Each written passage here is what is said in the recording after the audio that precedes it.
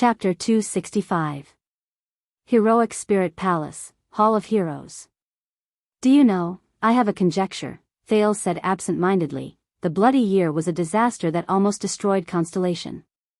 The entire kingdom was in a precarious situation amidst internal strife and conflict. He raised his gaze, his voice trembling slightly. Until you went south. At that moment, Thales caught a glimpse of a strange and puzzled glint in the Archduke's eyes. What do you mean? Alceus asked coldly in return. Very well. Thales silently told himself in his heart. Benefits and threats, Lampard's two main weapons to convince the other archdukes, were now gone. The archdukes probably understood that, to a certain extent, Lampard's threat was greater than Constellation's. And now, Thales glanced at Saroma. The girl clenched her slightly trembling fist and nodded slowly at him. Her eyes were filled with forced determination. Now, he still had to convince the archdukes that the benefits Lampard promised them were not as delicious as they had imagined. Thales raised his head. I have never seen the tragedy 12 years ago. Thales recalled Gilbert's tireless narration of the bloody year and said with a serious expression, but I can imagine it from the elderly's narration. The disaster that befell the Jadestar royal family caused the disaster to reach its peak. The 19 vassals all felt insecure, the nobles spread rumors everywhere, the army was leaderless, the people of the kingdom were furious, Eternal Star City entered the most critical state, and perhaps Constellation was on the verge of destruction. Speaking of this, Thales sighed. Mindes III probably did not expect that the game he laid would usher in such a storm more than 100 years later. The archdukes exchanged a few worried glances. Lampard, on the other hand, tightened his grip on his saber. But during the autumn and winter 12 years ago, when the Extet army, for whatever reason, headed south, and especially when the news of the fall of Broken Dragon Fortress spread, all of Constellation was probably stunned, Thales continued to say. I'm guessing that the new war has broken the original situation and injected new excitement into Constellation, which is on the verge of death. Archduke Letko's murky eyes brightened slightly. His expression became more solemn. Alceus and Trent Ida looked at each other in puzzlement. Extet, the strongest force in the Western Peninsula, is invading from all fronts. This is not like the internal strife of the rebel army or the assassination of the royal family. While trembling in fear, most of the people in Constellation had no choice but to compromise. The great vassals, minor nobles, government officials, merchants, armies, farmers, and so on. Based on the known information and the ideas approved by the archdukes, Thales deduced the logic step by step. He thought hard about his next sentence to make it sound more believable and convincing. Under the shadow of the Great Dragon, they quickly came to a consensus, to end the current chaos as soon as possible, to welcome the last prince back to the capital, and to crown him amidst the blood and death. The forces that should have been split up in Constellation Realm gathered as one, just to resist the greed of the Great Dragon of the North. Grand Duke Letko narrowed his eyes. What do you mean? Thales sucked in a deep breath and tried his best to make himself look more neutral and unconcerned about Constellation. It's very ironic, but it's also very possible. It was Extet's aggressive invasion that forced us to mend our internal conflicts, and saved Constellation from falling apart. As soon as he said this, all the archdukes' breathing changed. Even though the self-restraint of those who had been in power for a long time made their expressions not change, Thales still felt the strangeness in the air. All of you are older than me, wiser than me, and more experienced in the past. Why don't you think about it again? If all of you had not gone south 12 years ago, what would have happened to the chaotic Constellation, which had just lost its king and was without a leader?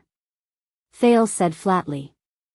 And just now, when Lampard advised all of you to shift the blame to Constellation and send troops with him, did he coincidentally tell all of you that Constellation was in its most awkward and uncooperative stage, that the Northern Territory was isolated and without help, and that it was convenient for all of you to take it down? Will your sending troops to Constellation really achieve the effect you imagined? Unlike a certain archduke who can't wait to tell you the answer and instruct you to do things, Thales nodded slightly at the archdukes. I've raised the question, but I'll stop here. Please think about it on your own and decide on your own. A strange and complicated expression appeared on Lampard's face. The archdukes looked at him one after another. Thales exhaled from the bottom of his heart, but there was a lingering haze in his heart. What he said earlier about Extet's invasion was only a guess, and it was only to make the archdukes reconsider the price of invading Constellation. But Thales kept trying to convince himself that it was just a guess. What if it's true? What if Extet's invasion did temporarily force the Constellations to stand together again? He could not help but recall what the Born King had said last night when King Nuvan was telling him about Soria's death. Thales, 12 years ago, we did not send troops south to Constellation without reason. It was an assassin from Constellation. When Constellation was at its most precarious moment, a strange assassination from Constellation triggered Extet's invasion to the south. King Nuvan mentioned the assassination attempt. Prince Soria had died in that assassination attempt. During the negotiation between Nicholas and the Red Witch, that assassination was mentioned. Even Putre hinted that he had something to do with that assassination when he parted with the prince just now. What is the secret behind that assassination? Thales clenched his fists slightly. Lampard stared at the prince. If his gaze could kill, Thales would probably be dead by now. But Thales ignored him. So, Thales Therangerana Kessel Jadestar, descendant of Tormund, king of Renaissance. Thales raised his chest and put on a solemn expression. In his mind, he imagined the scene in the Hall of Stars in front of the vassals, and tried his best to bring out the imposing manner of a prince. I am standing here, with the most humble wish and the most peaceful hope, to earnestly ask all of you to reconsider the war between our two countries, and to think about the price and meaning behind it. At that moment, the four archdukes, Letko, Rockne, Trentida, and Alcius also looked back at him seriously. Their expressions were solemn. It was as if the person before them was not a weak child, but a ruler who could stand on equal footing with them. At that moment, Thales thought of many people whose fates had been changed by the war, and said desolately, "You cannot guarantee that it will bring about the results you want the most, whether it is for you or for us. No one can guarantee it." The hall fell silent again. One of the braziers went out again. The archdukes treated their words like gold. Each of them was deep in thought. This time, they did not even bother to exchange glances. Lampard did not speak either. But his knuckles were pale and the veins on the back of his hand, which was holding the saber, were protruding. A few seconds later, "It's done." Archduke Letko closed his eyes and sighed softly. "Please don't say anything else, Prince Thales. I think we all understand what you mean." Thales felt his mind relax. His legs gave way and he swayed slightly. Saroma supported his waist from behind so that he would not make a fool of himself on the spot. Thales turned his head in pain and gave her a forced smile. "What do you say?" Archduke Letko's voice echoed in the hall. He sounded hollow and tired. "It's obvious, isn't it?" Archduke Rockne was the first to raise his head. His tone was ethereal but resolute. "It's better to go against a lion than to share a boat with a wolf." Lampard's frown deepened. "These people, Chapman, even though your offer is very tempting, I don't want my descendants to wake up one day and find themselves lying in ruins." "So?" Trentida shrugged lightly with a complicated expression on his face. Lampard snorted coldly without any expression on his face. "These people," Archduke Alcius' expression froze for a long time. After a while, he opened his mouth and said bitterly, "We shouldn't have come today. We shouldn't have participated in this damned Archduke's meeting." Lampard slowly lowered his head. "These people," Archduke Letko knocked on the table. "I understand. No matter what we plan to do."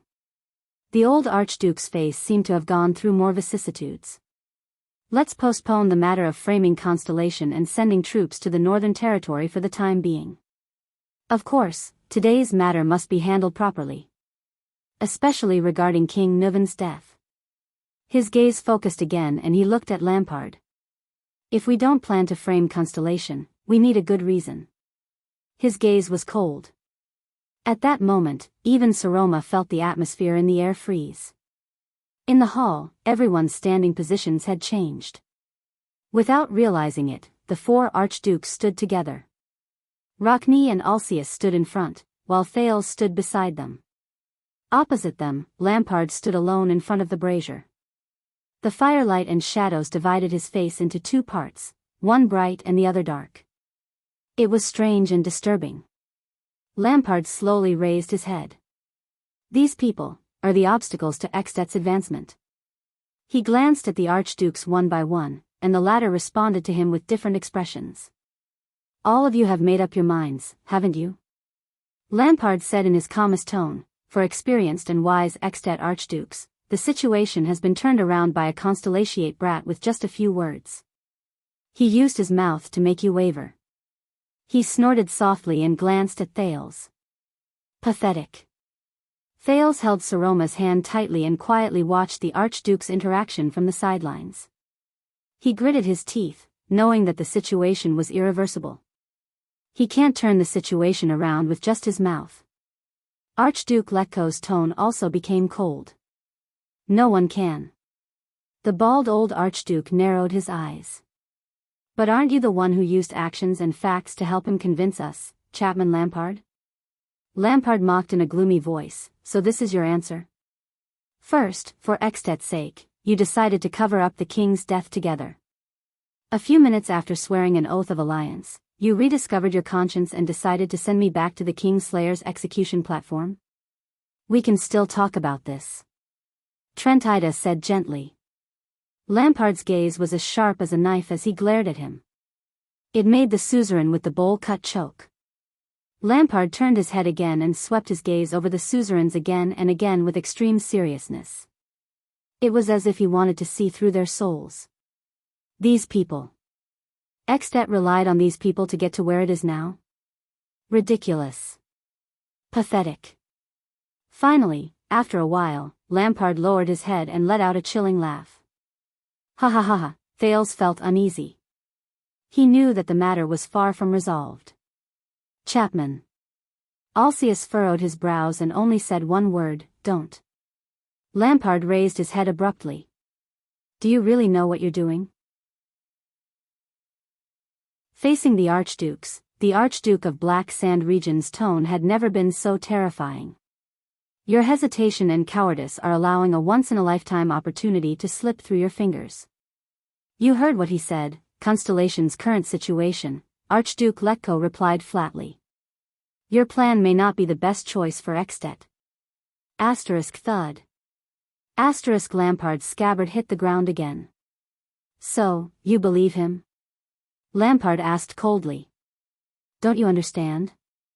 As long as we work together, power, wealth, status, all our problems can be made up for with the benefits we plundered from our enemies.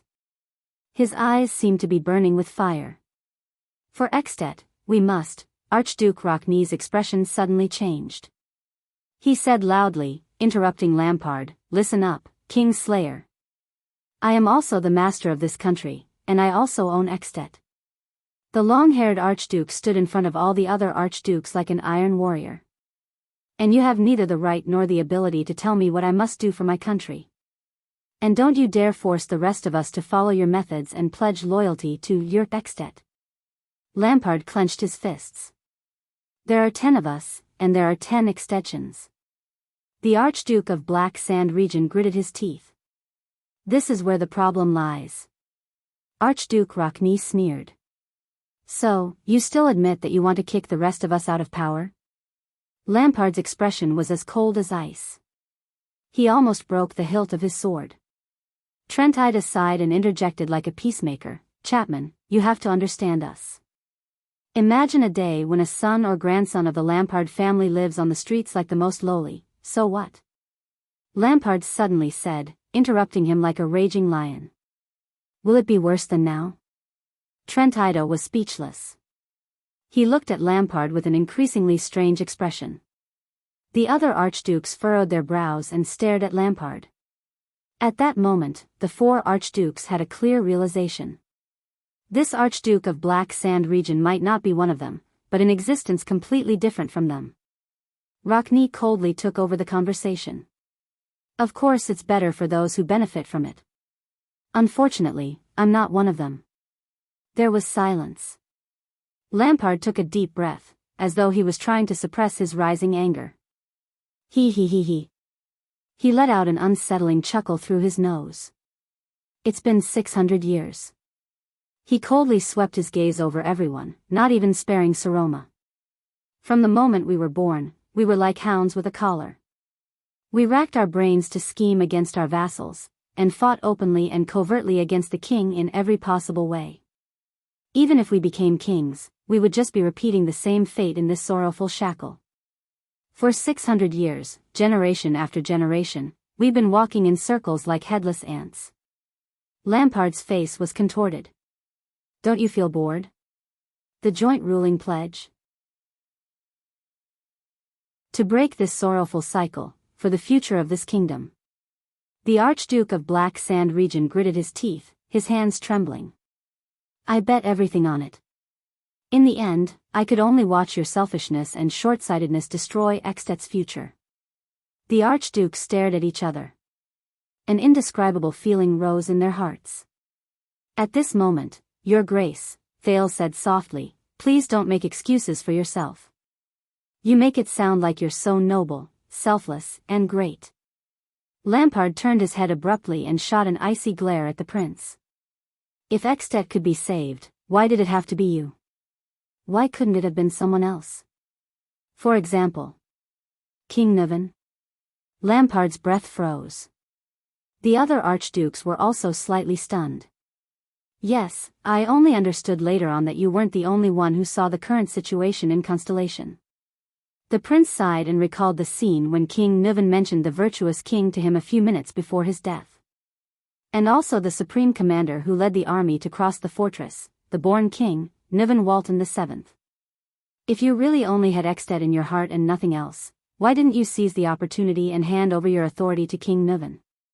Thale stared at the twisted Lampard and enunciated each word clearly. In the struggle between the vassals and the royal power, you could have accepted the king's officials, the king's orders, and the royal power's infiltration into Black Sand Region. You could have willingly become the next beacon illumination city. You could have brought all of Extet closer together under the banner of Dragon Cloud City's Cloud Dragon Spear. The prince raised his hand abruptly and pointed at the stone carving of the Cloud Dragon Spear on the ceiling. Let the most powerful born king become the sole ruler of Extet. The hall fell silent again. Lampard's expression grew colder. But you were unwilling, and your family was unwilling, Thales answered softly. That's why today's tragedy happened. Did you think that your past, the deaths of your brother and mother gave you a reason to hate the joint ruling pledge? Did you think that your actions would be different, become unusually prominent, especially tragic, and become heroic? Lampard stopped in his tracks and turned around stiffly. His gaze was terrifying, and his face was ferocious. My past? How dare he? How dare he? For the first time, Thales bore the Archduke of Black Sand Region's almost suffocating aura without holding back. But he only took a deep breath, gritted his teeth, and raised his head. At that moment, Thales remembered everything that happened in front of Broken Dragon Fortress. He remembered the sacrifice of Araka and the Fury Guards. He also remembered the tragedy in Dragon Cloud City, the destroyed Shield District, the White Blade Guards who fell one by one, and their fearless posture. No, Lampard, strip away your outer shell. You are actually no different from the others. You are just creatures who fight for power and serve your own interests under the banner of For Extet. You don't even care about the lives around you, and you don't even cherish the land you belong to, yet you talk about the country and the future, the prince said coldly. You don't have the right to be noble. The prince closed his mouth and ended his sentence. At that moment, the Archduke of Black Sand Region and the Prince of Constellation's gazes met in the air. One of them was overflowing with murderous intent, while the other was firm and unyielding. Lampard stood where he was. The temperature around him seemed to plummet. You. Lampard stared at Thales and spoke slowly. With a heart full of hatred and coldness, he hissed the word through gritted teeth. You. Saroma was so afraid that she shrank behind Thales. But she did not succeed, because Thales grabbed her hand tightly and dragged her back to his side. He forced her to look into Lampard's eyes. "I am not you," Thales replied coldly without showing any signs of weakness. "Listen up, Chapman Lampard. My name is Thales Jadestar." Lampard's pupils shrank slightly. "A child who cannot drink." The prince took a step forward.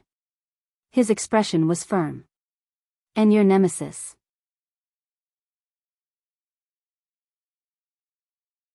Chapter 266. Ha ha ha ha. Archduke Rockney's mocking laughter could be heard faintly, as if responding to Thales' words. At that moment, Lampard felt an endless rage surge in his chest. Trentida blinked, wanting to communicate with Alcius, but the latter's expression remained solemn and he did not say a word.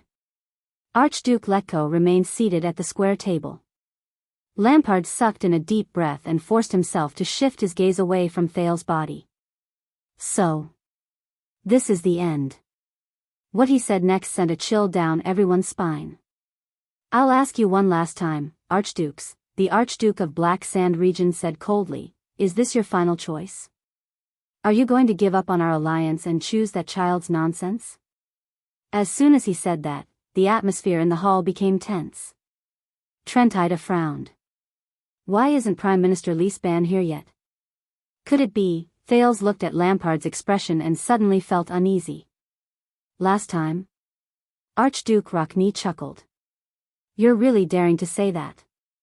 He pulled out a hair tie from his bosom, tied his long hair into a ponytail, and tucked it into the back of his collar. Lampard silently watched his movements and read his response. Archduke Letko's expression became serious.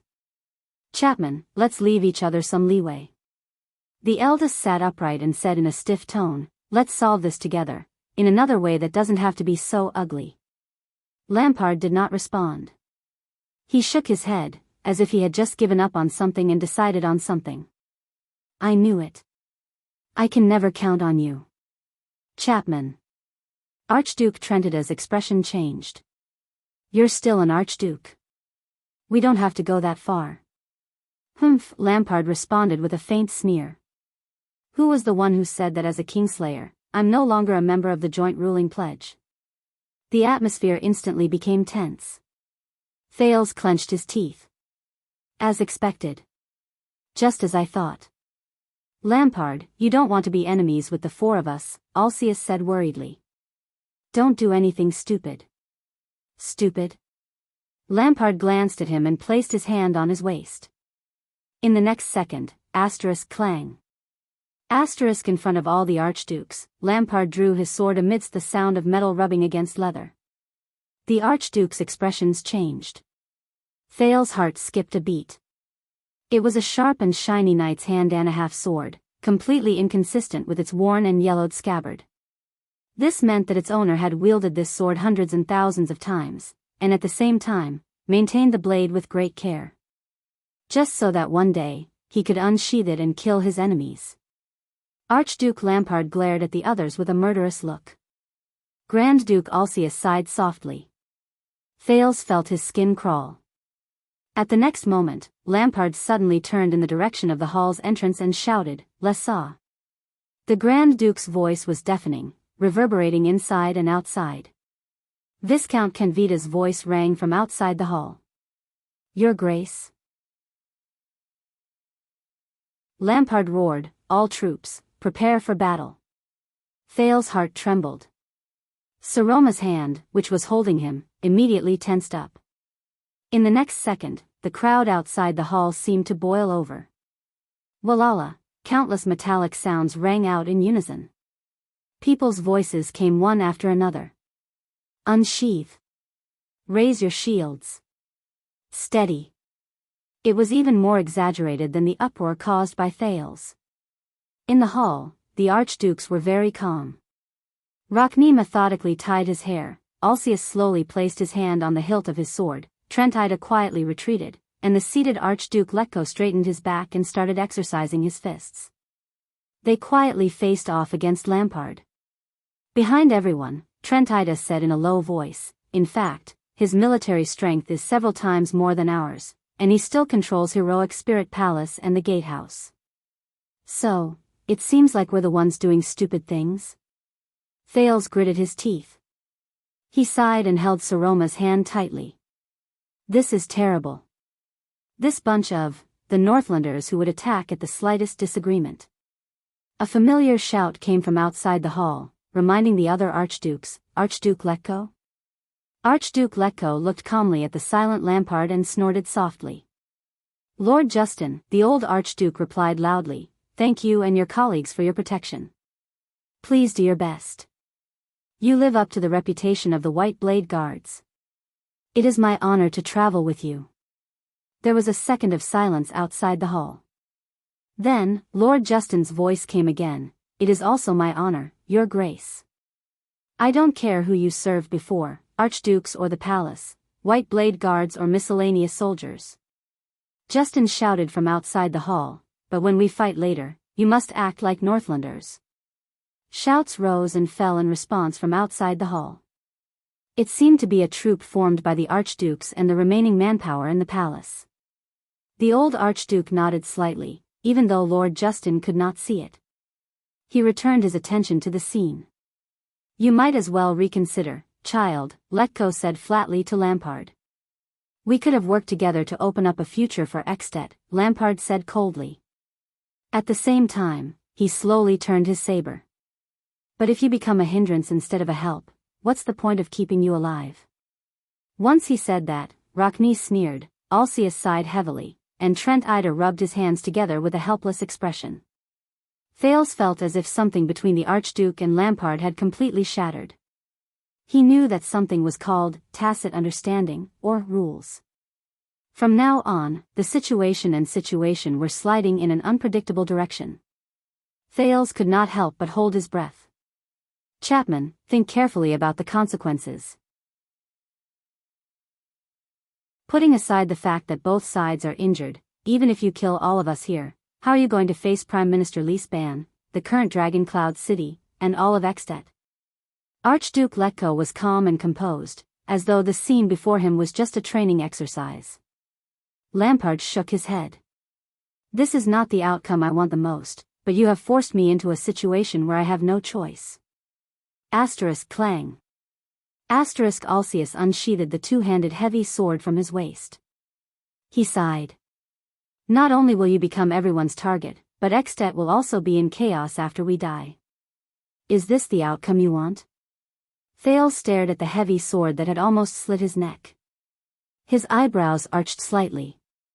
Lampard said coldly, whether it's regicide or disrespect, once you walk out of here alive, no matter what reason you find, you will not let me go, whether it's because I broke the joint ruling pledge or because of that brat's nonsense. Even if I lose everything in the ruins, I will not be worse off than I am now. Coward. Archduke Rockne, who had tied up his hair, gave a simple answer. At the same time, he drew his weapon, a sharp longsword that shone with a cold light. It was obviously not an ordinary weapon. He stood side by side with Alcius and faced Lampard with a solemn expression. Lampard turned to Thales, swung his saber, and narrowed his eyes. As for you, I will give you the ending that is most fitting for your status, Prince Thales Jadestar. Truly, a good move. Thales exhaled in resignation. Stand behind me, Prince Thales, Lady Saroma. Archduke Letko looked at Lampard's expression and chuckled. I may be old, but I am still a Northlander. Before I fall, no one can hurt you. The old Archduke stood up slowly. There was an unquestionable might in his words. He drew a short knife, like a huge beast that had just woken up. Thales responded with a smile. Trent Ida sighed. Holding the short sword at his waist, he stood a little further away. I hate today.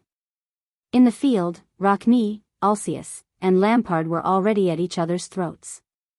I heard that your brother stood still and let you stab him 3 times before you killed him. Rockne swung the saber in his hand disdainfully, provoking Lampard without the slightest scruple. But we will not wait to be captured. Rockne snorted. 1 against 2. Are you prepared to die here, Chapman? Alcius held his sword with both hands. His expression was solemn and he did not say a word. Are you joking? Lampard did not seem to be affected by the words at all. He was abnormally calm when he entered battle mode. Since that day 12 years ago, I have been prepared for every second. The tips of their swords were pointed at each other. Like the most sincere Northlanders, they showed no mercy. At that moment, Thales subconsciously glanced at Saroma. The girl's face was pale, but she was no longer as timid and panicky as before. She only looked at him calmly with a questioning gaze. It was as if the words she said in front of the archdukes had given her a lot of courage. Looking at her expression, Thales suddenly felt a lot less nervous. At this moment, Asda's voice rang in Thales' ears. Do you need me now? I will only ask one last time. The Soul Slayer Pike has discovered me. I must leave immediately. With a heart full of frustration, Thales also let out a long sigh. Beside him, Saroma gave him a strange look. Thales gently closed his eyes. He clenched his fists. That's enough. You, the next second. Alceus and Rockne got into their battle stances and were ready for battle. Lampard slowly opened his mouth with a ferocious glint in his eyes. The Archduke of Black Sand Region roared. Kill them all. At this moment, a young male voice suddenly rang in the hall.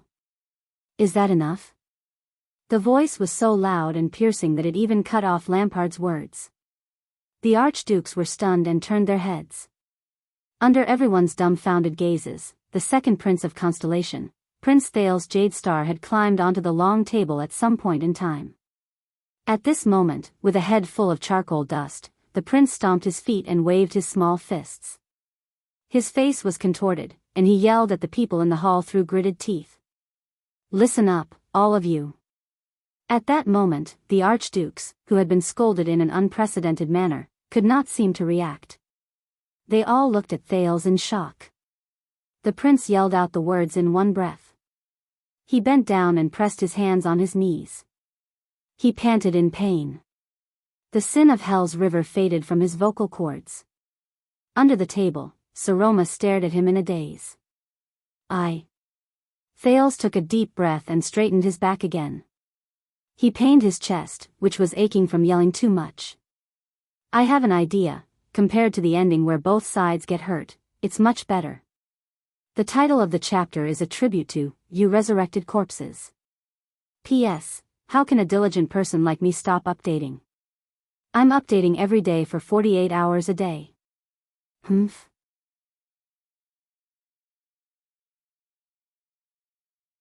Chapter 267. Fong pushed it. Being banned on the homepage was a form of official recognition of the author's achievements. Being able to show my work here meant. Damn. When I said this, Bourdieu's speech about speech kept popping up in my head, and I couldn't continue. In short, I was very happy. Along the way, although there were many obstacles, I was proud and touched that the readers were always by my side. When the number of favorites was less than 100, 9 readers had joined the group. They discussed the plot and chatted with each other. They gave me a lot of motivation in my monotonous life. They supported me in recording and presenting the next chapter of the story. Until now, there were more than 500 people in the group. There were even more readers who didn't join the group, but they used all sorts of ways to support this work, this world, and the lives of these characters. It is my honor to fight alongside you. I don't dare to say how fast I can write, or how many chapters one can update, but I will try my best to write every chapter. I don't have the confidence to write 10,000 words a day, but I have the determination to polish 3,000 words in 7 hours. Also, I have to thank the editor of this book, Ching Mang. As mentioned before, he was the one who picked up this lousy book from the trash and signed it. I won't say anything like he recommended me, so I'm very grateful. I'll just say one thing.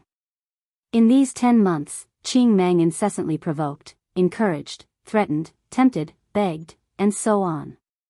She ruthlessly urged Swordless to update. That's right, the reason why Swordless could get to where he is today is largely due to the editor's persistent urging. Here, I excerpted a portion of what Ching Mang said on QQ, don't stop updating. Can't you split the 6,000 words into 2 days? Try not to stop updating. If you have the time, you might as well write a few words. When you stop updating, I really want to curse. I haven't even started. You underestimate yourself. Write well.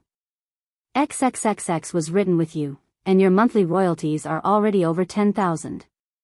The income is quite good. You can focus on writing, don't stop updating. Let me calculate for you. You've updated 270,000 words in 2 months, that's an average of 4,000 words a day. You can definitely update steadily. Lousy sword. You can at least try updating for a week. Why don't you just become a eunuch for me? I get annoyed just looking at you. Can't you just write 3,000 words a day? If you think like this, I can't even recommend you. I didn't give up on you even when you fell like a dog. We've known each other for a long time. If you don't update, I won't get anything out of it. I just feel that it's such a waste for a book. You're finally updating steadily. I'm so touched, what should I do? They all cried. Master. You're the author. Update more, this book of yours has a lot of potential. Why do I care more about my work than you do? You're currently ranked 11th in the monthly votes. Go, burst the chrysanthemum of 10th. I'll change the name of the book to Broken Root Bloodline. My only request is that you don't stop updating during the blocking period, or else I'll really block you. It's up to you now. The above was enough to explain everything. My gratitude to Qing Mang is expressed in words. Swordless doesn't often expose his private thoughts on the internet, but he has been writing for a year now, and he has a deep relationship with his fellow readers. It's time to say something from the bottom of his heart. The birth of Kingdom Bloodline came from a long time ago, but it was an accident that it was published. Many years ago in high school, Swordless was at the peak of his passion for fantasy novels. 3 of my friends and I excitedly agreed to write a fantasy novel after graduation. I was probably one of the most enthusiastic people, and I even prepared a historical timeline and a draft of a map. That's right, it's the crude and childish hand-drawn map on Weibo. However, after the college entrance examination, the 4 of us only had a hurried meeting at McDonald's and laughed together for an afternoon before leaving it at that. Later on, the 4 of us went our separate ways and had our own lives. One of us even passed away. Although we kept in touch, no one mentioned this matter again. The passion and impulse from back then slowly cooled down, and I'm not even sure if they still remember this promise. Because even I myself have almost forgotten about it. Until many years later, the summer of 2016. I still remember that day, I received a rejection letter for my PhD application. That was the last school on the list. For someone who was determined to walk the path of academic research, the frustration of having his future destroyed was still very real. That morning, I was in a low mood, so I brought a bunch of beer back to the dormitory. As I drank, I organized everything in the bookcase. I felt that the names of every academic book were full of irony. Perhaps it was by chance, in an old book, Gadamer's Truth and Method, it suddenly appeared. The hand-drawn map from high school. The map that I never had the chance to show them after I finished drawing it. Looking at the names written in pencil many years ago, the lines drawn inch by inch, I once again thought of the unfinished promise. I thought of my youth, interest, and passion, and of someone who had passed away many years ago. I felt my eyes stinging and my chest feeling stuffy. All sorts of feelings welled up in my heart. Maybe it's time. I told myself that. Pick up the promise, pick up the dream of the past. Even if I'm the only one left. So, I pulled open the keyboard in my drunken state. In the early hours of the morning, the first 2 chapters of Kingdom Bloodline were published. The image of the boy who curled up in the abandoned house, gritting his teeth and struggling to survive, appeared in front of me for the first time. At that time, everything was still hazy, the world was not clear, and many of the characters only had a blurry face. It was not until the next day when I woke up and stared blankly at the big line on the screen that said, "Your work has been approved," that I realized what I had done. I went downstairs to smoke, my 16th relapse, and thought for 5 minutes. And so it began. At the beginning, the journey was not smooth. Perhaps many excellent works were signed when they were less than 30,000 words. But that was not Kingdom Bloodline. 10,000, 30,000, 50,000, 130,000. It was not until 150,000 words were written that the book received an invitation to sign. Green Mang's editor picked up the lonely little Thales from the trash, his words. After signing, probably because the 6th chapter was frequently reported, the book went missing on the website for a few days. 370,000 words, 3 days before the book went on sale, the book's bookmark had just passed 300. During that time, I experienced breakups, thesis defense, graduation, going home, working, and all sorts of life experiences. After the book went on sale, the number of readers gradually increased, followed by more doubts, criticism, and even abuse. At that time, I realized that writing was really tiring. Should I give up? During this process, similar thoughts had popped up in my head more than once. But my heart always told me, you like to write, no matter how bitter, tired, or not understood, you have the motivation and reason to persevere. The author of Heart Demon, Qingjihua Qin, once said in the author group, if you can realize your value while making a living, what could be more blissful than that? I quite agreed. Just like what my acceptance speech said, bitterness is insignificant, happiness is needless to say. Every time I had the thought of giving up, leaving the book unfinished, watering down the word count, or escaping from the general outline, I would go to the author group to have a look and laugh with everyone. At the same time, I would convince myself, look, these pronunciations are all gathered here because of that fantastical and magnificent world, and they are full of hope for that world's future. You can't let them down. You can't. You have to continue writing. Continue writing. Until today's 3 million words. Back to the main topic. As the first work of a newbie, once Kingdom Bloodline was long, Wu Jian's writing strength was not enough, and the poor rhythm was obvious. Looking back, the first volume was too sloppy, the second volume was a little taken for granted, the third volume was too complicated and redundant, and the second volume was too wide. The first half of the fourth volume was too rushed, and the second half was too dragged. Overall, the book also had the problem of too tight rhythm and insufficient relaxation. It was actually normal for this problem to occur. Because from the beginning, Wu Jian referred to the unit settings in American dramas, episode by episode, season by season, using a compact and continuous plot to lay out the story and world. Now it seemed that once this method of writing stretched out, all kinds of problems would occur, such as reading fatigue. Believe me, Wu Jian is trying to solve these problems, and Wu Jian is a person who likes to go back and change the text every few days, smile. Well, readers, it's still the same old saying, I write well, you read well. I believe we can find resonance in the book and let each other think. This is more effective communication than many forms of discussion. I hope everyone will subscribe to the original version, especially Qidian or QQ reading. Believe me, buying the original version can be addictive. Finally, I will post a paragraph from the epilogue of Border Town Prodigal, to encourage myself. Frowny face. The conflict of human nature is the real moving factor that can't be lacking in any novel.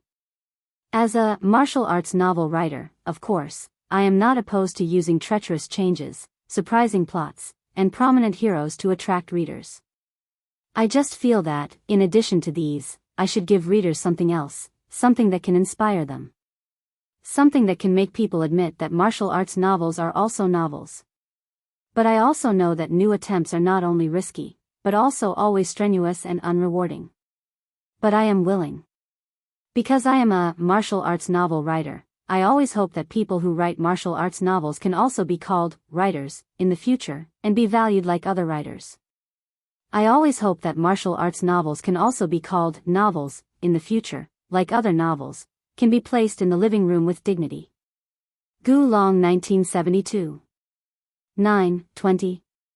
Crouching with hands on head. Next, I am open to readers to throw bricks.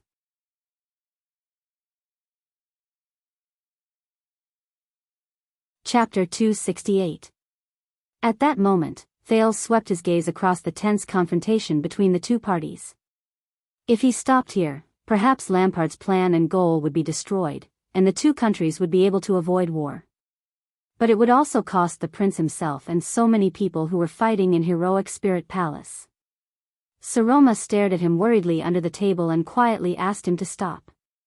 But Thales clenched his fist lightly. His battle was not over yet. There was still one last step left. During Constellation's national conference, when Thales fiercely rebuked the guardian duke of the Land of Cliffs, the one-eyed dragon Koster, Gilbert praised him, but also sighed and told him that the carefree counterattack that forced the opponent to a dead end was actually not a brilliant way of governing. Later on, Thales understood through his many experiences that in the game of power, only inexperienced newbies and hot-headed fools would act like the main characters in popular night novels who would seek revenge for the smallest grievance. They would be greedy for temporary benefits and use fierce, ruthless attacks to attack their political enemies. Take Thales as an example.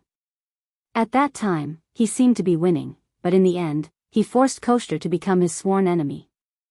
The prince's merciless style also made many of the vassals who were watching by the side feel sympathetic. In the end, they unanimously chose to stand on the one-eyed dragon's side, and unanimously refused to acknowledge Thales' right to inherit the throne as an illegitimate child. Politics was not a sword duel to the death between two people, but a chain of actions between a group of people in the same domain of power. From the methods used to the results, every move would involve the interests and attitudes of many parties. After Thales mercilessly refuted Lampard until he was speechless, he inevitably intensified the conflict between the archdukes and Lampard, which would bring about disastrous consequences to himself. To protect himself, the Archduke of Black Sand region would annihilate all of them here. This was what Gilbert wanted to tell Thales in the Hall of Stars. A perfect ending was far more difficult to achieve than a carefree victory, but it was also more important. This was because victory often meant a further confrontation, and ending the battle required the greatest compromise. Thales took a deep breath. But he had to do it. As for the suggestion given by Asda, he did not even think about it and threw it to the back of his mind. If he chose Asda, the consequences would not be any better than falling out with Lampard. But just as he was about to speak, clang! The ear-piercing sound of metal resounded. No one knew who made the first move, but Lampard's half-sword had already collided with Ronnie's sword. The sounds of a fierce battle could be heard from outside the hall. Stop them. Deal with the light armor first. In the hall, which was equally dangerous, Lampard and Ronnie had exchanged two sword strikes in an instant. Both of them had fierce expressions on their faces as they paced back and forth, ready for battle. Thales, who was standing on the square table, widened his eyes and almost vomited blood. F***CK. This bunch of northerners. Don't you listen to me? Thales glanced anxiously at the gate. Even though he could not see anything, he knew that Lampard had an overwhelming advantage in terms of military strength. Even if they could make Black Sand region pay the price, they would still die. No, no. He did not care about the others' gazes. When Rockne and Lampard clashed their swords for the second time, Thales raised his head and roared again. Chapman Lampard. Are you going to give up on your ideals and the chance to save Extet just like that? Are you going to let Extet sink into chaos and let Constellation overshadow all of you? How ironic. At that moment, Thales, whose heart was beating rapidly, ridiculed himself. A few minutes ago, he was still talking about the dangers of Lampard's ideology in front of the disdainful archdukes. A few minutes later, he was actually trying his best to encourage the desperate Lampard to pick up his ideals again.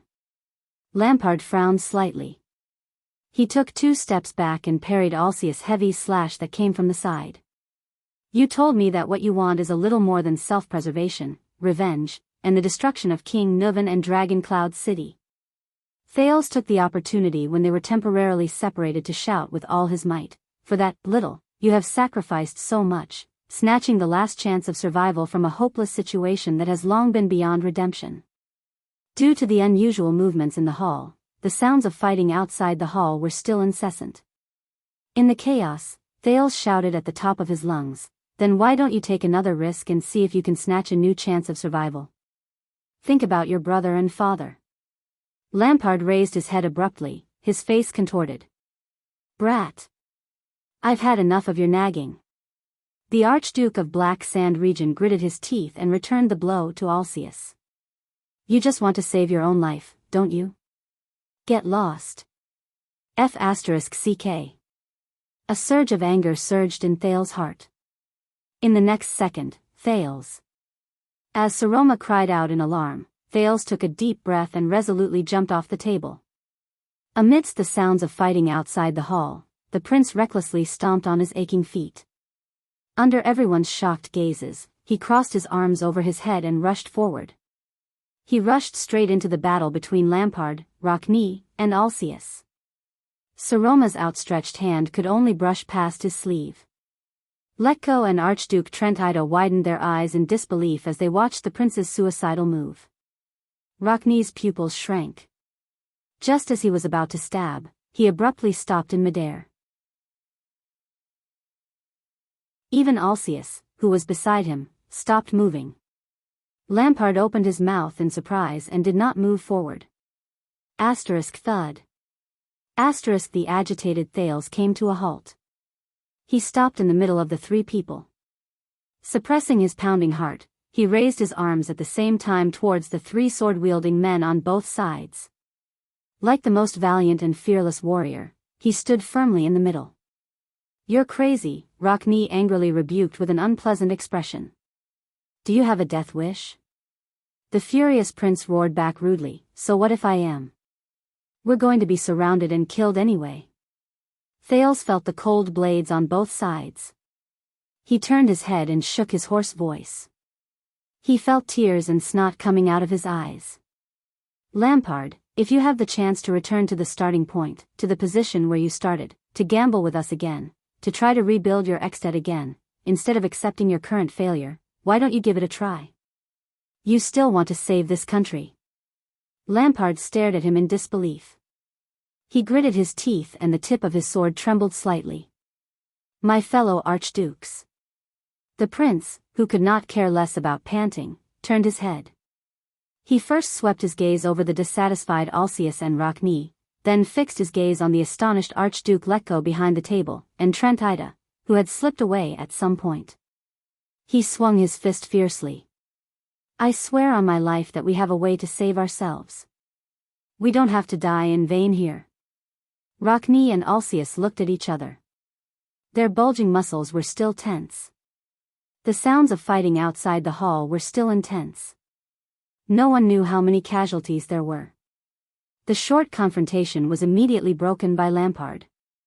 The Archduke of Black Sand Region suppressed his emotions.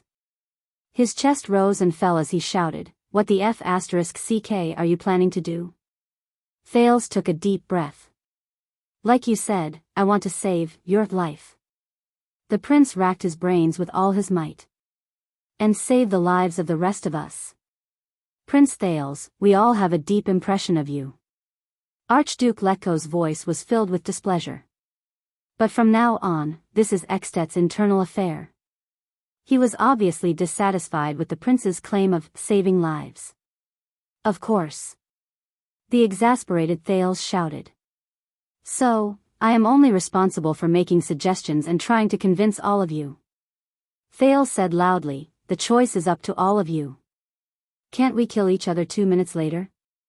Northlander. No one knew whether it was his crazy actions that won respect and attention, or whether the insulting term, Northlander, had an effect, but the moment Thales finished speaking, the hall instantly fell silent. For a moment, only the sound of everyone's heavy breathing could be heard. At this moment, the sounds of fighting outside the hall became even more ear-piercing as the background. 2 minutes. Thales repeated anxiously. Archduke Letko glared at him furiously. His nostrils flared. Lampard's gaze was sharp. He was hesitant. Saroma looked at him worriedly. Just when Thales, who had his arms raised high, felt that he could not hold on any longer, Lampard took a deep breath and exhaled heavily. He seemed to have made up his mind. He put down the tip of his sword and stabbed it into the ground. Black Sand Region, hold on. Lampard shouted rather angrily, do not attack without my order. The noises outside the hall instantly became much quieter. Thales immediately turned his intense gaze towards Archduke Letko. The old Archduke had a strange expression. He first slowly closed his eyes, then abruptly opened them. Lord Justin. The bald Archduke's voice was loud and clear, which was rare for him. Please hold back for the time being. Your Grace, Lord Justin's voice rang out, do you need help? Letko and Lampard's gazes met in the air. No. A few seconds later, the noises outside the hall completely stopped. Rockne and Alcius looked at each other. One was indignant, while the other put down his weapon in resentment.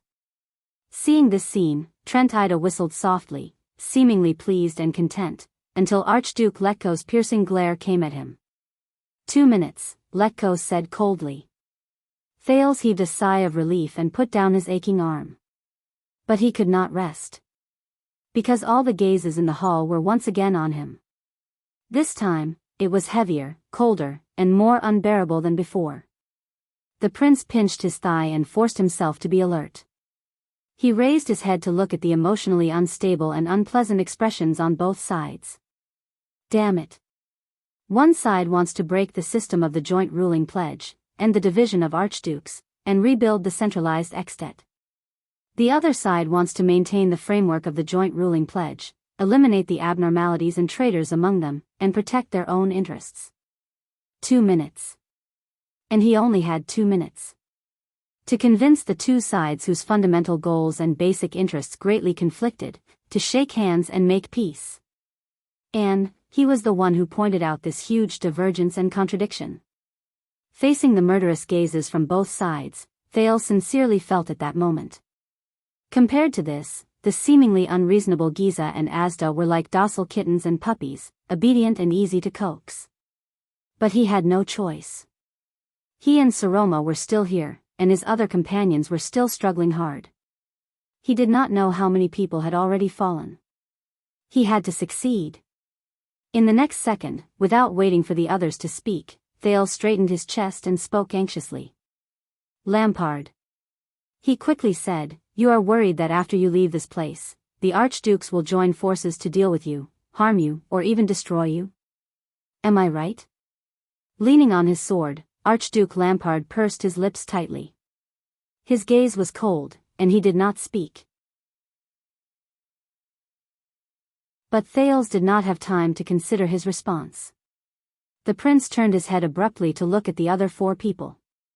My fellow archdukes, your most urgent wish now is to walk out of Heroic Spirit Palace, which is tightly controlled by Lampard, alive from his oppressive encirclement, return to your territories, and protect your families.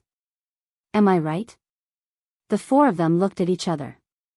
Dissatisfied and angry, they did not say a word. Saroma stared at Thales in a daze, worried about his situation between the two sides. Thales shook his head and blew out a breath to make himself more clear-headed. He gritted his teeth and raised his head, staring at the stone carving of the cloud dragon spear at the top. So, one side wants to live in the present, and the other side wants to live in the future.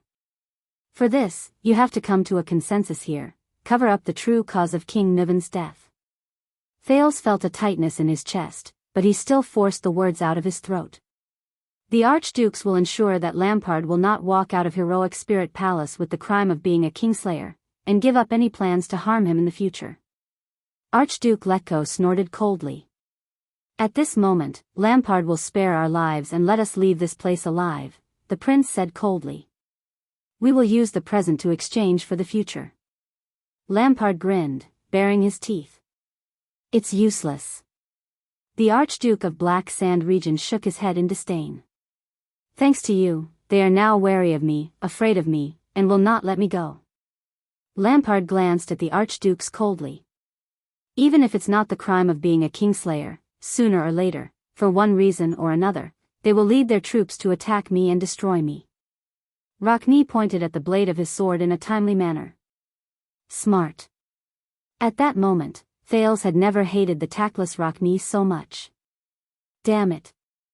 I need to get straight to the point as soon as possible. Thales raised his head abruptly and spoke to Lampard. He spoke faster. That's right, they will not let you go, because you are the one who trampled on the joint ruling pledge by killing the king, and even tried to destroy the pledge with a revolution. To protect the joint ruling pledge, and for their own interests, the 4 archdukes will definitely join forces to destroy you. Looking at Lampard's increasingly hostile gaze, Thales' expression became solemn, and he changed the topic. Unless, under everyone's gaze, Thales said seriously, unless Chapman Lampard's life is already tied to the joint ruling pledge. Destroying you is equivalent to destroying the joint ruling pledge. As soon as he said that, what? The 4 archdukes, including Lampard, all widened their eyes and looked at Thales in disbelief. Only Saroma shook her head thoughtfully, as if she had understood something. But the prince surprised the men again. Thales Jadestar took a deep breath. His gaze was resolute, his tone firm, and with anxiety and decisiveness, he swung his arm. I suggest, everyone. Archduke Letko raised his eyebrows slightly and looked at him in puzzlement. But the prince had not finished speaking. Following the great tradition of Extet since ancient times, and the eternal practice of Rikuru's joint ruling pledge, Thales clenched his teeth and closed his eyes. A perfect ending. A political compromise. A binding of interests. After the unfortunate passing of King Nuvan, all the archdukes present here, at this time and place, the prince suddenly opened his eyes and said resolutely, convene the King's Selection Congress. At that moment, the expressions of the 5 archdukes changed. You will jointly elect the Archduke of Black Sand Region, Chapman Lampard, for the Great Extet. Thales pointed his arm at the shocked Archduke of Black Sand Region and said in a loud and stern voice, the next common elected king. At that moment, the flames in all the braziers in the hall seemed to tremble at the same time. The room instantly fell silent. After Thales finished speaking, he pressed down on his violently beating heart and panted hard. 1 second. 2 seconds. In the quiet hall, Trent Ida blinked in surprise and took 3 deep breaths. Rockne and Alcius were like stone statues, frozen on the spot. Only their gazes were fixed on the prince. Archduke Letko was expressionless, but his eyebrows and upper lip kept twitching, and his wrinkles rose and fell. The hostility from their life and death duel seemed to have been dispelled in an instant. Even Saroma, who was deep in thought, forgot to think for a moment. She stared at Thales with wide eyes. As for Chapman Lampard, the person Thales was pointing at, he stared at the Prince of Constellation with a strange gaze that had never been seen before. This, the Archduke of Black Sand Region, who was brimming with killing intent, gulped with difficulty. This boy, he just said. What did he say? The common elected, king? I keep feeling that little Thales could not finish talking in those 2 minutes. What do you think?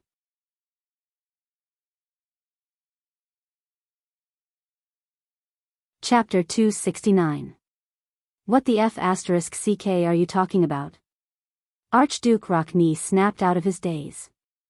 He could no longer hold back his anger and shouted at Thales.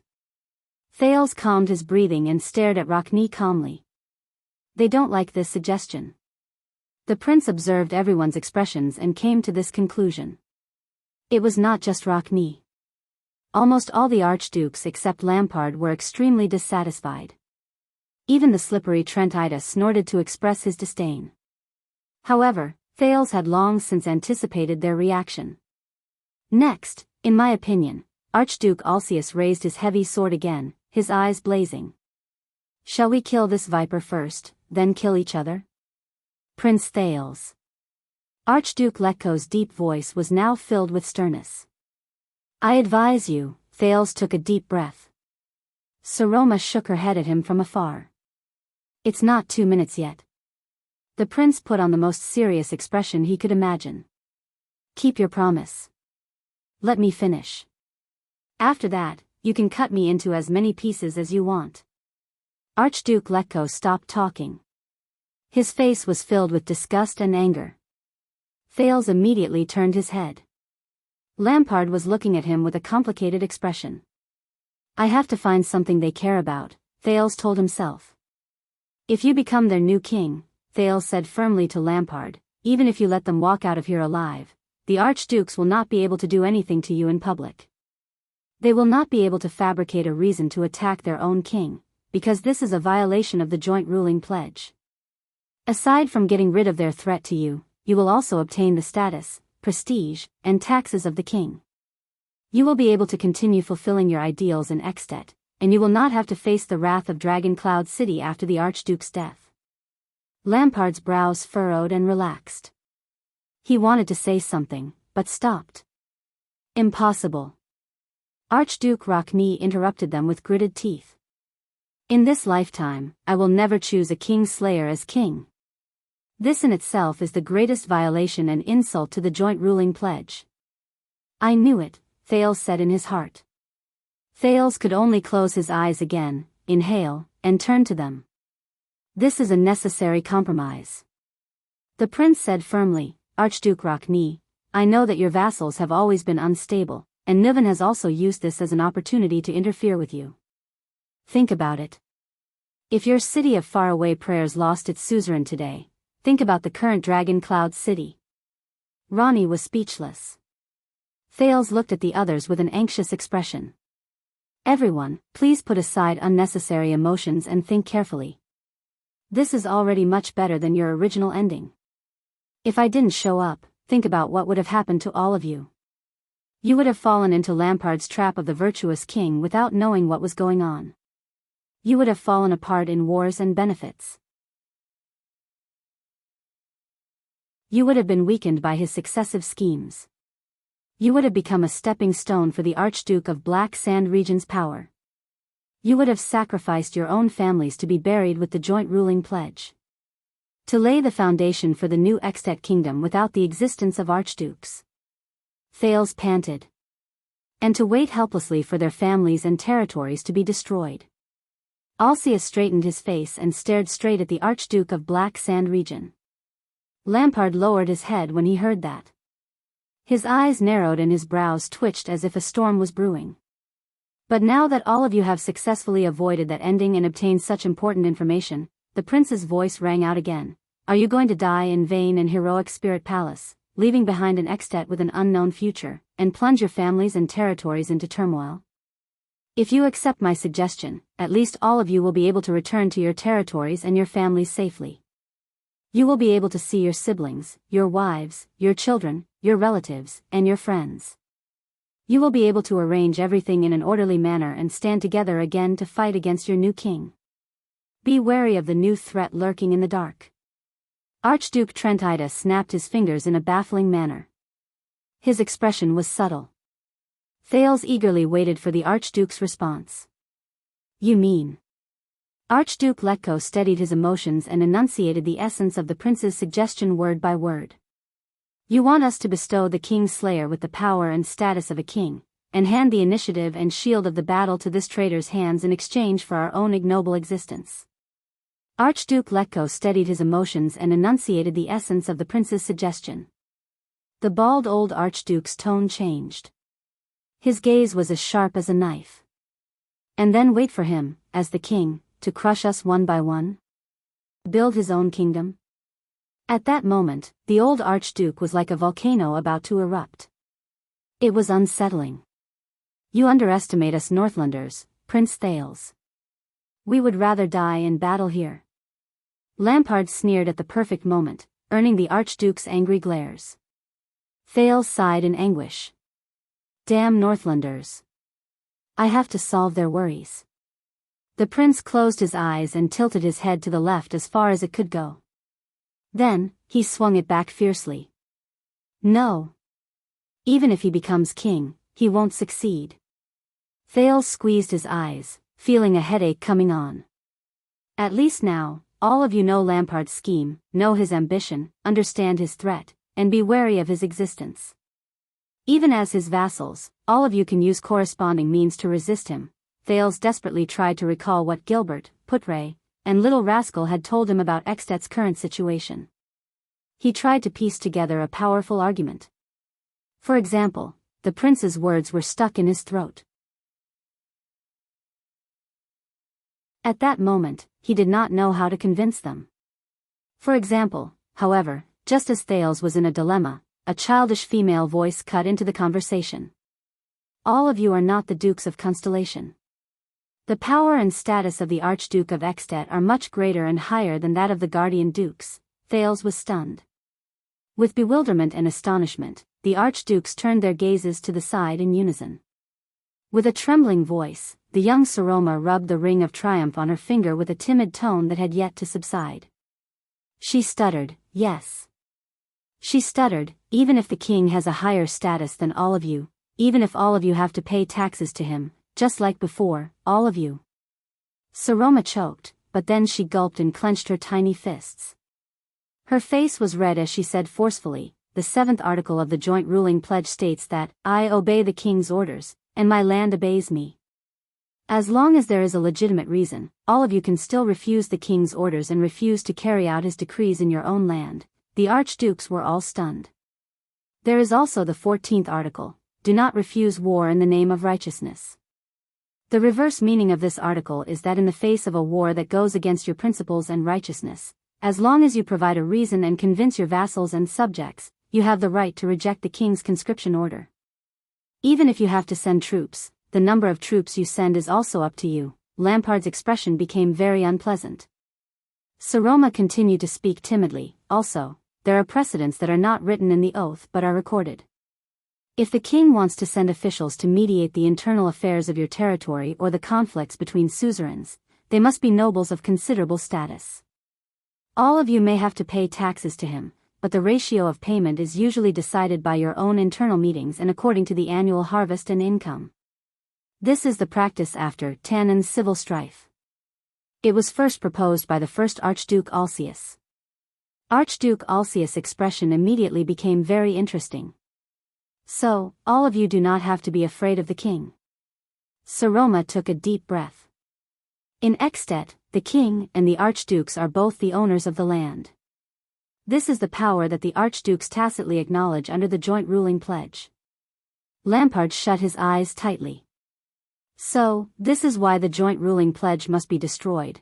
With such a restriction, Ekstedt can only be a great dragon with 10 heads forever. Saroma continued, but for the past 90 years, under the pressure of Dragon Cloud City, many archdukes have not dared to bring it up publicly due to all kinds of pressure. But Black Sand region is not Dragon Cloud City. He does not control your trade routes, nor does he control your grain production. He is also not your blood relatives or in-laws to interfere with your internal problems.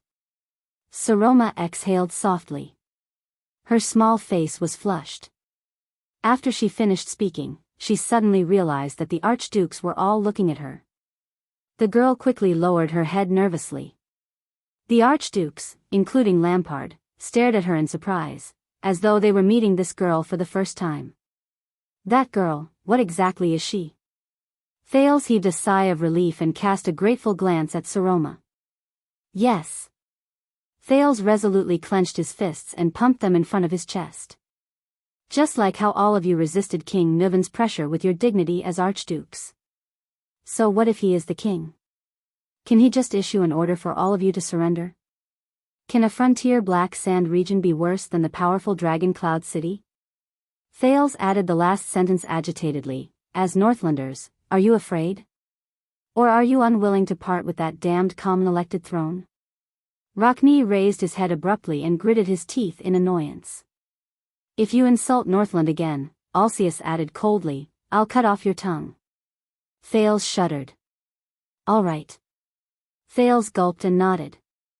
He rationally did not continue the conversation. I know all of you are not afraid of death, but this is 10,000 times worse than dying here for no reason and plunging Ekstedt into chaos and your territory into confusion, isn't it? It takes more courage and responsibility to live with hope than to die with despair. Letko did not speak again. Instead, he sank into deep thought. Thales' chest rose and fell. He breathed a sigh of relief. But this time, it was Lampard's turn to clench his fists and question him with hatred. If that's the case. The Archduke of Black Sand region's expression was as cold as ice. Why should I let them go, sit on that dangerous and unstable throne, and become a king in name but not in reality. Leaving behind a disaster, allowing these enemies with malicious intentions to use all kinds of methods against me in private, and eventually lead to a disaster? Lampard's expression became solemn. My love is here. I'll take their heads. I don't want to play cat and mouse with them. As soon as he said this, the three people who were confronting each other immediately looked ferocious. They immediately showed signs of fighting again. Thales raised his hands in agony and scratched his hair hard. Arg! These bastards! Lampard! Thales sucked in a sharp breath. If you don't do this, prepare to say goodbye to your future. 6 archdukes died in heroic spirit palace in one day. You, who came out with an army, tried to explain to Prime Minister Lisbon's army and the angry dragon cloud city that this was all done by the Constellations, and that I was just passing by. Lampard snorted coldly. He tightened his grip on the hilt of his sword. This brat, this, damn it. As for the Archduke's threats to you, aren't you Chapman Lampard?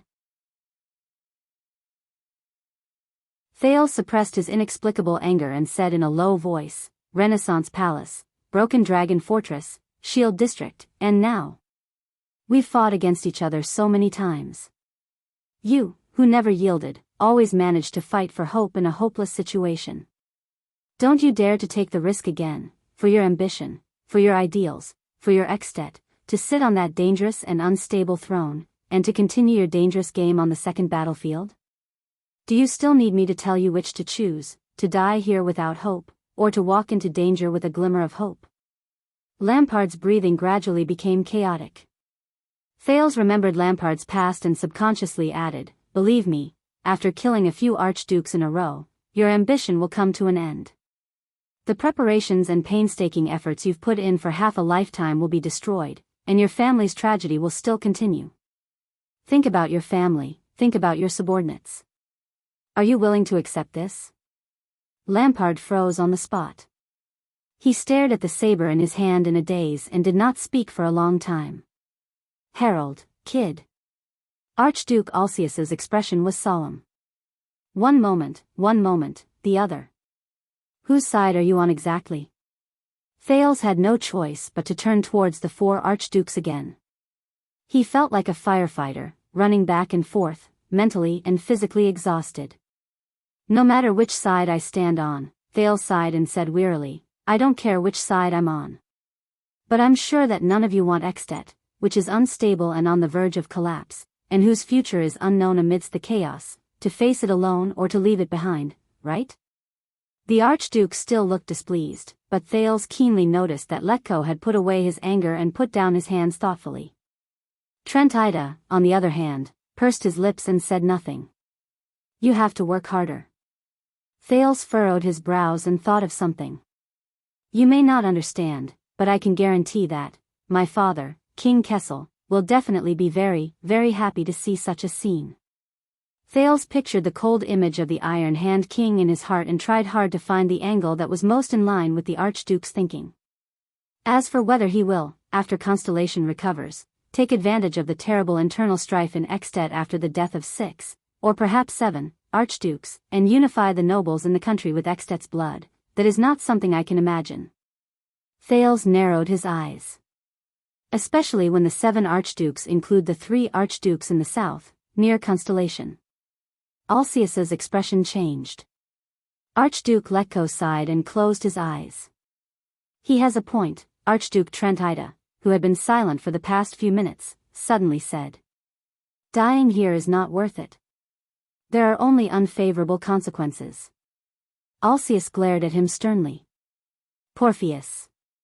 Thales' eyes brightened, as if he had found a breakthrough.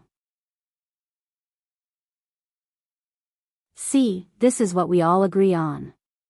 The prince punched his palm and swept his sharp gaze across everyone. The situation is progressing too quickly, so much so that you are unprepared and have no choice but to draw your swords against each other in a hurry and fight to the death. But in fact, none of you want to pay such a heavy price. Thales turned his head to the left and right and said sincerely, so, both of you need a way out, a choice that allows you to take a step back. Archduke Rockney calmed down and shook his head. Exchanging the throne for safety is not a choice at all. We can't solve anything. Thales nodded, feeling a little bitter in his heart. This may not be the way to solve the problem. But please remember, in this round, none of you surrendered, none of you admitted defeat, and none of you abandoned your principles and beliefs. Thales stared at the archdukes, who were gradually quieting down. He said solemnly, "You are only temporarily covering the middle of the game, temporarily withdrawing your swords, rubbing your palms together, and leaving the outcome of the battle for the next time." Archduke Alcius' face contorted and he growled in displeasure. He thought of his prestige Orchid region, and the teachings and stories passed down from generation to generation in his family. This Jade Star fellow, Jade Star. Thales turned to the hesitant Lampard. "This is my proposal. You, Lampard, will become king. You will be free from the crime of regicide and the threat of the archdukes. You will obtain new power and status. Although the road ahead will be full of difficulties, you will still be able to restart your dream. You will not be trapped in the dangerous Dragon Cloud City." Lampard did not speak. Thales looked at the archdukes again. "You, archdukes, will survive in a situation of certain death. At the same time, you will learn where the real threat lies. You will form an alliance again, return to your territories to protect your families, maintain the integrity of the joint ruling pledge, and avoid Extet's precarious fate." Thales panted, praying in his heart for the Archduke's reaction. Archduke Letko slowly opened his eyes. He looked at Trent Ida, who flashed an ugly smile. Alcius stared at Lampard, who was in front of him, and said through gritted teeth, "Choosing a king like this is child's play." "This is not child's play, this is politics." Unexpectedly, the one who interrupted him was Trent Ida. The cunning man narrowed his eyes. "This is a necessary compromise, an exchange of benefits." Thales seemed to have found a life-saving straw. He nodded gratefully. "You're right, this is another way of fighting. And when you know that there is a better choice, you still blindly charge forward and sacrifice your soldiers.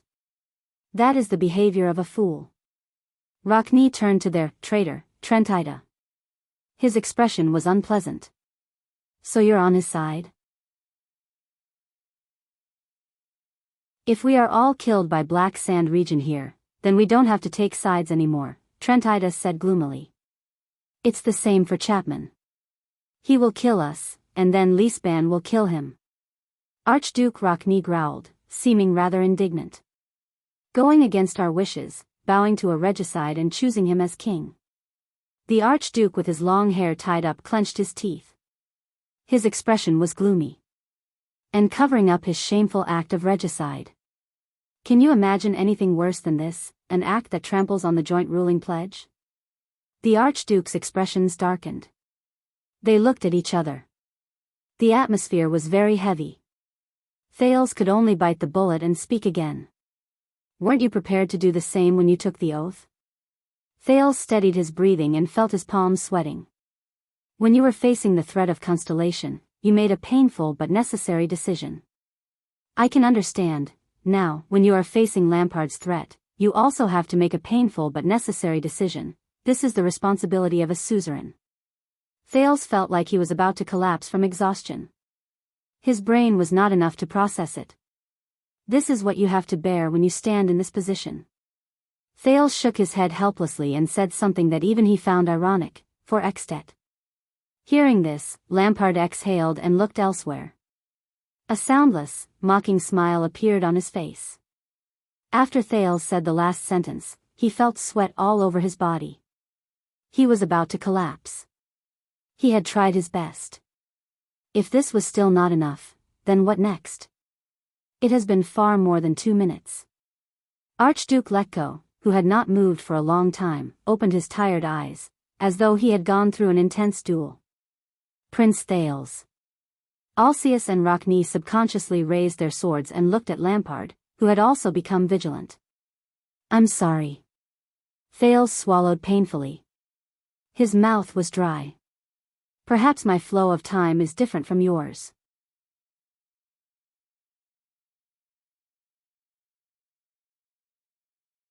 Chapter 270. But none of you interrupted him, did you? Trentida put away his dagger and crossed his arms. He sighed and said, "Look, sometimes, even though his mouth is stubborn, his body will always reveal his inner thoughts." He raised his gaze. "What do you think?" Alcius frowned. His gaze moved back and forth between Lampard and Thales.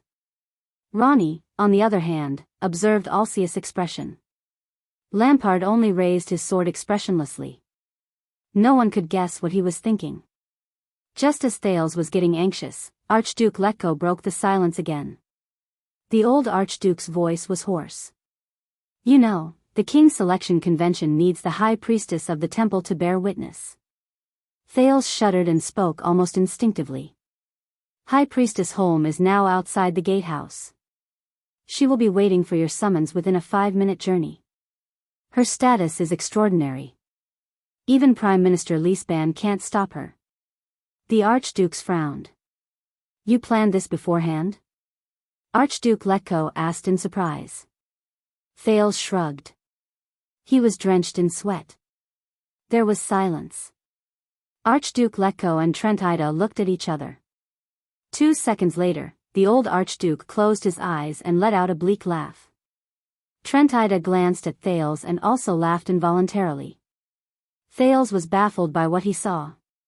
Rockne and Alcius looked at each other, seemingly shocked by their companion's decision. Lampard sighed. "That's impossible." Archduke Rockne clenched his teeth and shook his head fiercely. "There are only 5 of us here. The King's Selection Convention can't be held when there are not enough people. This is against convention." He looked at Alcius, as if trying to seek support. However, that familiar female voice rang again. "Actually, the King's Selection Convention can be held when there are not enough people." The Archdukes moved and turned their attention back to Saroma. The dirty girl said carefully, "In year 346 of the calendar of eradication, the King of Wrath died in the Nightwing King's army. Dragon Cloud City fell into the enemy's hands.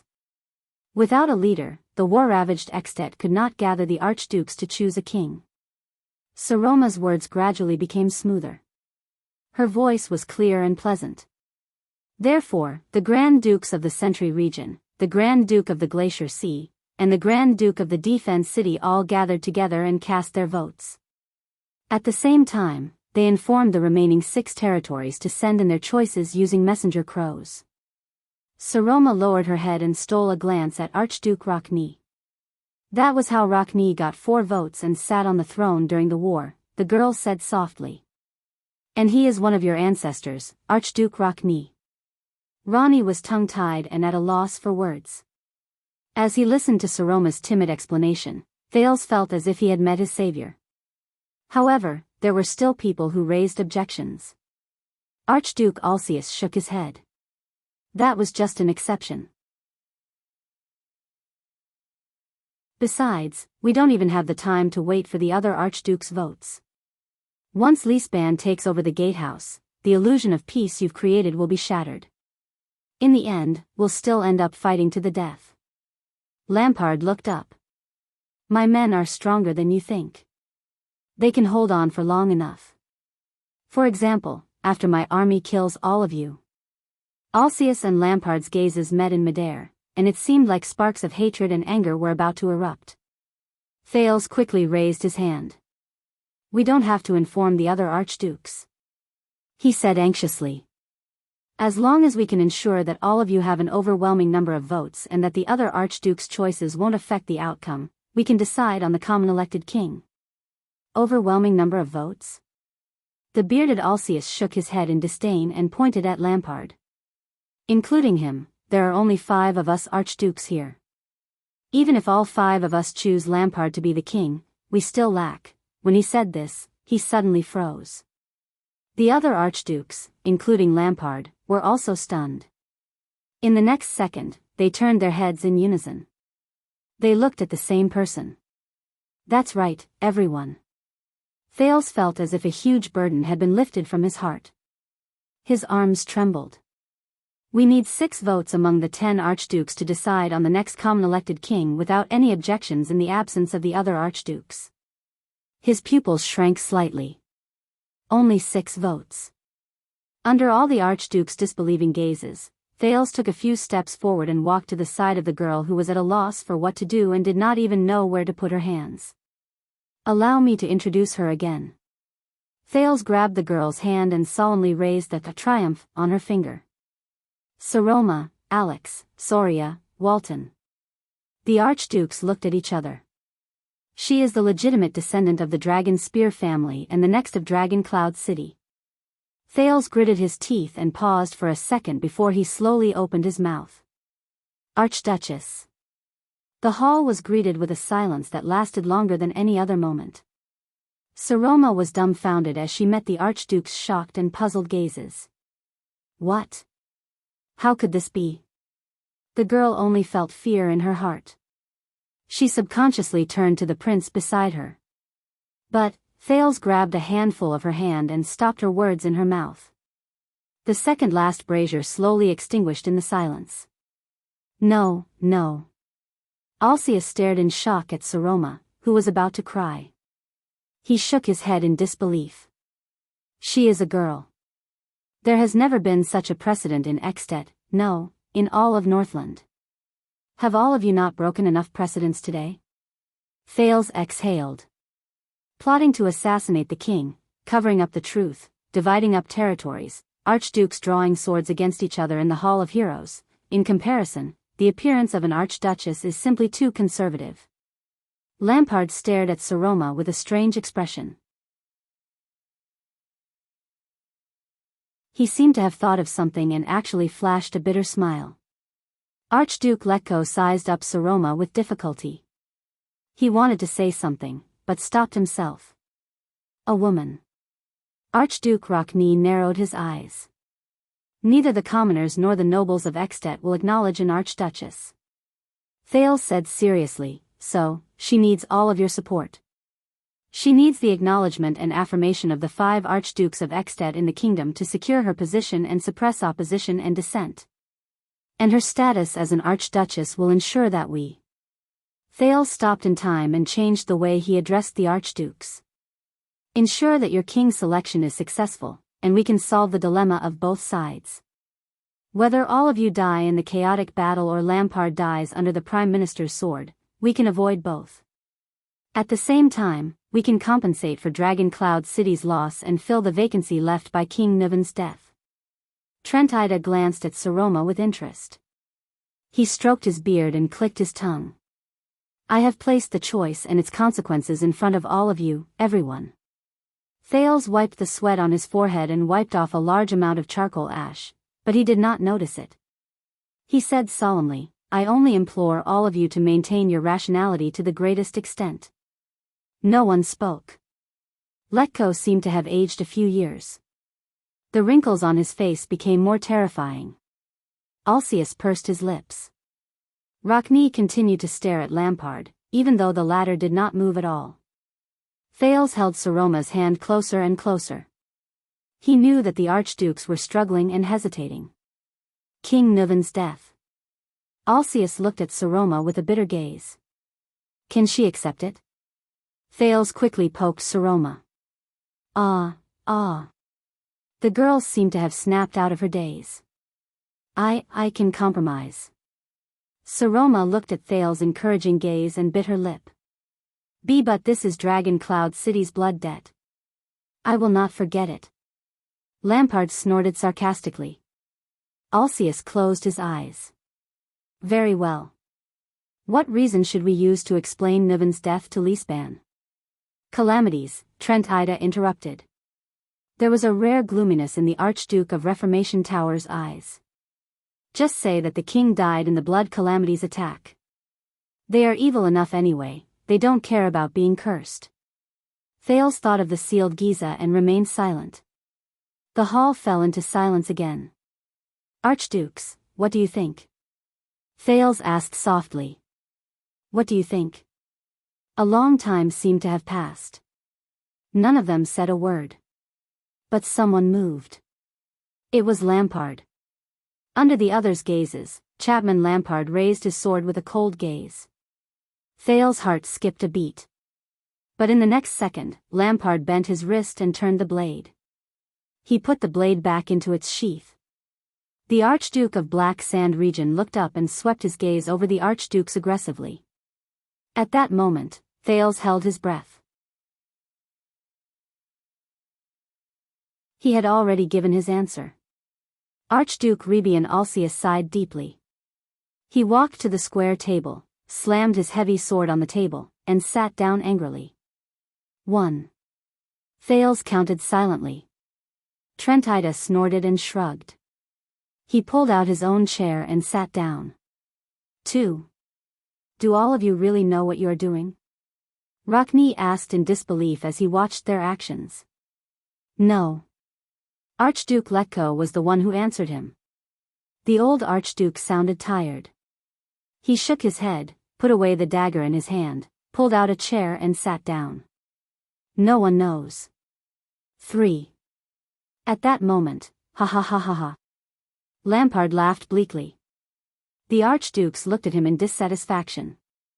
Even in my dreams, I want to destroy the joint ruling pledge. The Archduke of Black Sand Region looked back at the others with a sorrowful gaze. But now, as the king, I have to rely on this pledge to protect myself. Thales sighed. And all of you worked so hard to protect the joint ruling pledge. Lampard swept his gaze across every Archduke's face. Now, you want to make me king and trample on this pledge. He spread his hands and said mockingly, isn't this the greatest irony? The Archduke's expressions became very unpleasant. Asterisk swoosh. Asterisk the sound of metal rubbing against leather was heard. What's even more ironic is that you used the joint ruling pledge to break it in the end. Rockne put away his sword and said coldly, we broke the pledge to protect it better. Rockne gritted his teeth and glared at Lampard. This is not over, Lampard. Lampard stared back at him coldly without saying a word. Rockne walked to the side of the square table and stared at Thales fiercely. The prince's heart trembled. What's wrong? Listen, brat. Rockne grabbed the back of the chair beside Thales. This chair in this order has been the Rockne family's exclusive seat for 600 years, he said coldly. If you dare to jump up there again. Thales quickly pulled Saroma and took about 10 steps back. He flashed an innocent and ingratiating smile. Damn it. No wonder his expression was so bad just now. Rockne sat down heavily. 4. Thales heaved a long sigh of relief. He instantly relaxed and broke out in cold sweat. He felt his vision blur and his legs become weak. He was about to collapse on the ground. Amid Saroma's cry of alarm, Thales felt his back stiffen. Someone grabbed the back of his collar and lifted him up. He avoided the fate of falling. Thales calmed down the dizziness brought about by his weakness and looked at the person behind him in shock and bewilderment. Child. Chapman Lampard let go of his collar and looked at the prince with a complicated expression. There was a subtle look in his eyes. You didn't drink that wine back then. What a pity.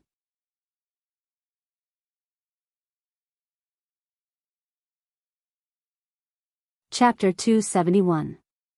It was a fantasy book, but with a sci-fi style. The title of the book might not stand out, Swordless Heart, what a stupid title. But when it came to the author, many fantasy readers might remember him, the great prodigal son who wrote Yala's Adventures. Yes, it was the 4 million-word novel about an uncle who ran around the world with beautiful girls. It was well known in the hearts of many readers, and could be said to be a fresh stream of fantasy. But the new book by the great prodigal son was very different from the previous one, which was full of righteousness. For example, the style was much more gloomy and gray. Some readers might not be used to it, but some readers might like the Gothic style of the post-war world. An author who was used to writing in his original style decided to change his approach and try to innovate. This was a kind of risk, but also a kind of courage. No matter what the result was, Swordless Heart must first express his approval for this attempt. Hey, even if you don't like it, you should contribute a few clicks to my collection. Otherwise, a minority of writers like the great prodigal son would be forced by the market to write conventional novels. Let's talk about the novel itself. The narrative of this book is very interesting. First, it uses flashbacks to describe the legendary character Yuri at the beginning, and then introduces three interesting protagonists, a clever and talkative crow. The excited Rose in Bloody Violence. She was a doubtful bisexual female leopard. Obviously, starting with the crow, probably everyone has a bitter past. The story begins with the first encounter of the three-person team. I believe in the skill of the characters in this book. Although there are not many words, the previous book is proof. The characters in Yala's adventures are vivid and real, and they seem to be at your fingertips. There are very few dry paper dolls and vases. The writing style of this novel was also okay. After all, it was written by an old writer who had written Yala with 4 million words. The writing style was smooth, and the narration was concise, compared to a novel with 1.4 million words in which the protagonist was only 7 years old. There was no difficulty in reading it. Secondly, the prodigal son's ability to change the world setting is obvious to all, as can be seen from Yala. This time, he chose a dark, gloomy, and gothic post-war world, in fact, more of a sci-fi style, and in the beginning of the preface, he dug a big hole, the door, to change the world. I don't know what surprises he will give us. As usual, I would like to talk about my shortcomings as a reader. 1. The first few chapters are long paragraphs of text, which is quite difficult to read. Fortunately, this situation improves after that. 2. The characters' personalities are too distinct, especially the three protagonists, who are unimaginably attractive. To some extent, it has the exaggerated effect of a stage play, but impatient readers probably won't be able to immerse themselves easily. 3. The narrative technique is rather complicated, especially the flashback from the first volume to the second. From the present to the first encounter, it is easy to make people feel lost. As for whether this is the case, you can judge for yourself. One sentence of evaluation: a refreshing old author's gothic and precious creative experiment.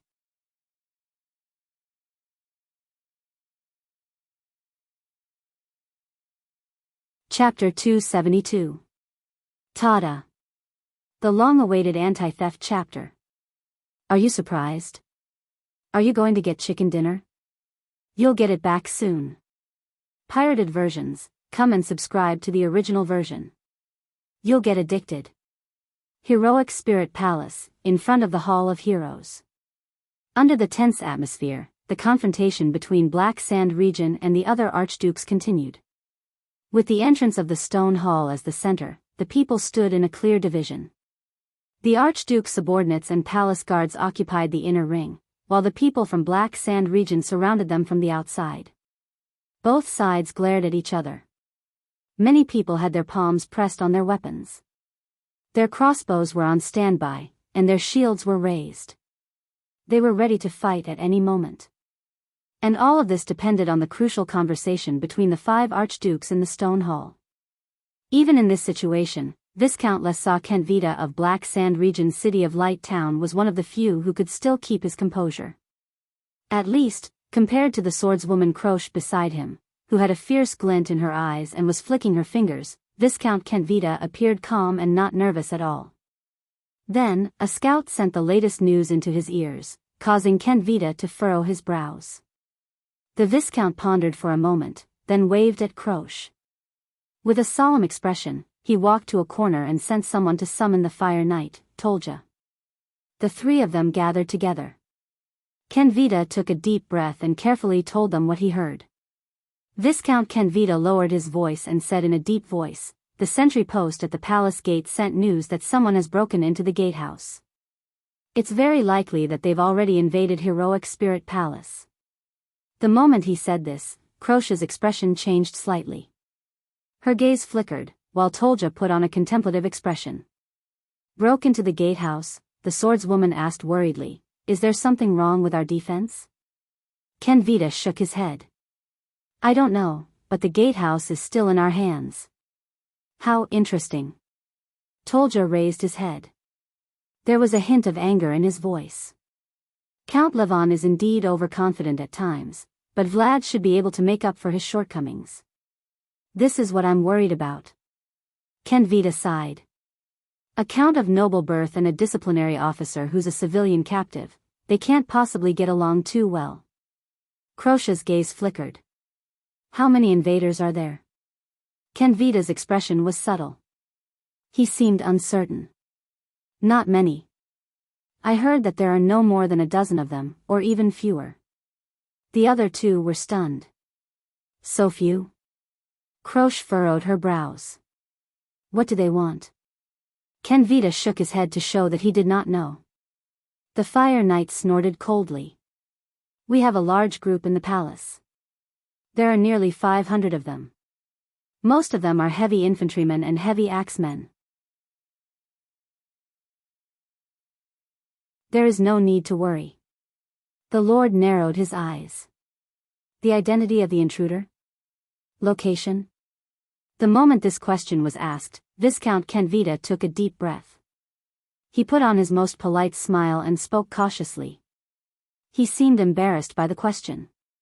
According to the sentry's description, it's very likely that they are the remaining White Blade Guards outside. Perhaps there are also the Star Killer, or even those Constellatiates. The Viscount shrugged and casually said, I guess they came back after kidnapping the prince.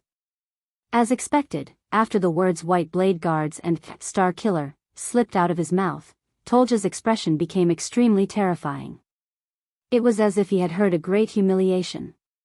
Kenvita observed his expression and said carefully, as for their location, they disappeared not long after they broke in. They only left a carriage at the palace gate. There was silence. Even Krosh did not say a word after Kenvita signaled her with his gaze. Finally, Lord Tolja took a deep breath.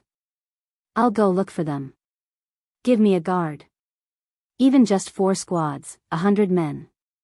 At this moment, the Fire Knight's eyes seemed to be really ablaze. This time, I will wipe them all out. When Kenvita heard this, he could not help but sigh deeply. Krosh raised an eyebrow. Tolja quietly waited for his answer. The Viscount crossed his arms, turned around, and glanced at the entrance of the hall. Look at these people in front of us. Kenvita said softly. Following his gaze, Tolja turned towards the hall and saw countless soldiers from both sides confronting each other nervously. He furrowed his brows. Kenvita said calmly and in a manner that allowed no room for doubt, the palace guards, White Blade Guards, and the Archduke's attendants add up to more than 200 people. These are not like the leaderless warriors outside. They know very well what they have to protect. If the situation changes, they will fight with their lives on the line. And His Grace is right here. Kenvita paused for a few seconds. Tolja did not say a word. He seemed to be thinking. In this game of chess, the Archduke's location is the key. Kenvita looked at Tolja's expression and nodded. We must maintain an absolute advantage in the Hall of Heroes. 500 people against 200 people is already very difficult. We cannot take the risk of splitting our forces. And those 4 archdukes are not fools. Any of our actions will reveal unnecessary information to them, which will then hinder His Grace's plan. Tolja took a deep breath and closed his eyes. The Viscount continued to speak. As long as we have a large number of soldiers and control the hall, neither the invaders nor these people will have a chance to take advantage of us. On the other side, the swordswoman Krosh narrowed her eyes and spoke in a timely manner. Why can't we bring more people here? Perhaps it would be easier to fight? Kenvita threw her a look of approval. The more people you mentioned are regular soldiers and not recruits, my lady. Kenvita turned to her and said politely, besides, we did not come here to defend the palace in the first place, nor do we plan to take down the gatehouse. It's only because of an accident that we have no choice but to stand here. He lifted his gaze and glanced at Tolja, intentionally or otherwise. Our only mission is to protect His Grace. Tolja snorted coldly. Krosh curled up the corners of her lips and stared at the Viscount with a subtle look in her eyes. Then are we just going to watch and let those dozen flies run amok in the palace? Kenvita shook his head. His Grace is fighting alone inside, and I am very confident in him. He nodded. What we need to do is to stand behind him and prevent any accidents from happening. As soon as he finished speaking, Kenvita and Krosh looked at Tolja. A few seconds passed. Tolja finally opened his eyes and heaved a long sigh. You are the temporary commander appointed by His Grace, and your rank is also higher than mine, the Fire Knight said coldly. You decide what to do. Hearing Tolja's answer, Kenvita finally smiled. Very good. Viscount Kenvita nodded. His tone was sincere and convincing. That's right, we can indeed wait here, rely on a large number of soldiers, and wait for our enemy to exhaust themselves. He then changed the topic. Kenvita exhaled and said with a faint smile, but I think that if the opponent is that Lord of Constellation, he won't be so foolish as to fight the weak against the strong and come here with a weak military force to die. Krosh stared at him and smiled. Your lordship, honorable lady, and even that person. Kenvita's gaze flickered slightly, and his words were profound. If you stay in the army with combat power like yours, you will not be much more useful than a few ordinary class warriors who work well together in a chaotic battle. So, the Viscount's tone was thick with mockery. Are you ready? Tolja's eyes brightened, while Krosh narrowed her eyes. No matter what those people want to do, be it a desperate assassination, a reckless attempt to stir up trouble, or even a sneak attack. Kenvita looked at the corridor, at the path illuminated by the braziers, and smiled faintly. We have to keep them busy. No time to split. No place to hide. No way to get close. In another part of Heroic Spirit Palace, Thales and the others waited cautiously in a remote corner. The remaining White Blade Guards were anxiously cleaning up their wounds from the chaotic battle, while the Constellatiate soldiers spread out to report the movements in front of them. Nicholas is just standing there. Thales leaned against the wall and frowned, recalling the unbelievable scene just now. Holding back those hundreds of enemies? Merc looked up. If he wants to maintain the effects of the Severing Soul's blade, yes. The former administrator with a crew cut nodded. His expression was solemn, and his tone was somber. The conditions for that legendary anti-mystic equipment are very harsh. On the other side, Putre sighed. I think we've lost a Supreme Class fighter. The only Supreme Class fighter. Thales furrowed his brows. Beside him, Little Rascal said dejectedly, he'll be fine. After the chaotic battle just now, Nicholas turned around and ordered them to continue forward with a fierce look. He continued to stay in the circle of yellow light, resisting Black Sand Region's pursuit. Indeed, with Nicholas' extraordinary performance, they managed to break into Heroic Spirit Palace. But then, Thales took a deep breath. Let's continue. The prince clenched his teeth and clenched his fists. Let's go find Lampard and the archdukes. Let's end this damn farce. Raphael's voice came from behind them. For now, it seems to be a little difficult. Raphael flashed a relaxed smile. We've just scouted the situation in the two corridors in front of us.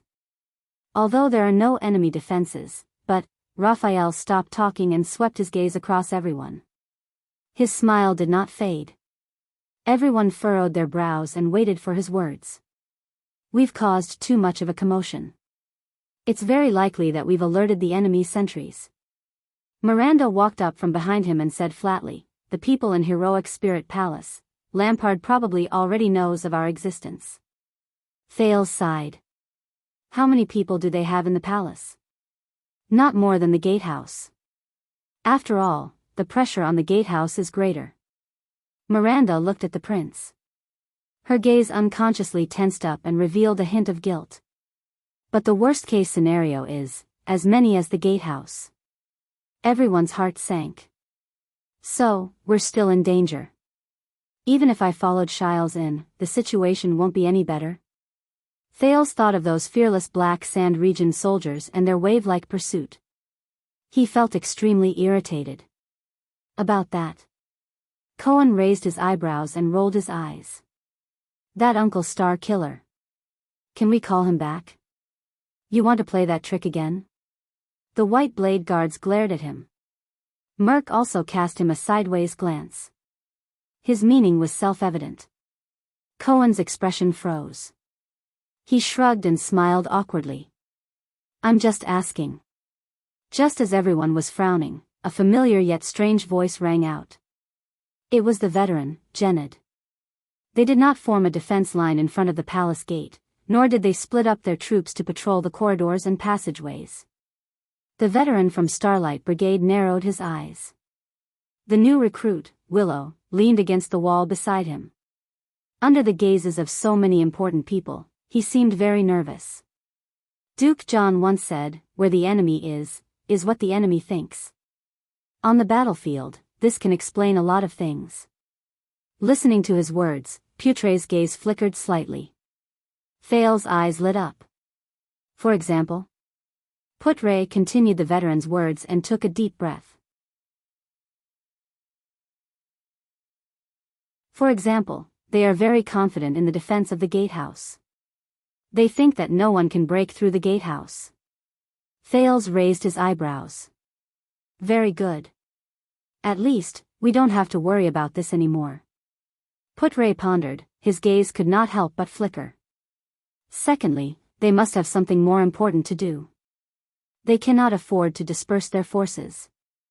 For example, deploying a large number of troops to protect the most crucial and vital places. The most crucial places. Thales's heart skipped a beat. He understood something. Just now, the commander said that the hall. The prince recalled the chaotic battle just now. I think Lampard is in the Hall of Heroes. Raphael nodded slowly. Guess what he is doing? Thirdly, Putre narrowed his eyes and seemed to be deep in thought. At least in Heroic Spirit Palace, Black Sand Region's military strength is already stretched thin. They cannot be moved easily. Thales took a deep breath. I understand, the prince said, a little moved. They are confronting the 4 archdukes. Thales raised his head abruptly. So they cannot disperse their forces, nor do they dare to take the risk. Because to them, the attitude of the 4 archdukes is more important. He had to think this way. He had to think this way. Putre nodded with a firm expression. So, while our current situation may seem bad, the vice diplomat said softly, but compared to just now, it's a world of difference. We have indeed caught their vital point. Putre raised his head and revealed a smile. From now on, even though we are few in number, as the third party who suddenly entered the battlefield, we have the initiative.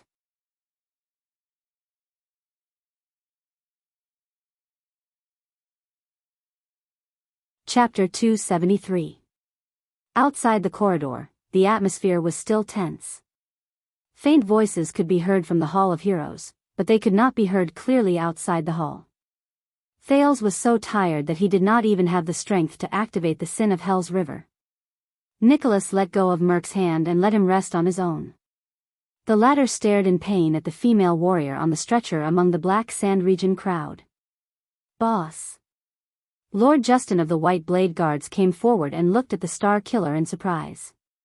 You've been missing since last night. How? Justin. Nicholas' expression was gloomy. He waved at his deputy commander from afar. You did well. At least you protected the palace. You left us a chance of survival.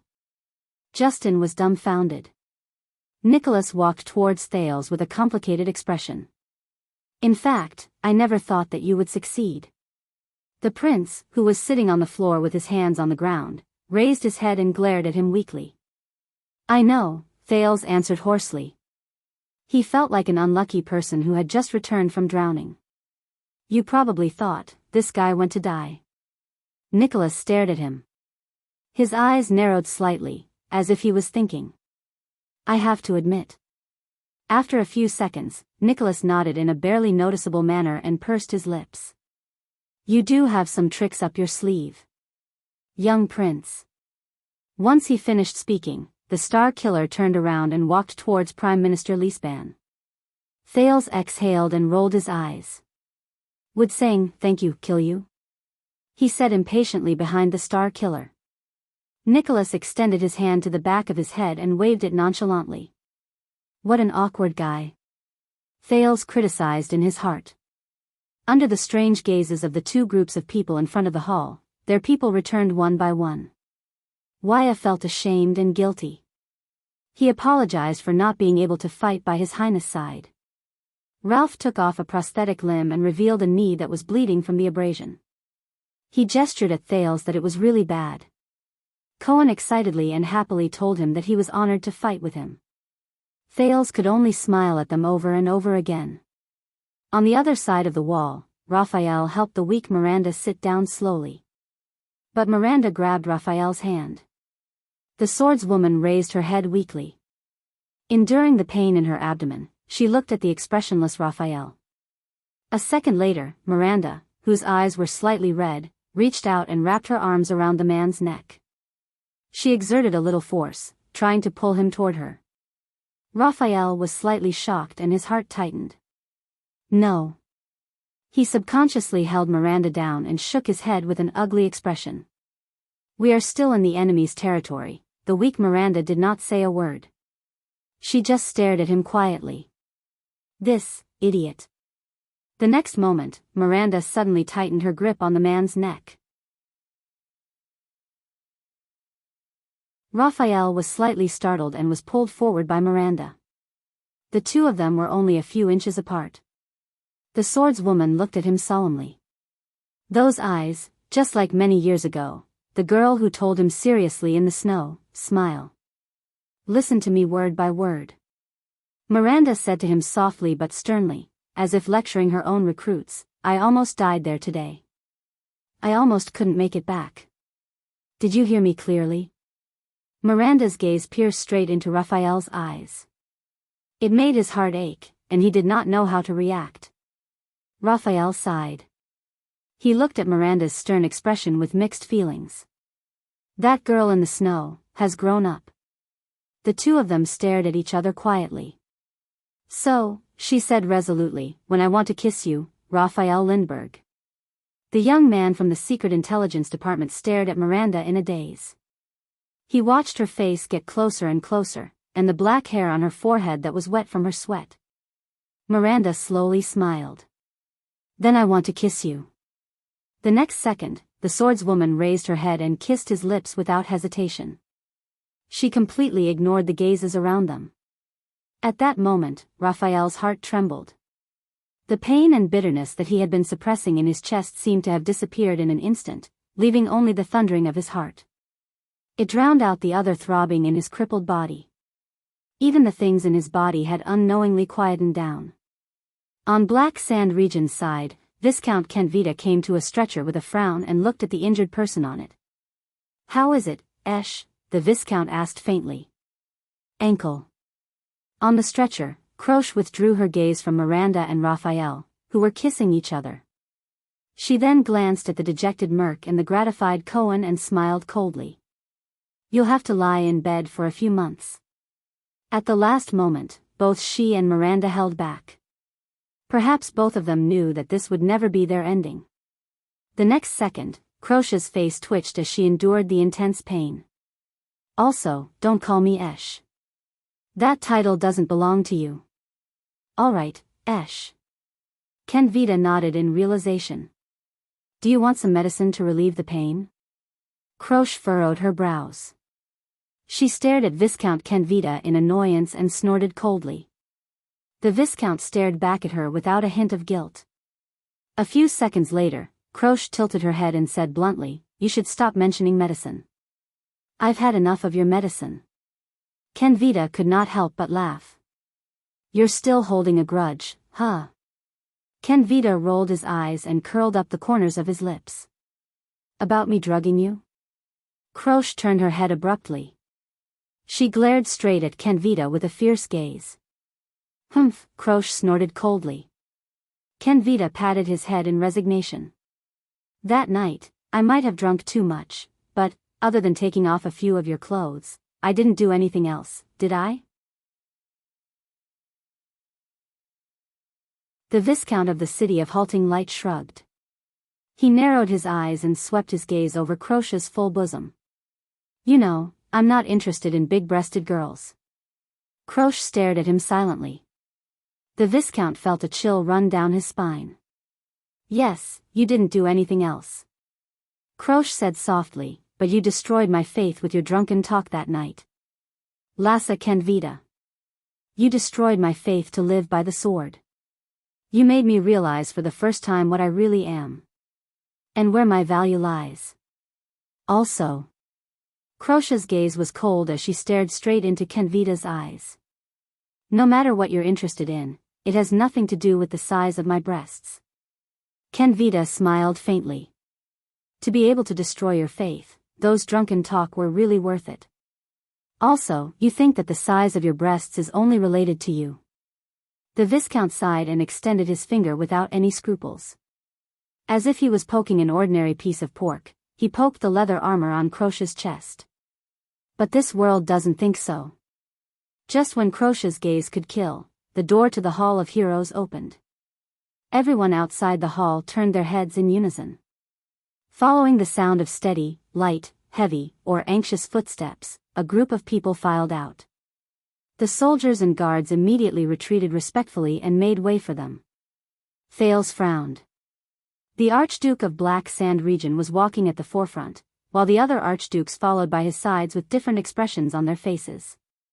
When they saw the murderous and nervous Black Sand Region's army, their expressions became increasingly unpleasant. The first person to react was Prime Minister Leespan, who had been waiting for a long time. The Prime Minister patted Nicholas' shoulder and ended the whispering between them. Then, he strode forward to greet them. Chapman Lampard. The old Prime Minister's footsteps were steady. His tone was unfriendly. What a surprise. Whether it was last night or today. Lampard's expression was very complicated. He pursed his lips lightly, and his face, which appeared to have gone through the vicissitudes of life, became increasingly solemn. Count Leespan. He ignored Lispan's greeting, which had a profound meaning. The Archduke turned around and nodded at Kenvita. Then, he looked at the other people who came out with him. Alcius stepped aside with a solemn expression. Rockne, on the other hand, looked elsewhere in disdain. Under everyone's gazes, High Priestess Holm of Bright Moon Temple slowly walked out from behind them. Thales was nervous. He held his breath. Her face was still covered by a veil. Her gaze was melancholic and misty. She would only occasionally glance at Thales, which always made the prince feel anxious. The High Priestess held Saroma's hand. She appeared peaceful and quiet. On the other hand, Saroma was anxiously looking for something. When her gaze met Thales, the girl seemed to relax and exhaled. Thales responded with an encouraging smile. The girl was still in that disheveled state.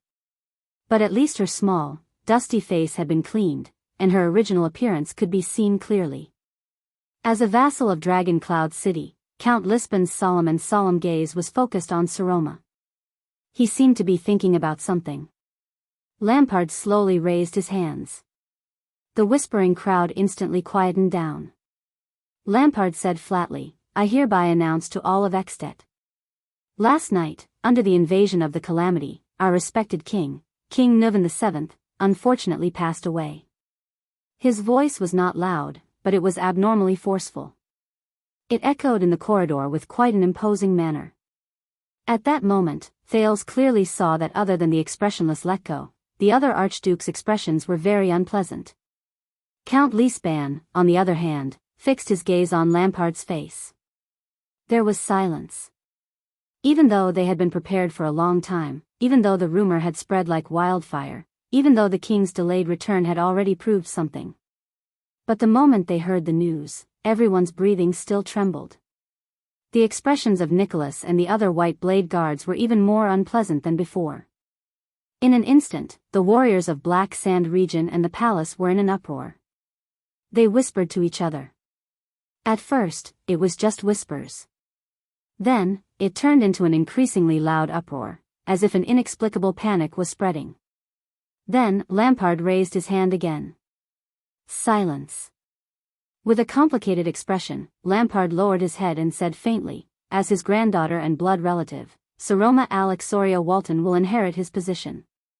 Following the Archduke's gesture, everyone saw the bewildered bespectacled little girl next to the High Priestess.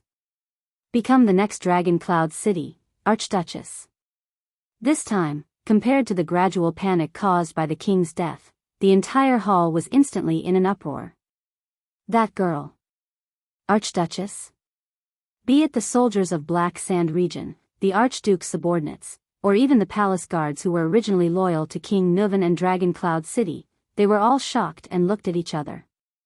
If it were not for the fact that most of them were warriors, the situation might have long gone out of control. Only the White Blade guards, including Nicholas, appeared unusually calm. But the archdukes, including the ashen-faced Prime Minister Lisban, were not surprised at all. Watching Saroma's face turn from red to white as she endured everyone's gazes and panicked, Thales felt very uncomfortable. Lampard looked at the entire hall solemnly and did not move. At this moment, Prime Minister Lisban took a step forward. His action attracted everyone's attention. Count Lisban came before Saroma and slowly squatted down. "My lady, are you all right?" he asked softly, as if he was comforting a child. Saroma stared at him in a daze. The wrinkles on the count's face trembled slightly. "I am Seal Lisban. I was your grandfather's vassal and his kingdom's prime minister." "Greetings," Saroma answered timidly, perhaps because of the high priestess's signal. "Your grace." Lisban shook his head. His gaze was filled with love and sorrow. "No, please remember," the count said sternly, "I am your vassal. I am loyal to you." Saroma was stunned. She stared at the count's stern expression. In the noisy corridor, Saroma nodded and pursed her lips. "Greetings." The girl tried hard to put on a firm expression. "Seal." It was only then that a smile appeared on Lisban's wrinkled face. He slowly stood up. In the restless crowd, Croche, who was half sitting on a stretcher, shook her head mockingly. In the end, it was our enemy who brought out an archduchess. How ironic." Viscount Kenvita turned his head around. "Do you really think so?" Croche still had a disdainful look on her face. "Am I not?" Kenvita chuckled and quickly poked her head. No, Esh." Under Croche's murderous gaze, the Viscount nimbly withdrew his right hand before the female warrior broke his finger. "Listen carefully with that cute little head of yours." Kenvita's sharp gaze shifted to Saroma, then to the Archduke's silhouettes. He stared at their ashen, calm, or insuppressible expressions. He sighed and said, "The reason why Northland had its first archduchess was not a coincidence or some other reason. It was precisely because we swung the hammer for the first time. The first time we smashed the iron rules that have haunted Northland for 1,000 years." Croche paused for a moment. "Because we swung the hammer," the Viscount said meaningfully, the corners of his lips curling up slightly. Amidst the debris and chaos, the Northlanders, who were caught off guard, were able to accept the first archduchess. Perhaps it's not just the archduchess. There's something else. Kenvita's eyes burned with a strange flame. He enunciated each word clearly. "Those who do not work, do not reap." Croche lowered her eyes and seemed to be deep in thought. At this moment, High Priestess Holm put down the girl's hand and slowly walked forward. Archduke Lampard stepped back gracefully and made way for her. The High Priestess spoke faintly. The commotion outside the hall had clearly not subsided, and her voice was not loud either. But unexpectedly, the High Priestess' words rang clearly and directly in everyone's ears. "As the spokesperson of the Bright Moon, I hereby solemnly announce to the entire Extet Kingdom." Everyone instantly became solemn. The 35th common elected king of Extet, the Archduke of Dragon Cloud City, Nuvan Rikaru Khan Walton. He has passed away today. There was still silence, but the atmosphere was no longer as oppressive as before. Because everyone knew what was going to happen next. High Priestess Holmes said faintly, according to Rikuru's joint ruling pledge 662 years ago. Since the old king has passed away, a new king shall be elected. The bright moon bears witness. Under the sacred effect of Rikuru's joint ruling pledge, in the great and solemn King Selection Congress, one person has obtained the highest number of votes and has been elected as the next common elected king. At that moment, everyone's gaze swept towards the few archdukes present. Almost all of the archdukes had ugly expressions on their faces. Rockne even turned his head away in disdain. In the stifling atmosphere, the expressionless Chapman Lampard flung his cloak and walked forward slowly. He stood under everyone's scrutinizing gaze. 2 more chapters and he would reach the end of the paper. Yesterday, he was writing and deleting at the same time. Even when it was very late, there was still no result, so he didn't update. The last part is a bit more difficult to write. It is a link between the previous part and the next part. I still need to rewrite the outline of the next volume to continue the previous part. Therefore, it will take a bit more time. The next chapter will be published after 12 o'clock.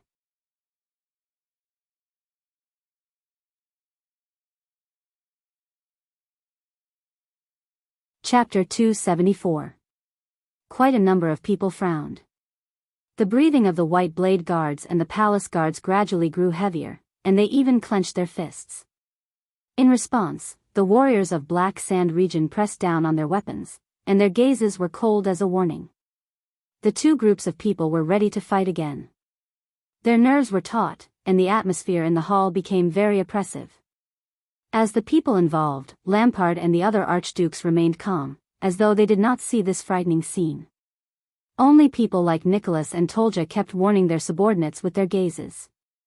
It's really full of Northland characteristics.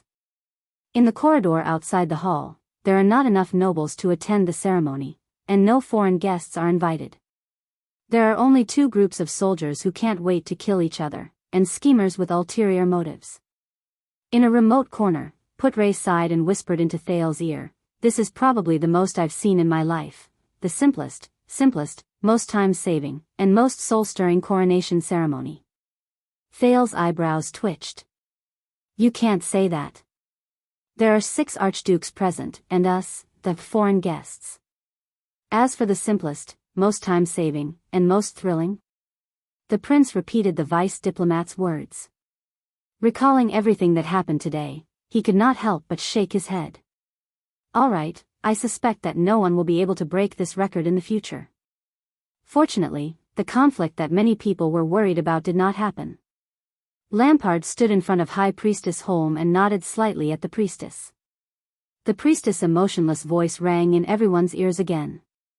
"I, Joel Holm of Bright Moon Temple, am here to inquire on behalf of the gods, on behalf of the Dragon Queen, and on behalf of all previous kings." Everyone immediately became serious. Thales was no exception. Due to the several strange encounters with the representatives of the gods, he was even more anxious than the others. As the suzerain of Black Sand region, one of the 10 glorious and majestic extant archdukes, and the candidate of the King Selection Congress, Chapman Solon Holm Lampard, the high priestess' voice was indistinct but clear. Her voice was solemn, and her gaze was solemn. Lampard stared at her eyes through the veil solemnly. High Priestess Holmes said calmly, "Are you willing to swear on your honor and life?" All the Northlanders pressed their palms against their hearts in unison. Their expressions were respectful and solemn.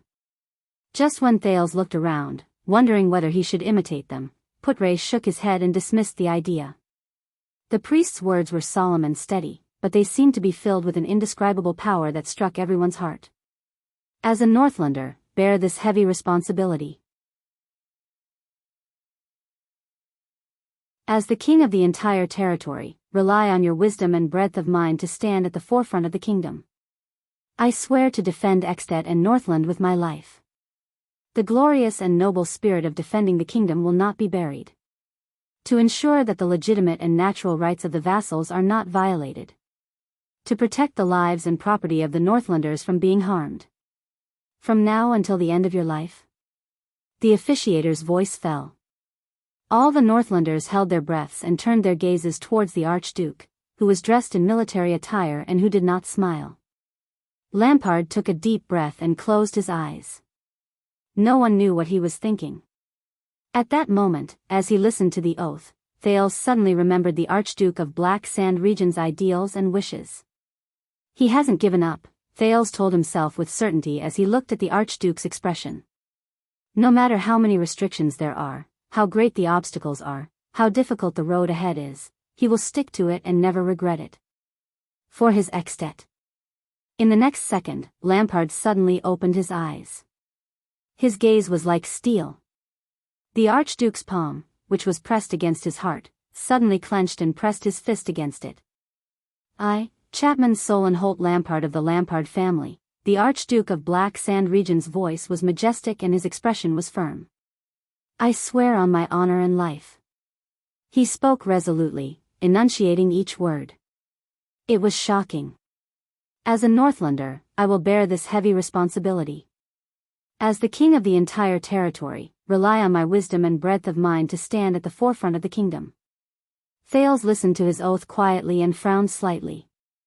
Saroma watched Lampard nervously and did not move. I swear to defend Extet and Northland with my life. Archduke Alcius subconsciously clenched his fists. I will uphold the glorious and noble spirit of defending the kingdom will not be buried. Archduke Rockney gritted his teeth. I will ensure that the legitimate and natural rights of the vassals will not be violated. Archduke Letko sighed. I will protect the safety of the Northlanders' lives and property, and will not be harmed. Archduke Trent Ida rolled his eyes and seemed to be deep in thought. From this moment until the end of my life. After Lampard said the last word, he raised his head resolutely and looked around. He was like the leader of a pride of lions. Wherever his gaze landed, everyone averted their gazes to avoid eye contact. When his gaze swept past Thales, the prince did not know if it was an illusion, but he only saw the Archduke's eyes widen slightly. High Priestess Holm nodded slightly. She turned around again and faced the Archduke's.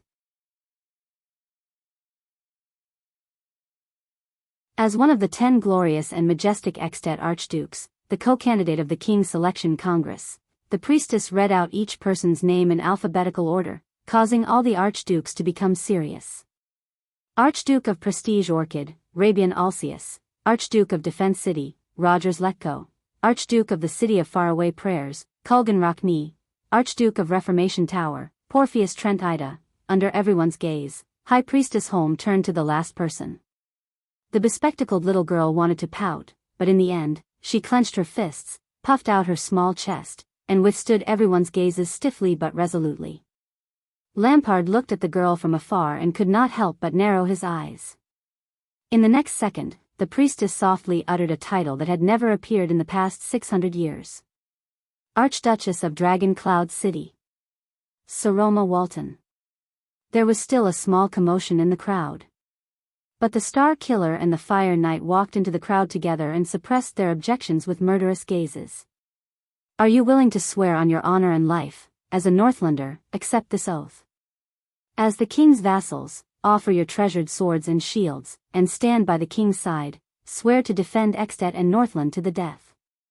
Uphold the glorious and noble spirit of the kingdom, and not be buried. Ensure that the legitimate and natural rights of the vassals are not violated.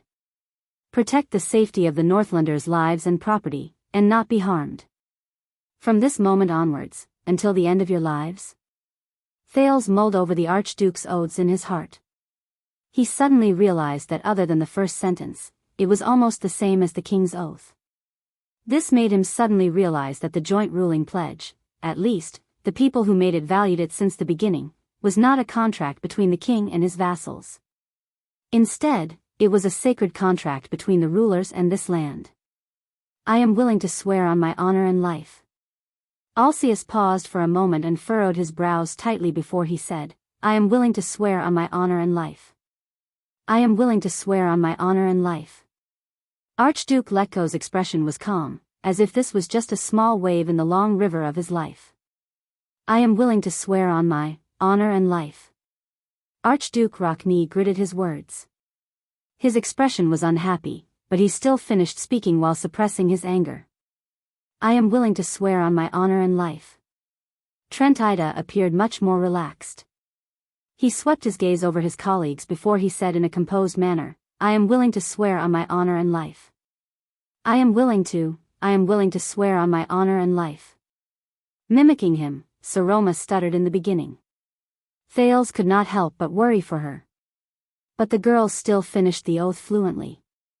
Recalling the words and the promise he made with the girl, Thales sighed silently in his heart.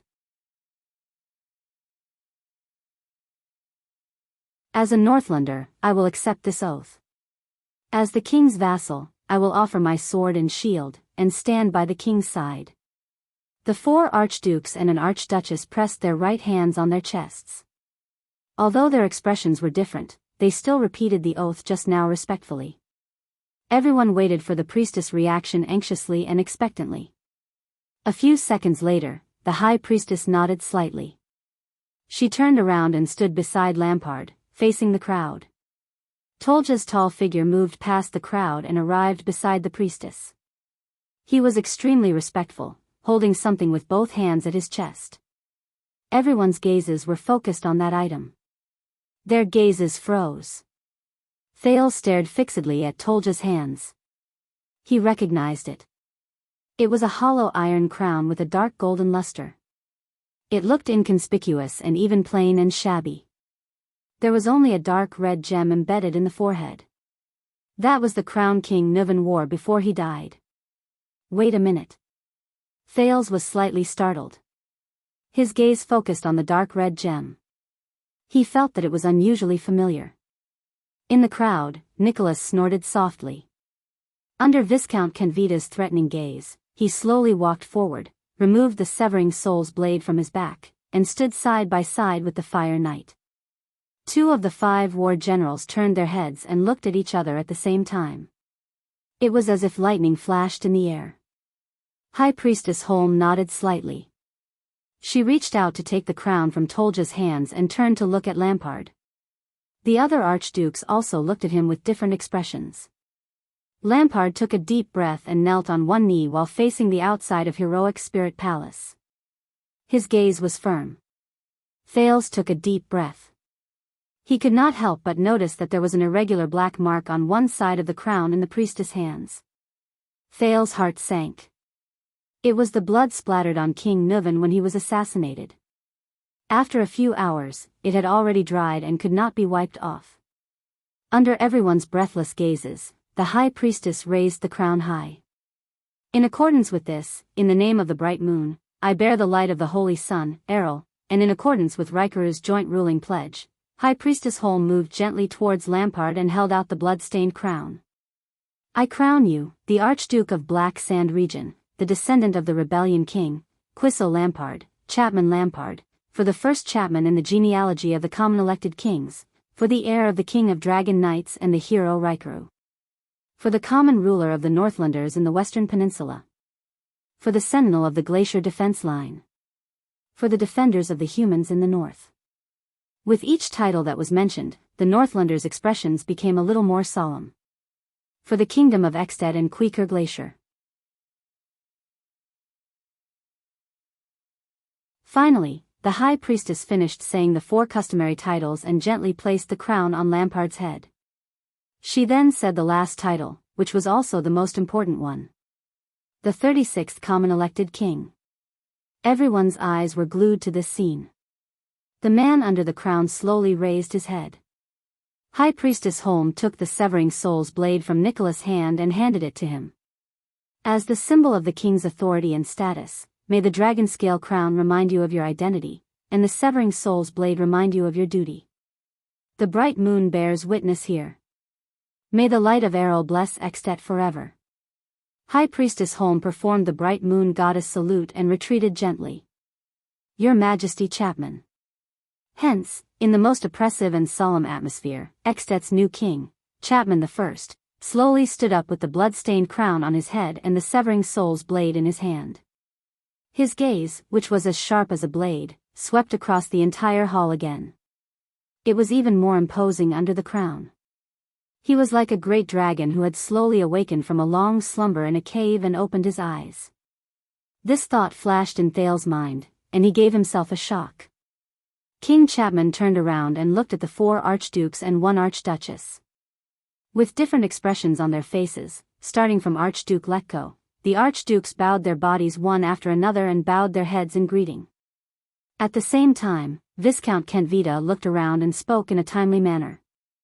The old king has passed away. He slowly bent his body and knelt on one knee. Solemnly and loudly, he said, "Long live the king! Long live King Chapman!"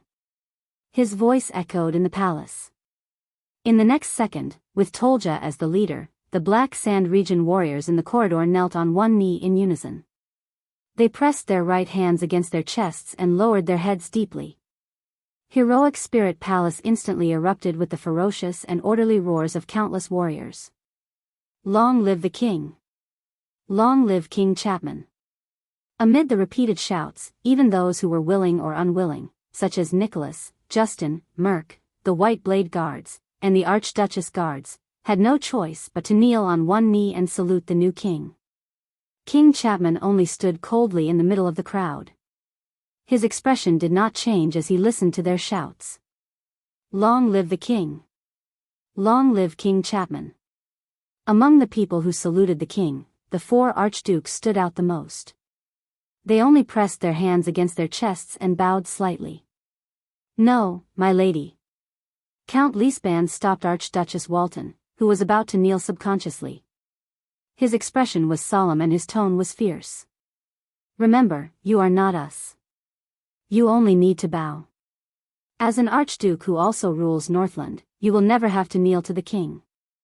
Saroma stared at him in a daze and nodded. Then, she imitated the archdukes and bowed to King Chapman.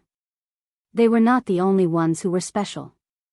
In the corner of the corridor, the people of Constellation stood on the spot with their backs against the wall.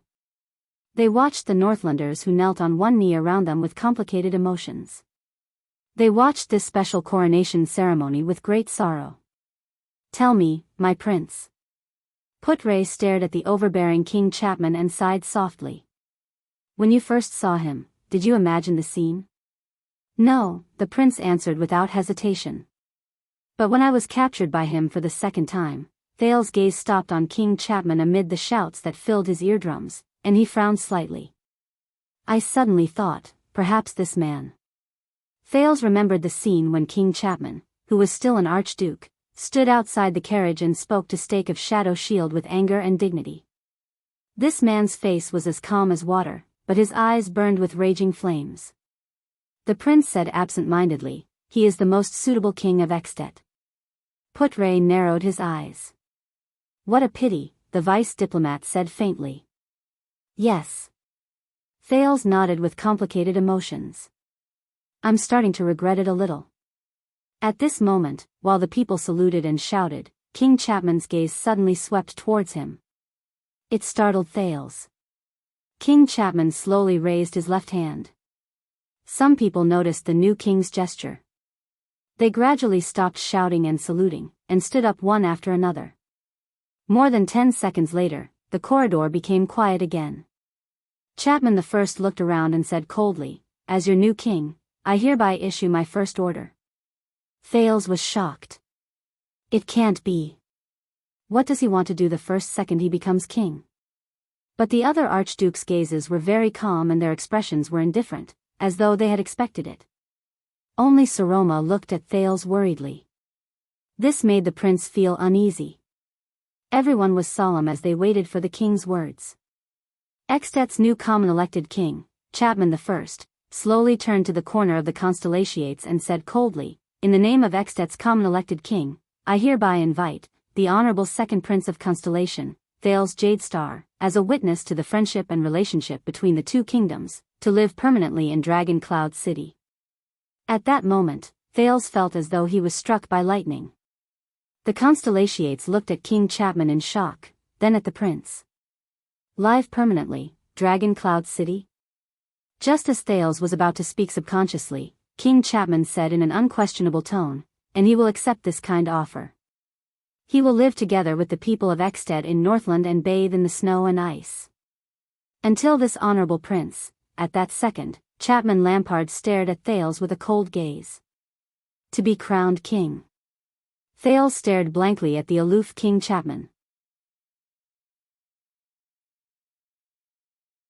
His emotions were in turmoil. A few seconds later, the prince lowered his head subconsciously and sighed softly.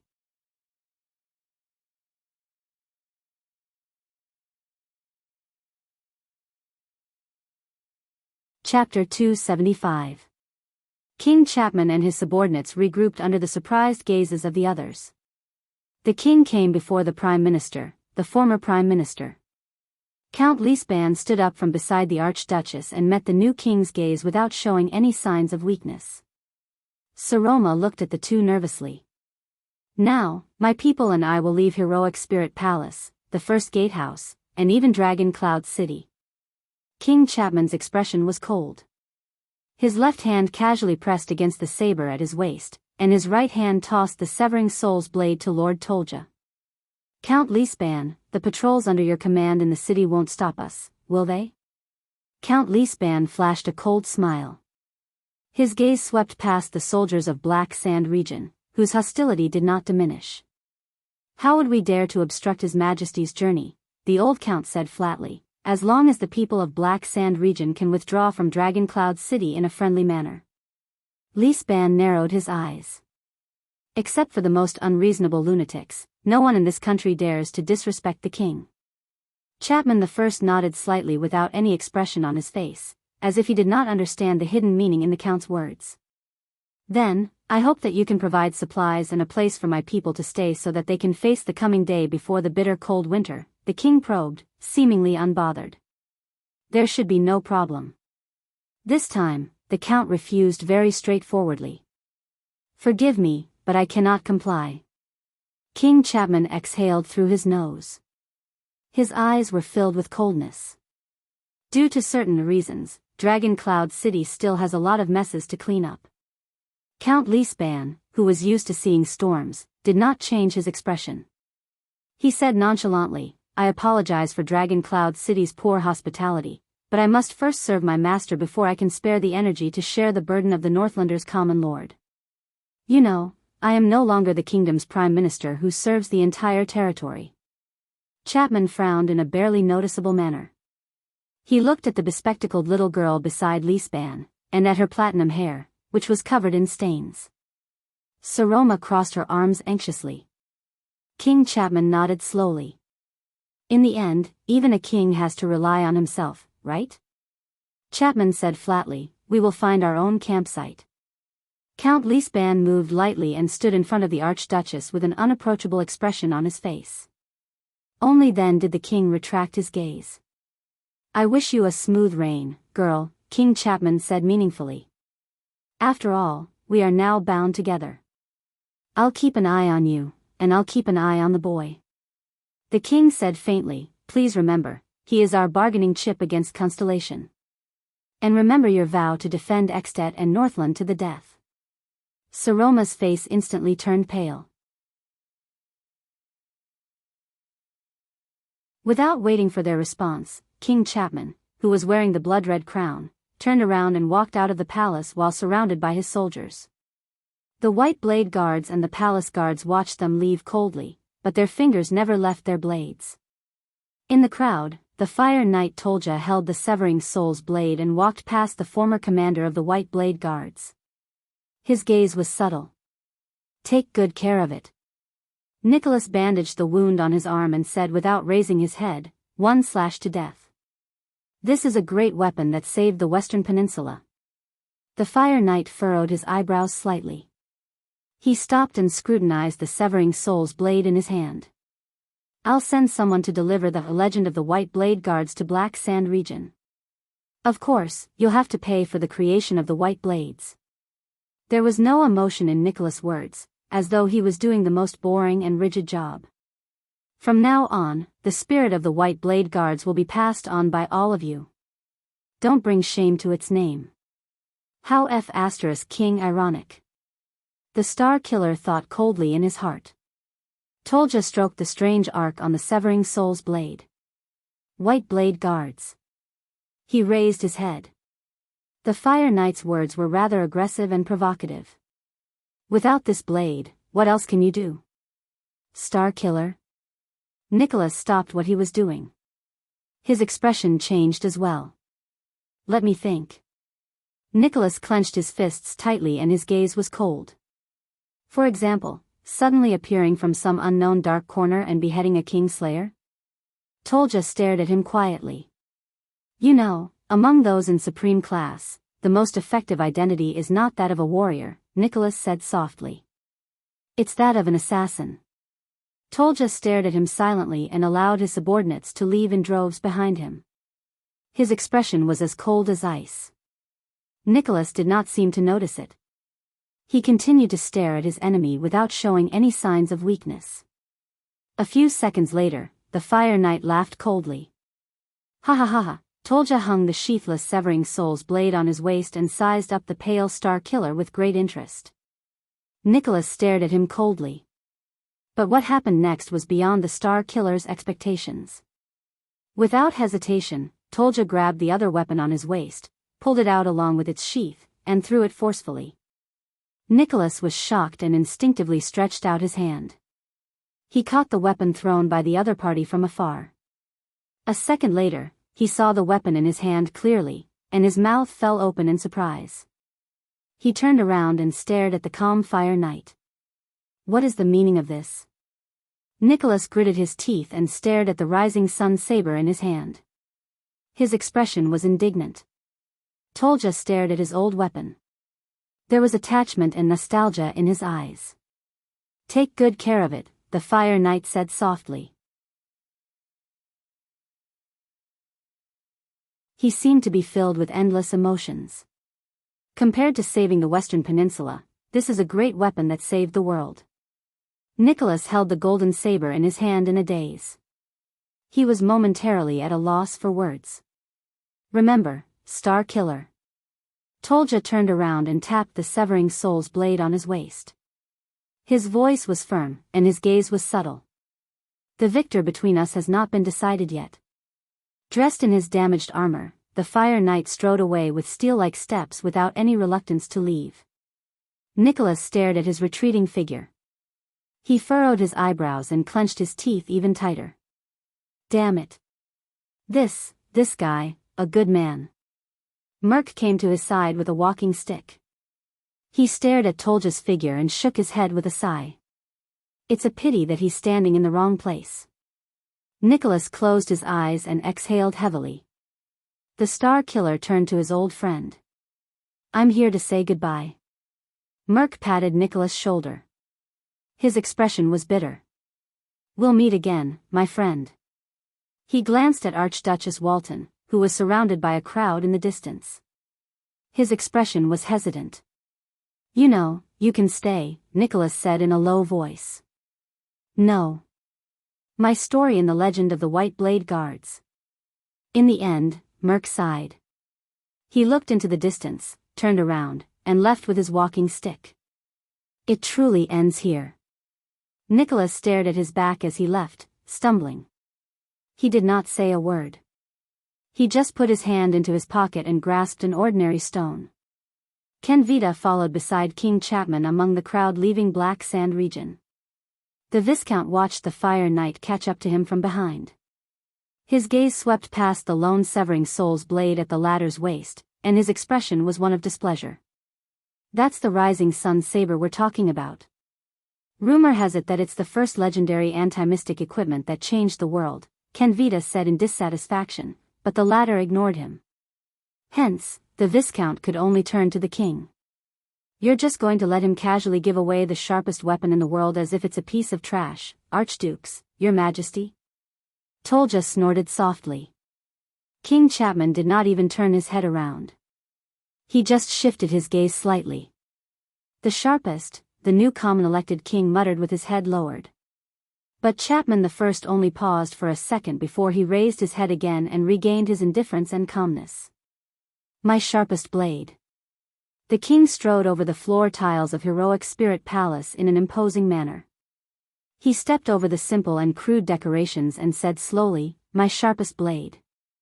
Aren't you standing behind me? Kenvita's expression froze for a moment before he furrowed his brows. Behind the king, the tall and strong Lord Tolja lifted the corners of his mouth almost imperceptibly. The Viscount slowed down his footsteps and allowed the others to overtake him. When Tolja passed by him, he nodded slightly at him. What a wastrel. Viscount Kenvita stared at the king and the lords' backs. He closed his eyes and sighed softly. But it's precisely because of this that I'm willing to follow him and serve him as my king. Until the end of my life. He crossed his arms. His expression was indifferent, but his gaze was sharp. The corners of his mouth curled up into an amused arc. You deliberately posed for me when I came, then threw out such a cool sentence. Krosh happened to be carried past Kenvita on the stretcher. The female warrior snorted coldly in disdain. Isn't this too old-fashioned? Kenvita furrowed his brows. At least cooperate with me a little and say something along the lines of, that's the reason we fight. The Viscount strode forward again and followed Krosh's stretcher in dissatisfaction. Stop it. Krosh interrupted him coldly. Because of that boy, the joint ruling pledge became even more stable. In the end, we're still back where we started. Nothing has changed. Toiling without gaining anything. Viscount Kenvita raised his eyebrows and put on an amused expression. Toiling without gaining anything? Returning to where we started? Nothing has changed. The Viscount looked as if he had heard something funny. He turned around and stared at the archdukes who were discussing something in low voices in the distance. Only those who live in the past and are unwilling to wake up would think that way. Krosh stared at him, puzzled. Kenvita turned his head again and chuckled softly. In fact, everyone, including King Chapman, the archdukes, and that prince, they have changed everything. The female warrior stared at Kenvita's profound expression and suddenly felt that this man had become a little scary. Believe me, from today onwards, the harsh cold will arrive. Kenvita sneered. His gaze swept past the countless decorations and furnishings in the palace that had a long history. He gently stepped on the floor tiles under his feet, which were unknown how many years old. Extet, we can no longer return to where we started. Archduke Letko stood in front of the Prince of Constellation and stared at the listless boy. He sighed and said, Rejoice, Prince Thales. If it wasn't for that young lady's insistence, you would have been staying in Black Sand City for a long time. Always being by the king's side, what a wonderful experience. Thales' expression changed slightly. He turned around and stared at Saroma, who was talking to Lisban in the distance. The prince took a deep breath and turned around again. King Chapman raised this order during the King's Selection Congress as one of his conditions? Oh, no. Archduke Letko shook his head. His murky eyes shone with interest. It wasn't him who raised the condition. It was all of us who thought that this would be safer. Your Honorable Highness. Thales, who was preoccupied, was instantly rendered speechless.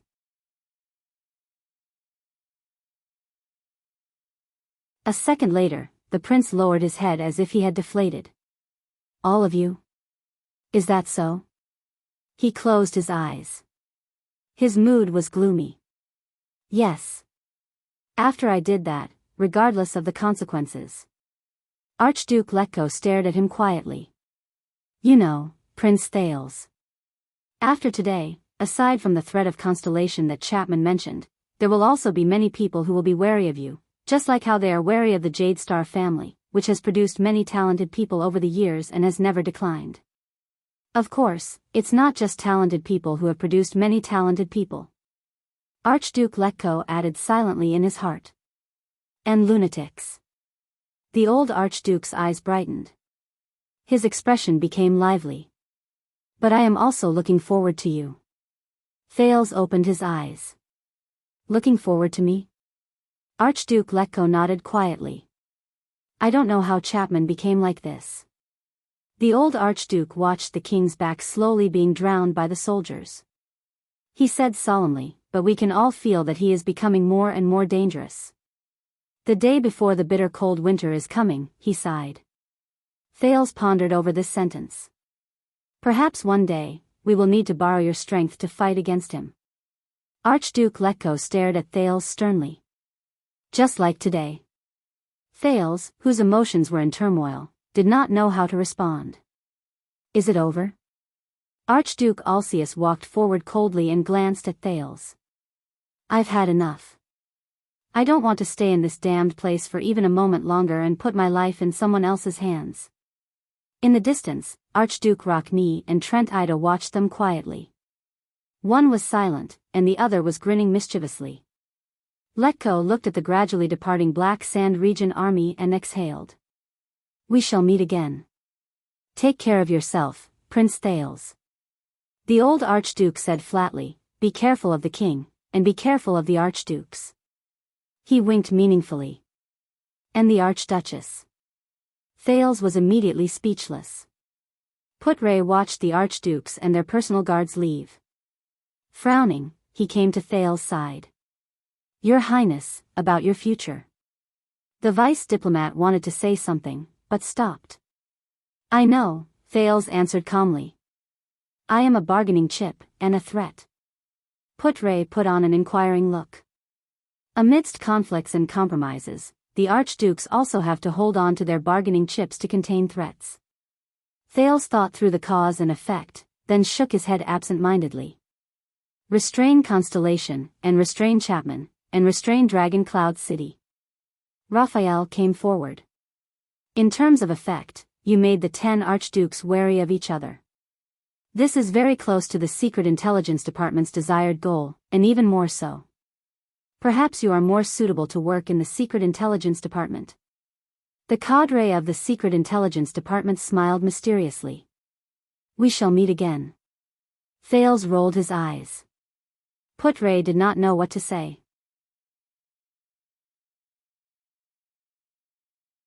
He could only pat the prince's shoulder. I will report to the kingdom as soon as possible and come up with a countermeasure. He turned to the weak Raphael. You know what to do, right? The cadre of the Secret Intelligence Department nodded lightly. His Majesty and Lord Hanson will know everything that happened here in the shortest time possible. Thales watched them distribute the work. He thought of what would happen to him in the next few years and felt depressed. There's one more thing. Putre came before Cohen and Miranda with a stern expression. Both of you, even though your injuries are not light, you must immediately hide your identities and leave Extet before the enemy intercepts you. Cohen opened his mouth, while Miranda was deep in thought. As noble dependents of two great families, especially Lady Arund, who holds the right to inherit the Guardian Duke of the Northern Territory, your value to Lampard, to King Chapman is immeasurable. This is Dragon Cloud City, and he has just been crowned, so he cannot act out directly. But once you leave Dragon Cloud City, he will definitely not let you go. The deputy concluded with a few sentences. Raphael's expression darkened as well. I will take them away immediately, while Nicholas' people are still friendly to us. Raphael coughed and said, I know a secret passage from the pine forest back to the kingdom. We can hide it from Black Sand Region's eyes and ears.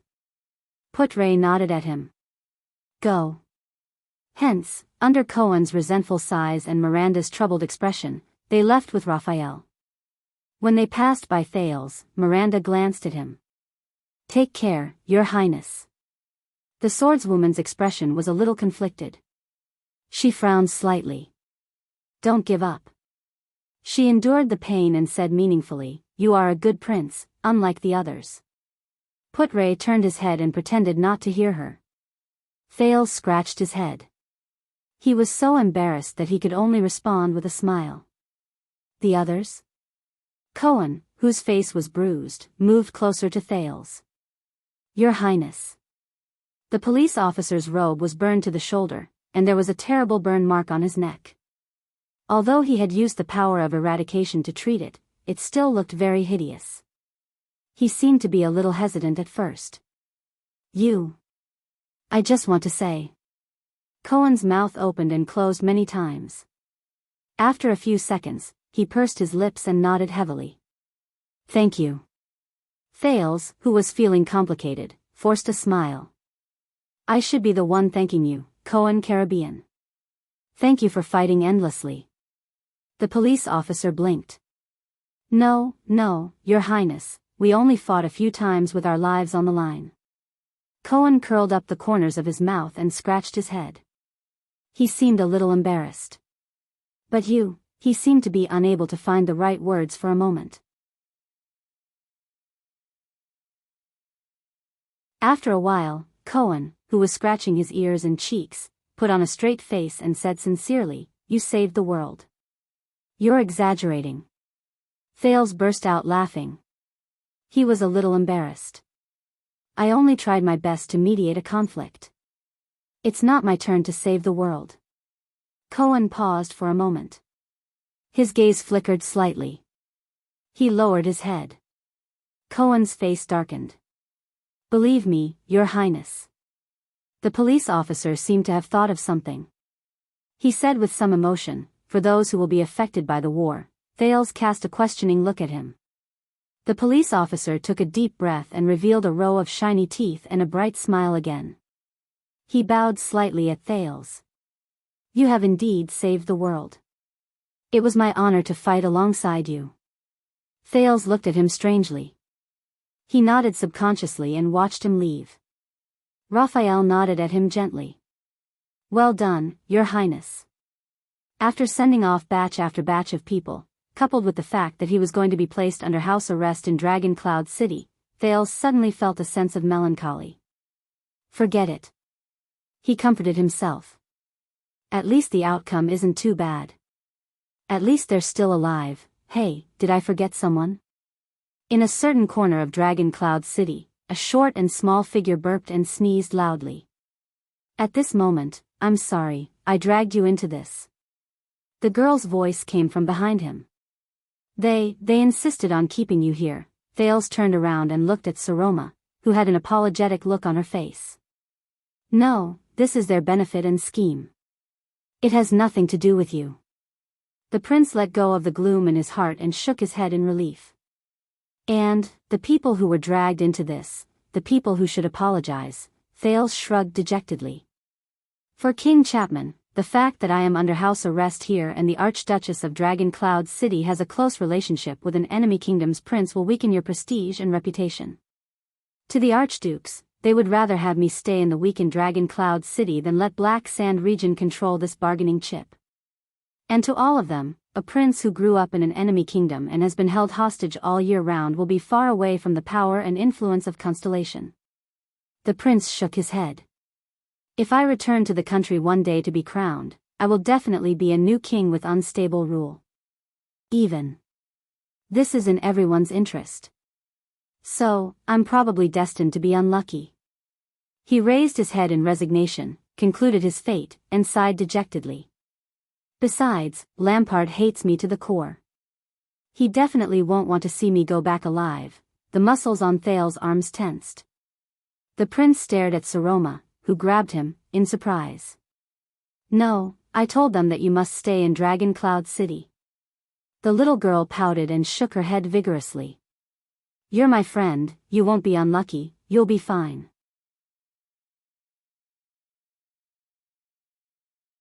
Saroma pursed her lips, as if she was about to cry. Guilt and worry appeared in her green eyes. Thales was speechless. Saroma blinked her sparkling eyes and said in a trembling voice, "You'll live a good life here, you'll be fine. Leespan is a good person, he won't make things difficult for you. Dragon Cloud City will protect you." "We." As if to prove something, Saroma's eyes were filled with panic and she said anxiously, "We can." Behind her glasses, her eyes suddenly brightened. "By the way, there are many books in Rikuru's library that I haven't read yet." Saroma's breathing quickened, as if she was afraid that Thales would be unhappy. "I remember that you're very interested in the Battle of Eradication." As he stared at the anxious little girl, Thales' gloomy mood seemed to slowly improve. "Yes." The prince scratched his head and chuckled involuntarily. "I'm very interested, like magic. Like dragons. So." Saroma seemed to heave a sigh of relief. She asked carefully, "You'll be fine, stay in Dragon Cloud City, and follow me? Thales exhaled. Ah, yes. With a smile, he placed his hand on his chest and bowed slightly. My lady. Only then did Saroma slowly curl up the corners of her lips. As Lisban urged her to hurry, she turned around and left, occasionally looking back. The phantom wind follower came before Thales. How do you feel? Thales flashed a smile at the dispirited Ralph. For the past month or so, compared to your career as a gangster? The eyes on the half of the phantom wind follower's silver mask moved slightly. He gestured laboriously with his right hand, which was in the splint. Very bad. Thales raised his eyebrows. Ralph shrugged and gestured again. But, it's also very good. Thales chuckled softly. The prince raised his head and looked at the sky of Dragon Cloud City outside the window with complicated emotions. There was a sense of relaxation in his heart that he had not felt for a long time. Did you see that? He parted his lips slightly and said faintly in the air in a low voice that no one could hear, "This is my answer." This time, there was no sound in his ears. Asterisk whoosh, asterisk the snowstorm outside the window suddenly intensified. The cold wind howled, mixed with ice crystals, and blew against his face. In his field of vision, Dragon Cloud City seemed to have darkened in an instant, becoming gray and hazy. The day before the bitter cold that enveloped the entire Northland had officially arrived. The next chapter was the end of the book. It could be considered an Easter egg chapter.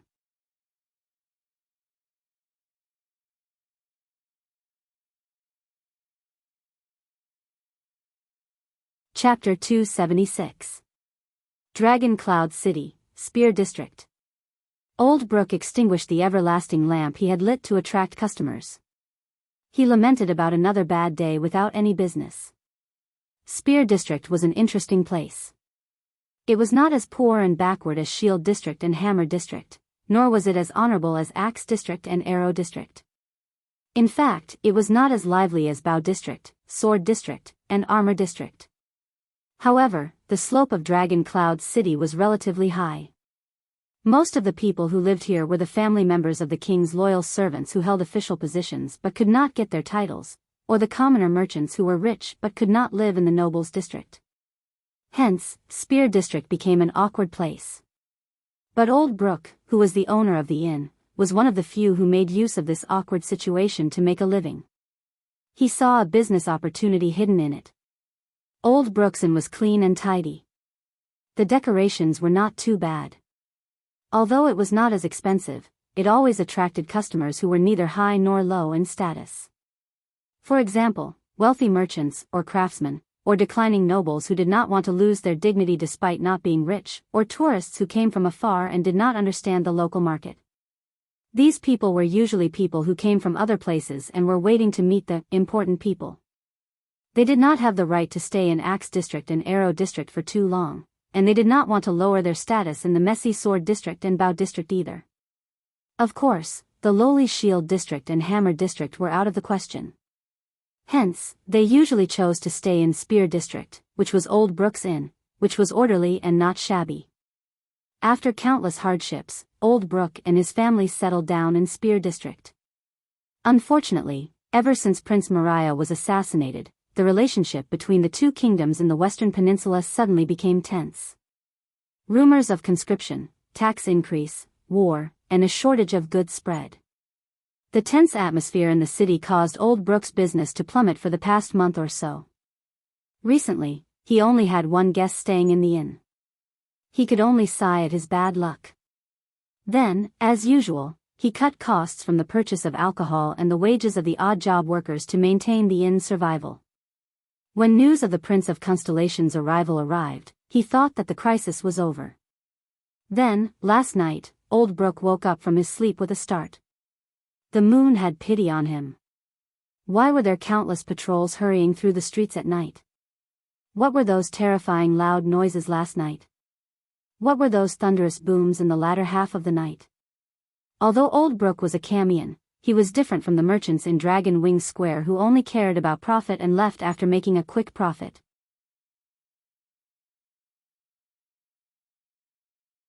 It had been 20 years since old Brooke was young Brooke, since he saw the Northland girl who helped transport goods in Valuban, and fell for her wholeheartedly. Then, he recklessly eloped to Dragon Cloud City with his future wife. It had been so long since his neighbors, who had powerful backers, got used to his presence, and even the harshest and most xenophobic disciplinary officer would not bother him. It had been so long since the young people thought he was just a Northlander with a rather unique appearance. It had been so long since he spoke with a thick Northland accent, which he would have mocked as vulgar when he was young. Even after his beloved Northland wife passed away, old Brooke had no intention of returning home or moving to another place. But old Brooke could swear by either the bright moon goddess or the harvest lady that in all the years he lived in Dragon Cloud City, he had never seen or heard what he saw after he opened the window last night. Calamity? That giant octopus that bared its fangs in the direction of Shield District? Dragon? That winged lizard that landed and roared in flames? The neighbors whispered in fear or awe. Old Brooke, who did not know much about Northland legends and stories, was terrified. Am I back to the age of mythology? Forget it, the important people will take care of it. Old Brooke yawned due to his lack of sleep. He shook his head and flipped open the accounts. Just as he was about to calculate the bribe for the disciplinary officer and the patrol team, a black-haired girl about 15 or 16 years old pushed open the door and walked in calmly. The gloominess on old Brooke's face disappeared in an instant, as if he was about to welcome his princess. Lucy, the innkeeper said happily. My dear daughter. But when he saw the girl's clothes, old Brooke immediately frowned. The girl's head was covered in ice and snow, and a piece of black cloth was tightly wrapped around her nose and mouth, revealing only a pair of clever eyes. She wore a simple but thick cotton-padded coat, and her gloves were covered in snow. Her trousers were tightly strapped and tucked into her boots. I wonder where she's been, old Brooke thought unhappily. You ran out of the city again? You didn't even wear a hat in such a heavy snowstorm. The innkeeper forced himself to keep a straight face and raised a finger. Didn't I tell you? You saw it yesterday. It's a mess outside now. There aren't even a few customers in the past 10 days. The patrol team even passed by this morning. There are rumors everywhere, saying that the districts below have been destroyed, those country bumpkins from the poor districts. Old Brooke looked at his daughter worriedly. You are a girl, Lucy. You have to be more careful of your own safety.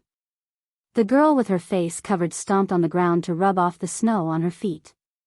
Then, she patted her ice crystal-encrusted gloves and pulled her fair hands out. Only then did she pull down the black cloth covering her face, revealing a cheeks that were rosy in the cold, playful and adorable. The girl turned to the innkeeper and flashed a bright smile. That stopped old Brooke's heart-wrenching lecture. Yes, yes, yes, my dear father. The girl giggled and waved her hand, holding on to the handle of the wooden ladder.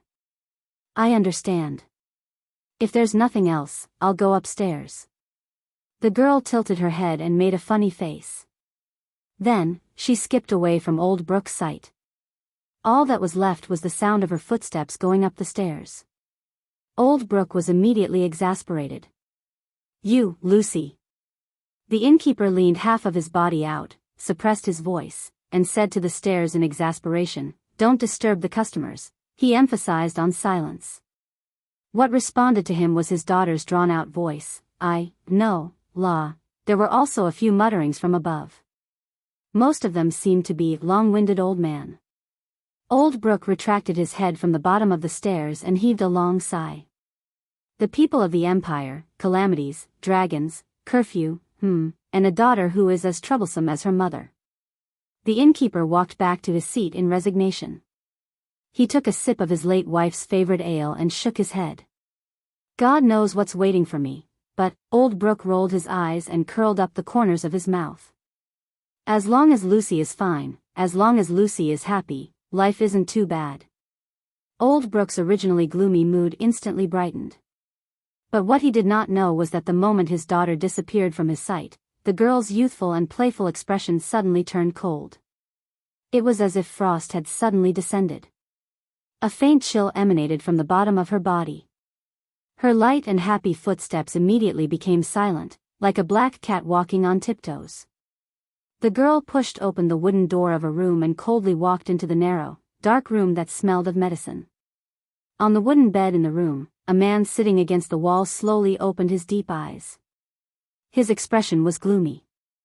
He was wrapped in a close-fitting and tight gray robe, which did not make him feel cold in the cold weather. His sleeves were pulled up to his upper arms, and his left arm and right shoulder were wrapped in thick bandages. The girl closed the door and slowly curled up the corners of her mouth, revealing a cold smile that was completely different from the playful one just now. She spoke softly to the man and respectfully and patiently called out a strange form of address. "Father." The man in gray did not respond. He only looked out the window, which was slightly ajar. The city has begun to lift the martial law. The young girl seemed to be used to the other's silence. She sat down on a stool at the side, grabbed a short knife on the table, and said to herself, "It's probably because the important people in the palace have reached an agreement. When are we leaving?"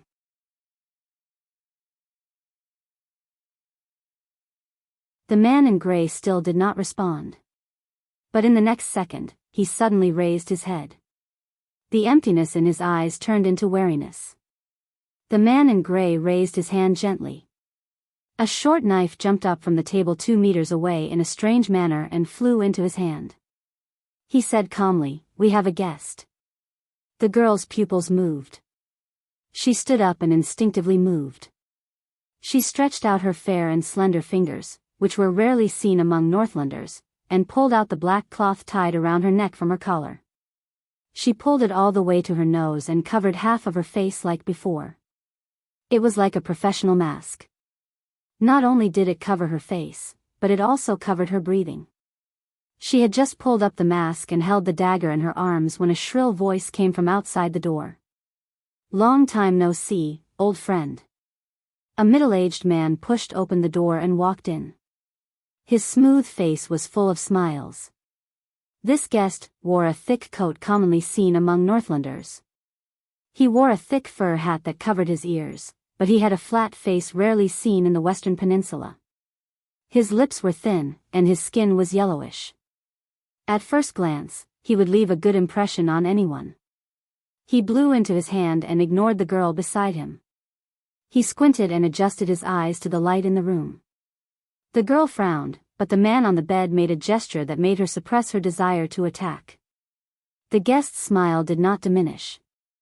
He looked straight at the man on the bed and walked forward. At this moment, the man in gray suddenly raised his deep eyes. His gaze was cold. "There are 3 traps in front of you." The guest's smile froze on his face, just like the right foot he had just lifted. The man in gray's words were direct and emotionless. 2 of them are fatal." The guest with the flat face took a deep breath, blinked, and shrugged. He seemed to have no choice but to put his raised right foot back on the spot. The girl beside him curled up the corner of her mouth and sneered in her heart. But the guest's smile seemed to be plastered on his face. It glowed again amidst the awkwardness. "Now, you are truly a regicide family." The guest smiled obsequiously and rubbed his hands together. His accent in the lingua franca was strangely accented. He did not sound like an extension or constellatiate, nor did he sound like a Camian or Southwesterner. "Just thinking about it makes me feel," the guest suddenly paused. His gaze shifted to the bandages on the man's shoulders.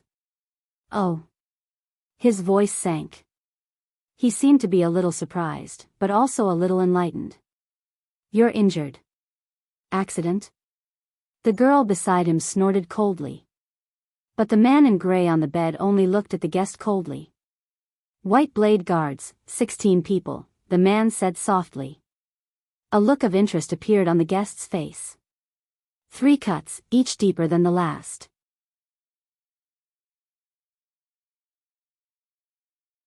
The man in gray flexed his bandaged left arm and continued to say nonchalantly, "It's good enough that you came back."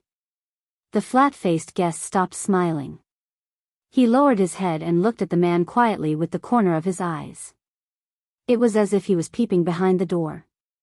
"Where's your brother?" The guest grinned and asked softly, "He let you do it alone for such a difficult task?" "He has his own place to go," the man said quietly. The silence lasted for a few seconds. The guest stared at the ground under his feet. He stretched his hands out from behind his back and silently rubbed them in front of him. "How's your injury?" The girl, who felt that something was wrong, frowned. The man in gray's gaze was still calm. He stared at the guest from afar. The man slowly curled up the corners of his mouth and flexed his shoulders. "If you want to kill me, now is a good time." "Well, I can't wield my saber with either of my arms." The guest raised his eyebrows slightly. He leaned his head forward and did not move. He stared straight at the man in front of him. His gaze was gentle and strange. The atmosphere suddenly became strange. The man responded quietly, calm and composed. Finally, just as the girl was about to lose her patience, the guest suddenly grinned. "Ha ha ha ha," the guest narrowed his eyes and tilted his head back. He was overjoyed, as if he had encountered something very funny. He raised his finger to eye level and pointed at the man. He had a playful expression on his face that said, "I've caught you, haven't I? You're getting more and more humorous, Bennett." He laughed, his index finger shaking in the air faster and faster. His tone was exaggerated. "I like this about you." The man in gray called Bennett just looked at him coldly and did not say a word for a long time. But the guest did not feel left out at all. He put away his smile and finger and turned to the girl with interest. "Oh, girl, you must be the talented Lucy." The guest bowed politely and continued to smile strangely. He said in his strange accent, "My subordinates are indebted to you for your help." As expected of your fathers, but he was obviously not welcome. "Stay away from me," the masked girl said with disgust, "eccentric Far Easterner." "Oh, that's really cold," the guest from the Far East replied patiently, not at all offended. "You break my heart." The gray-robed Bennett snorted coldly and interrupted the guest. "You never put yourself in danger," he said coldly, "but you're still here." Hearing this, the guest from the Far East closed his mouth awkwardly and sighed in a seemingly helpless manner. The client this time was not easy to deal with. "If I didn't come, the young ones would have screwed up." He shrugged. And, the guest from the Far East sighed softly. "More importantly, the boy who represents Renaissance Palace." But the man was not moved at all. "Why did you come to me?" The guest exhaled and chuckled.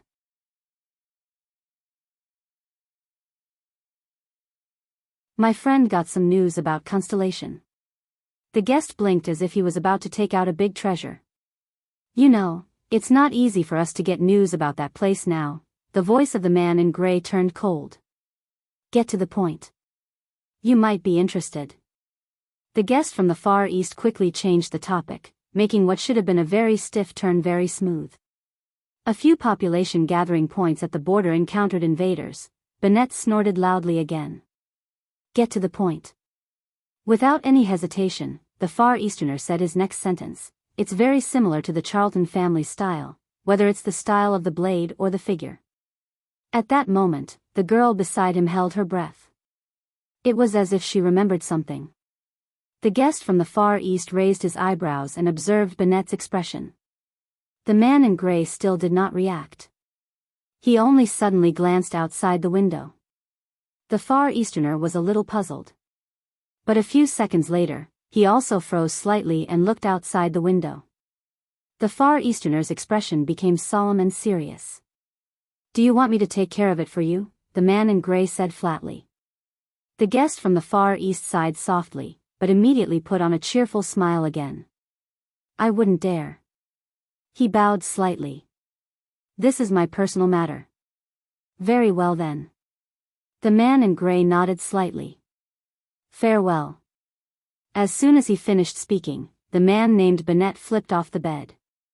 The moment his feet landed on the ground, the 5 short knives on the table jumped up as if they were alive and flew towards Bennett at the same time. Then, they obediently inserted themselves into different scabbards all over his body. Seeing this unbelievable scene, the Far Easterner could not help but frown slightly. "The trap is removed." The man in gray put on a loose robe and covered the bandages on his body. As he walked past the Far Easterner, he said softly, "You can come in without worry." The guest from the Far East bowed politely. The girl snorted softly and glanced at the Far Easterner with a sly smile. Then, she followed her father out of the room. The moment the two of them left behind him, the guest from the Far East raised his head. His gaze became extremely cold. He gently closed the door, looked outside the window and sighed. "It's been 15 years, the guest said in a different language that was different from the common language of the Western Peninsula. It was made up of monosyllabic sounds. "You still found me." At the window, a hand suddenly appeared and grabbed the windowsill. A second Far Easterner nimbly flipped over and entered the room. "It's been a long time." The butcher shop owner who had just flipped over and entered the room, Gu, the man whom Thales had met once before. He stood by the window and patted the snowflakes off his hands. Using the same language, he said flatly, "Senior Brother Tang. Chief Tang." On the stairs outside the room, the man in gray and the masked girl quietly went downstairs. "He is." The girl turned her head and glanced at the room just now. She could not help but ask, "It's him?" The man did not answer. He only nodded. The girl's eyes narrowed. "Father, the intruder he mentioned just now," the girl asked tentatively, "could be mother or my sister." "How many?" the expressionless man asked abruptly. The girl was slightly startled. "Huh. That fellow," the man in gray said coldly. "How many lies did he tell in total?" "Lies?" The girl was a little puzzled. 11. From the time he stepped into the room to the time we walked out of the room, he told a total of 11 lies, the man concluded softly. His gaze was solemn as he continued, 9 of them were fatal. If I did not recognize any of them and reacted accordingly to his probing, the man suppressed the trembling of his palm. He waved his left hand and caught a drop of blood that had seeped out of the bandage, preventing it from dripping onto the ground. Then the scene would have been very ugly. The girl was shocked and blinked. But he did not say much in total. Lies do not need words to weave, the man in gray interrupted the girl coldly. These words came from the mouth of a terrifying lady. Remember them well. The veiled girl froze. The man did not even look at the girl beside him. His face was expressionless and his tone was cold. And remember, your mother and sister are both dead. Do not mention them again. Upon hearing that, the girl's shoulders trembled slightly and she clenched her fists lightly. The man in gray might have noticed the girl's unusual behavior, but he did not react. "Next time, don't let anyone follow you and come looking for you." The girl lowered her head deeply. No one could see her eyes clearly. They walked down the stairs. "Lucy, why did you come down with the guest?" Old Brooke raised his head from his chair and looked at the girl with the black cloth covering her face. He looked surprised. "And you're wearing a scarf again. Are you going out?" But the girl ignored him. She only looked at the man in gray. "Dear guest," Old Brooke snapped out of his daze and looked at the man attentively. "Are you going to pay the bill?" The man in gray nodded slightly and said in a low voice, "Be clean." Puzzled, Old Brooke watched the interaction between his daughter and the guest, not understanding what was going on. The veiled girl nodded. Under Old Brooke's questioning gaze, she walked up to him, opened her arms, and hugged him. Like a daughter hugging her father. "What are you doing, Lucy?" Old Brooke did not know whether to laugh or cry as he watched his daughter's actions. He hugged her back helplessly, and at the same time, gave the cold guest an apologetic look. "I still have to entertain," but he did not manage to finish his sentence. Schick. Old Brooke's expression changed. Hugging his daughter, he shuddered violently. Old Brooke's teeth began to chatter, his face contorted. With great difficulty and shock, he lowered his head and looked at his daughter in his arms. "Lucy, you..." Old Brooke's trembling grew stronger, as though he was enduring great pain. But nothing could compare to the disbelief, pain, and despair in his eyes. Asterisk puff. Puff. Puff. Asterisk Old Brook shuddered 3 more times, each time more terrifying than the last. His eyebrows were twisted into a bunch, but he could only find coldness and indifference in his daughter's eyes. The girl loosened her arms and gently pushed Old Brook away. Asterisk thud. Asterisk Old Brook fell limply to the ground, his face filled with despair. With trembling lips, he looked at the bloody dagger in the girl's right hand.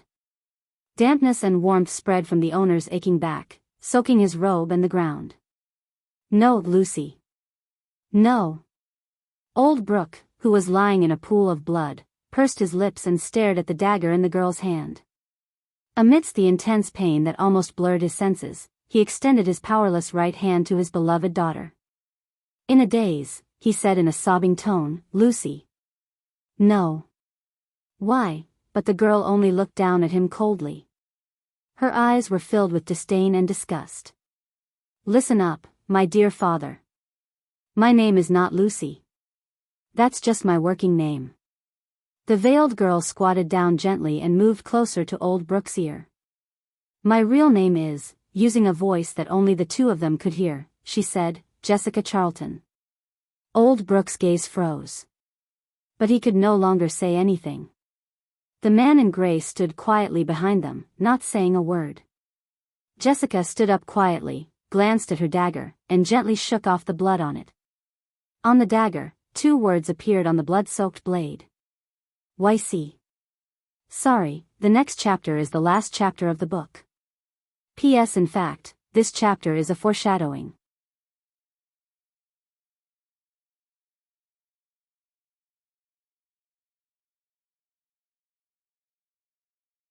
Chapter 277. 3 days later, at the southeastern border of Black Sand region. Cohen Caribbean supported himself with his load-bearer, Saber, and half-knelt on the ground in pain. He glanced at the 2 people in the distance. They were Raphael, whose status was unknown, and Miranda, who was severely injured and unconscious. Damn it. Cohen felt waves of pain in his ribs. His opponent's sword was merciless. Putre was right.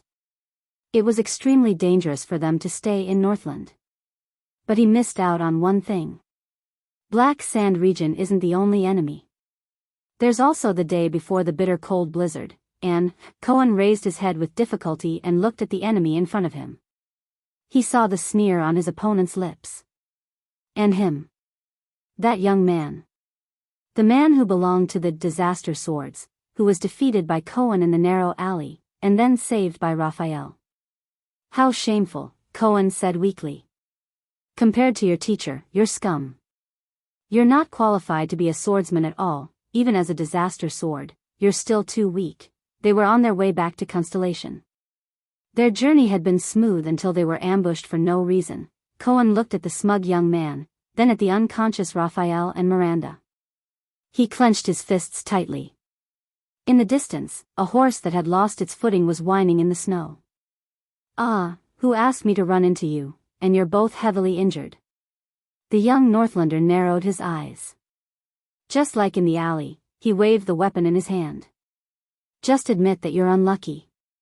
As for my teacher, he won't know about this." Cohen stood up with difficulty, but the injury on his hand in Heroic Spirit Palace was far from healed. He could barely hold his sword steadily.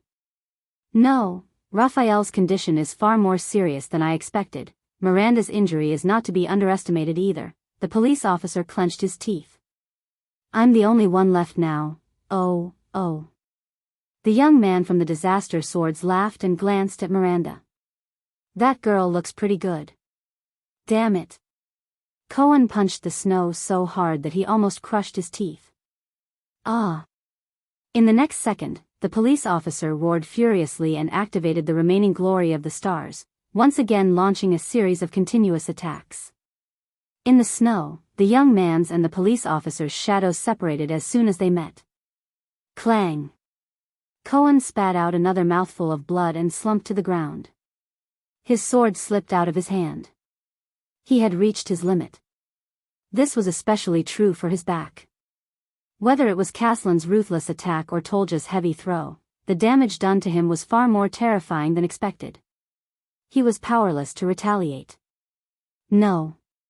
Where is your prestige in Dragon Cloud City, big guy? Where's the sudden stab that you're so proud of? I forgot to thank you. The young man glanced at the torn sleeve on his hand and laughed out loud. As a reward for giving me so many gifts in the city. The police officer felt the pierced arm and the unbridled pain from the rampaging power of eradication in his muscles. He could only feel anger rising in his heart. And this barren bone man. The young man glanced at Raphael in disgust. Relying on his northern background in the Secret Intelligence Department, the young man spat and immediately shifted his attention to Miranda with interest. Hey! Stay away from them. Cohen mustered all his remaining strength and punched the snow. He roared, come at me. King Shoal. From Walla Land to Western Desert, and then to Northland, Cohen angrily stuffed all the dirty words he had learned into this one sentence. He only hoped that he could anger his opponent and make him, don't be hasty. Take a guess. The young man's gaze was cold, but he stretched his neck and licked his lips. He did not seem to be angered at all. How will I deal with this beautiful girl? It will definitely leave a deep impression on you. This is to let you remember. The young man walked to Miranda's side and put on an expression that was both angry and amused. When you provoke the wrong person, unable to move, Cohen watched with remorse as the young man walked towards Miranda in a show of force. He only felt despair. I can't do anything, nothing. Cohen lay on the snow in pain. He had never hated his own incompetence so much. No, no. At this moment. Whoosh. There was a rapid sound of something cutting through the air. The young man's expression changed. He suddenly turned around and a sword light exploded in front of him. Ding! His hand and half-sword struck a weapon in the air, making a sharp sound of metal colliding. The flying weapon was easily deflected by the young man and fell weakly to the ground. It was a dagger with a strange curve. Cohen, who was lying on the ground, stared at the dagger in a daze. For a moment, he forgot to react. That dagger, a clumsy sneak attack. Is it your helper? The young man curled the corner of his mouth and looked around, searching for the sneak attacker. What the hell? This level of sneak attack is too simple, but in the next second, the young man's expression changed. From the blade he used to deflect the dagger, a strange tremor suddenly came. The tremor penetrated deep into his body, causing half of his body to instantly go numb. The young man wanted to raise his right arm, but found that his right hand could no longer move. He panicked. No, this tremor. What is it? He had no chance to regret. Whoosh, the wind whistled. A graceful figure moved at an astonishing pace, broke through the wind and snow, and instantly appeared in front of him. In the vast expanse of white snow, the sword lights suddenly appeared. In the strange numbness, the young man mustered all his strength to shift the blade of his sword to the position where the enemy was coming from. But it was useless.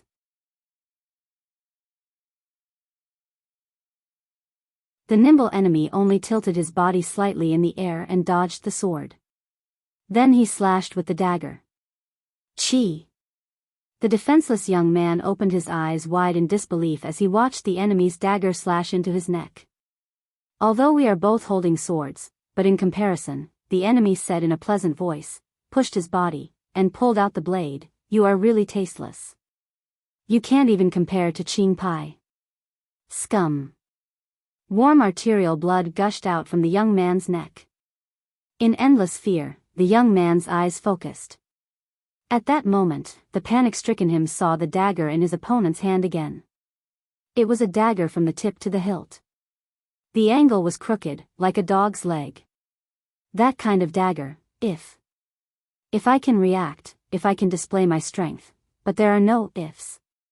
He fell limply, and his lifeless eyes met Cohen's shocked expression. The police officer stared blankly as the graceful figure squatted down in the snow and inserted the 2 daggers into her boots. Then, step by step, she walked towards him. Puff! A pair of thick snow boots appeared in front of him. Looking up, he saw a pair of long legs that were also wrapped in thick clothing. Cohen raised his head in a daze. The other party slowly squatted down. She took off her thick fur hat, revealing a head of neat brown hair. Cohen could not say anything. He only blinked, as if he could not believe what he saw. Ha! The other party fanned herself with the fur hat in her hand and exhaled a breath of hot air. The girl in front of him pushed her goggles up to her forehead, leaving red marks around her eyes from the weight of the glasses. A few strands of hair stuck to her forehead, making her look a little mischievous. Her nose and face were dotted with tiny beads of sweat. Her face was ruddy, and she looked rather healthy. Cohen did not know why this thought popped up in his head. The old man is completely wrong. It's not that cold in the north. I'm already sweating after running a few rounds. While she complained to someone in a bad mood, she curiously stared at the dying Cohen with her big, bright eyes, as if she was sizing up a puppy by the roadside. Yo, lost boy, the female bartender of the underground street, who was dressed thickly but did not lose her elegance, pretended to learn from the police station's rules, and jokingly saluted the police officer with a very non-standard salute. We meet again. Jayla Charlton, who was crouching in front of him, curled up the corners of her mouth and smiled. Silence. Cohen continued to stare at her blankly, not saying a word. It was as if he was born with this appearance. Jayla scratched her head in exasperation and blinked when she saw his expression. Has he become stupid from the beating? The next moment, the police officer stared blankly at his 2 companions in the distance. Fortunately, he exhaled as if he had been relieved.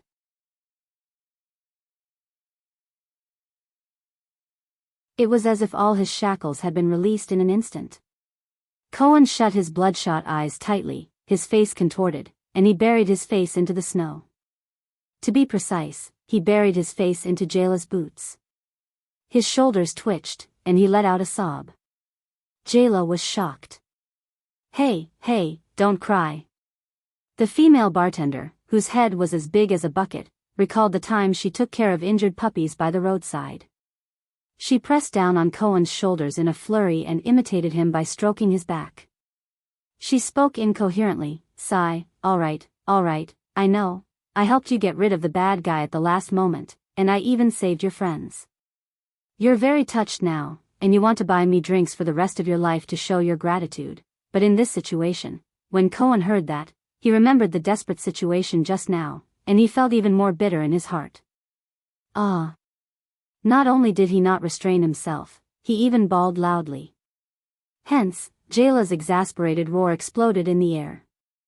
Ah. Don't use my clothes to wipe your tears, you damned greenhorn. After a while, Jayla, who had calmed down, sighed softly as she looked at Cohen, who was covered in wounds and in a daze. She looked at the snowy slope in front of her, and hesitation appeared in her eyes. However, Jayla looked at the man and woman with Cohen, and she could not help but scratch her hair. In the end, she shook her head. Jayla's face darkened. Forget it.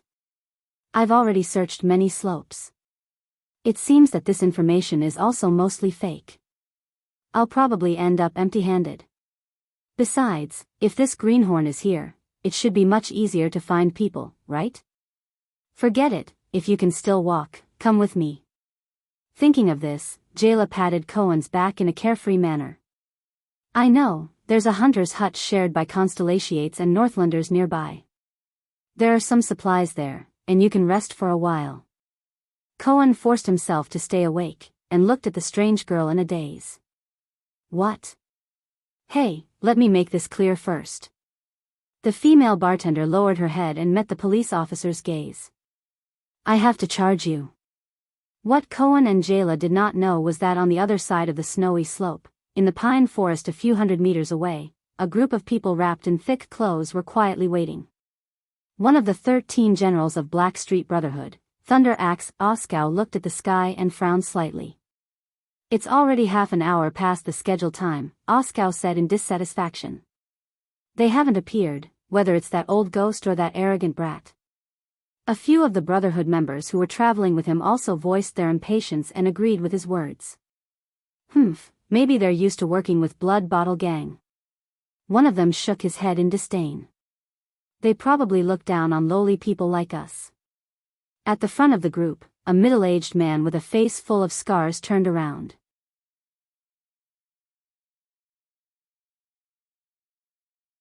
His gaze was sharp and frightening. As he turned around, everyone quietened down. Wait a little longer. This is one of the secret passages that Prince Horus purposely opened in the pine forest to launch a sneak attack on Extet. Ironheart Shandaroda, the Brotherhood's leader in arms smuggling, said coldly, "Now, it's the day before the bitter cold in Northland. Visibility is not good. They might not be able to find this passage.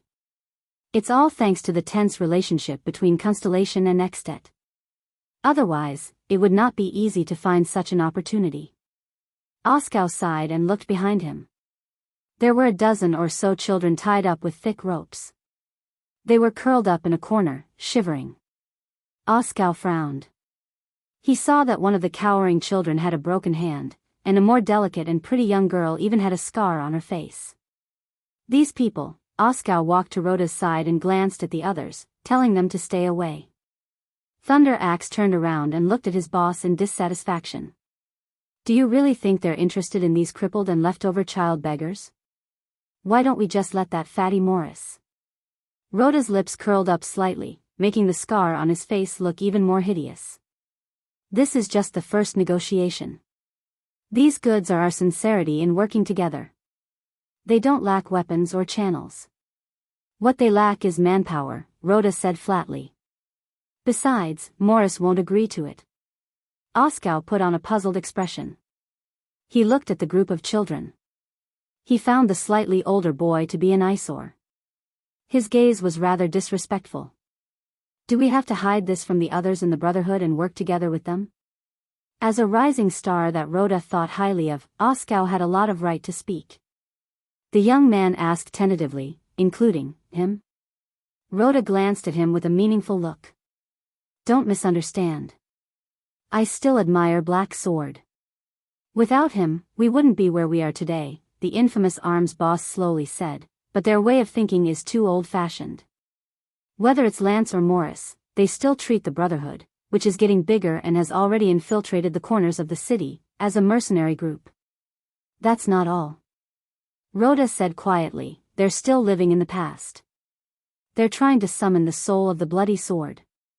But we can't live in the past. We have to look further. We have to deal with the storm that will come sooner or later." "But times are changing," Rhoda said slowly. "When the nobles who rely on their manors to make a living have no choice but to come to the city to make a living, and when the wealthy merchants can also become the nobles of the kingdom, it's time for the Brotherhood to change. We can't just stop at being hooligans, and we can't become the servants of nobles like the Blood Bottle Gang." Oskar's expression froze for a second. "But," he said rather unconfidently, "we're just..." Rhoda suddenly looked up.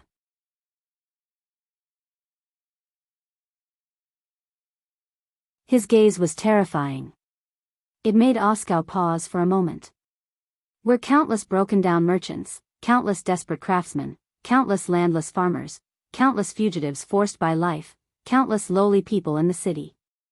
We're the opposite of the respectable people, who were born noble. We're a dark undercurrent made up of countless powerless and powerless people." Rhoda put on a frightening smile.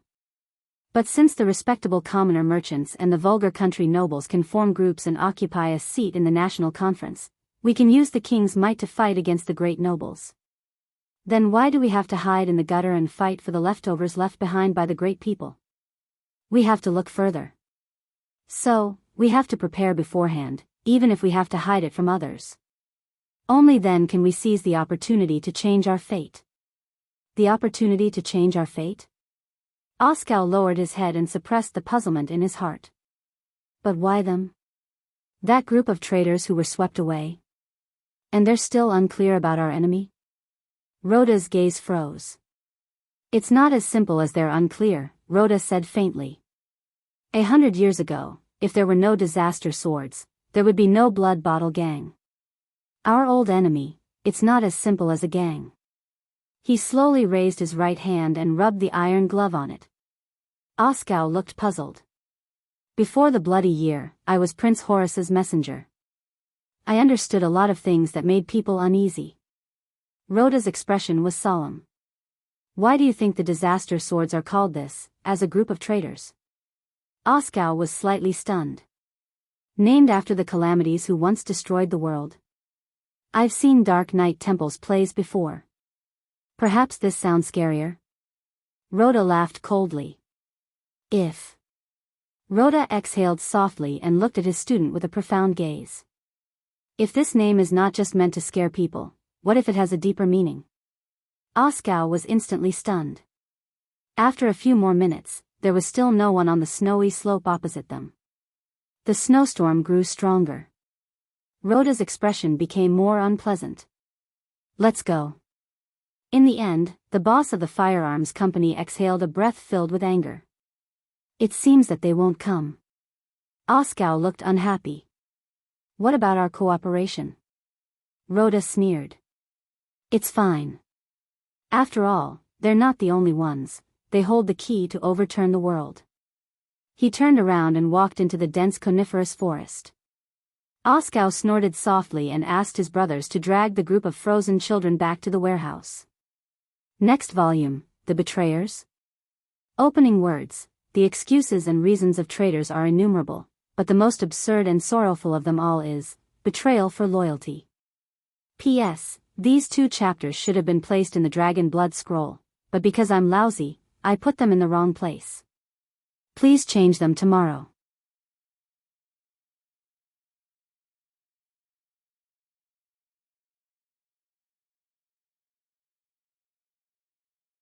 Chapter 278.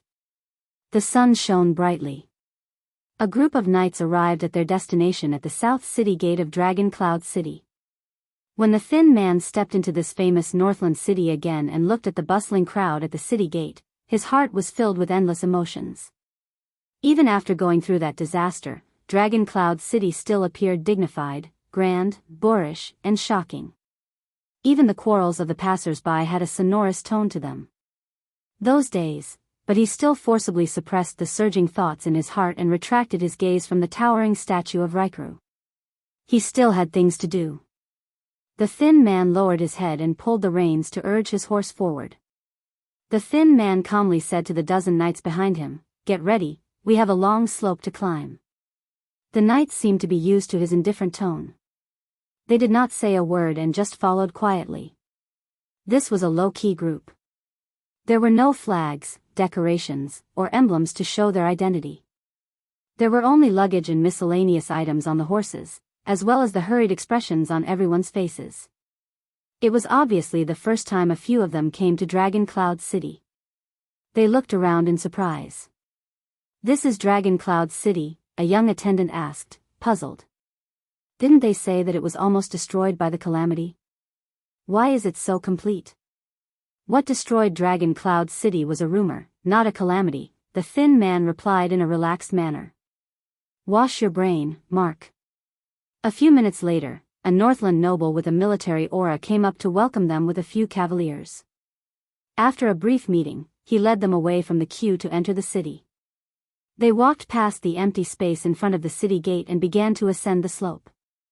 "I'm flattered that the chief garrison officer personally came to welcome us," the thin man greeted them faintly. "Viscount Lysden. Unfortunately, the Archduchess is in the Hall of Heroes.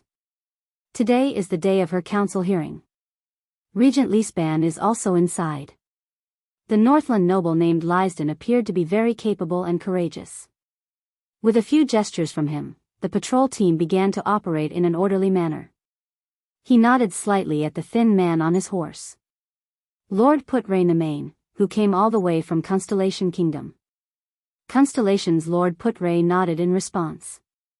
Viscount Lysden, Count Lisbon's trusted old subordinate, who remained as Dragon Cloud City's garrison officer after the Archduchess succeeded to the throne, looked at the group of travel-worn Constellatiates and nodded slightly. But I believe that all of you must want to meet the prince first. Constellation's attendants looked at each other. Their eyes were filled with anticipation and curiosity. That prince. The legendary second prince. Exactly. On the bustling Northland Street, Putre's thin face revealed a smile. Please bring us directly to the blood court. Lysden raised an eyebrow.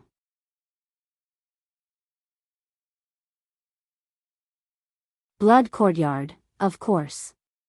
The blood court, the most remote and dilapidated corner of Heroic Spirit Palace, houses a special guest. Lysden sighed softly. Please follow me. The Viscount frowned and waved his hand. A messenger immediately understood and set off. 10 seconds later, a patrol team in front of them immediately changed direction and headed in the direction of Heroic Spirit Palace. You are a sensible man, I admire you, unlike your former receptionist. Putre nodded approvingly and took out his pipe. Viscount Lysden snorted and rode beside Putre. Former receptionist? Lysden's lips curled up. I heard about him secretly obstructing the diplomat group from contacting the prince.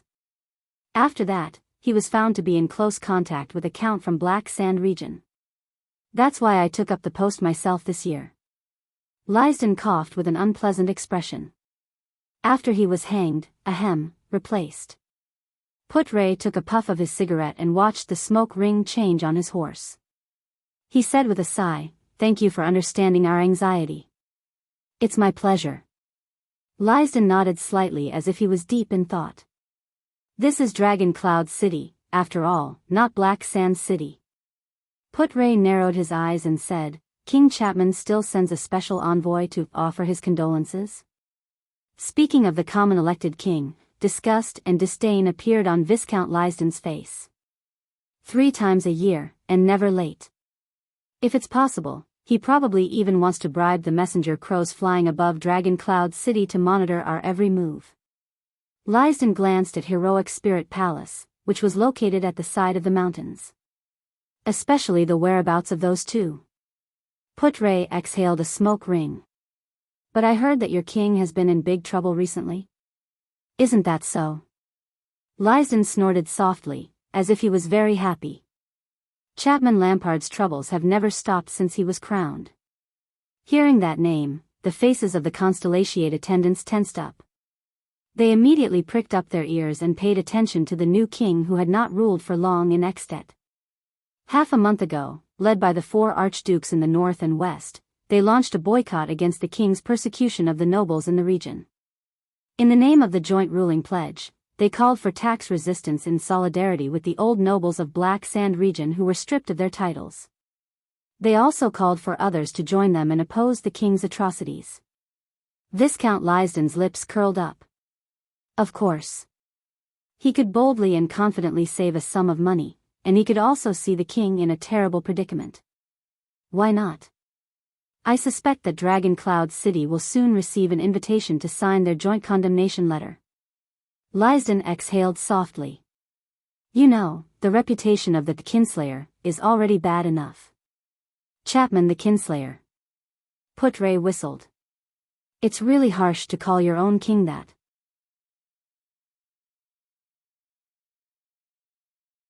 I heard that it was Rockney the long hair from the city of faraway prayers who first called him that. The garrison officer laughed happily. It's the worst nickname for a king in Extet's history. You know, even Jacob I, who married his own aunt and became his queen, was only called that a degenerate. Putre chuckled and did not comment. Bad reputation, but it doesn't mean that his methods are bad. I heard that Constellation isn't stable either. I heard that the plague in the southwest, which was finally quelled, is showing signs of relapse. Viscount Lysden naturally changed the topic. And King Kessel has already sent 3 waves of regular soldiers to Blade Edge Hill? Putre narrowed his eyes slightly. The old wounds are too deep. It won't be easy to heal them. Just like you. Lysden and Putre looked at each other. The Dragon and Constellation duo nodded with their own thoughts in mind. The group of people walked past the lively Dragon Wing Square, the messy Bow district, Axe District, and Spear District where the upper-class people stayed, all the way to the upper part of Dragon Cloud City. Finally, the first gatehouse, which separated Axe District and Heroic Spirit Palace, appeared before the group of people. Putray looked at the towering gatehouse and sighed again. Viscount Lysden negotiated with the patrols guarding the gatehouse for a few minutes with a serious expression on his face before the Constellations were allowed to enter the gatehouse. Immediately, many patrolling soldiers walked forward with hostile expressions and searched them from their bodies to their luggage. This made many Constellations feel indignant. Calm down, this is a necessary procedure. Oh, the gift for the Archduchess is in that box. Please put it carefully. Putray habitually raised his hands and waited for the body search. He comforted the unhappy Constellations and asked them to endure the Northlanders' murderous aura and brutality.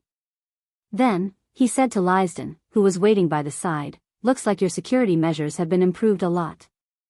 Lysden's expression tensed. "We added 3 more passwords, and built many more sentry posts in front. Even if it's an emergency warrant issued by the Archduchess herself, there are corresponding safety measures. We even tried to recruit psionics, which are rarely seen in the Northlander army." It was said that it was the prince's suggestion. Lysden's tone became very stiff, as if he was suppressing something. The gatehouse is always a strong wall that separates danger. The story of being tricked into opening the gatehouse by a reputable high-ranking officer and a traitor among the soldiers will not repeat itself. Putray sighed in response. Finally, after a complicated search, the group of Constellations passed through the gatehouse and arrived at the empty space in front of Heroic Spirit Palace.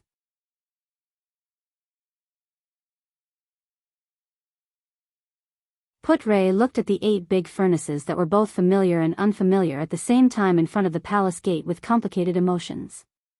He remembered the scene of that small figure walking through the palace gate alone and could not help but let out a long sigh. Groups of palace guards on patrol looked at them in an unfriendly manner. They got off their horses and allowed the guards to lead their mounts away. "The blood court is this way. Please follow me." Viscount Lysden led them away from the grand palace gate of Heroic Spirit Palace and into a remote winding corridor. The road under their feet became narrower and even overgrown with weeds. However, the number of guards on the road gradually increased. "How is he doing?" Putray looked at the guards coming and going. His emotions were complicated. The Constellations' attention was attracted by this question. Lysden furrowed his brows. "How is he doing?" This question. Everyone has a different evaluation of him. The garrison officer chose his words carefully. "But if you ask me, that prince is very quiet." The Constellations nodded at each other. This was in line with their judgment of the prince's youth and maturity. Only Putray was shocked. "What do you mean?" "That guy." Putray recalled the image of that young adult who spoke with fervor and assurance and made people speechless from time to time. Quiet? He found it unbelievable. Most of the time, he sits quietly and reads by himself. Sometimes, he talks to himself or even recites in a low voice. It can be said that he forgets to eat and sleep. And every time, his position is different, from the corner of the courtyard to the cliff of the sky, worrying his guards. Every month, he goes out of the palace to Spear District to play chess. He likes to stay in his private room and play chess with himself. He sits there for a few hours until his attendants remind him that the Archduke's personal guards need to eat. He does not care much about the disputes in Dragon Cloud City. Whether it is palace banquets or hunts, he declines all of them, even if the nobles' eyes are on him. Instead, he is very familiar with the servants in the palace. I heard that he likes to smile, and even greets messenger crows when he sees them. There are many teachers who have taught him and the Archduchess. Half of them did not last for 2 months, saying that they could not agree with the prince's style. Count Lisban is very troubled. Ah. Putray shook his head, not knowing whether to laugh or cry. I am here to solve this problem. Viscount Lysden's expression was strange. But his relationship with the Archduchess is very good. The two of them often stay in the library from morning to afternoon. This has made him many enemies among the nobles in Dragon Cloud City. When he said this, Lysden lowered his voice and said, Count Leesban is very dissatisfied with him because of this. That's not all.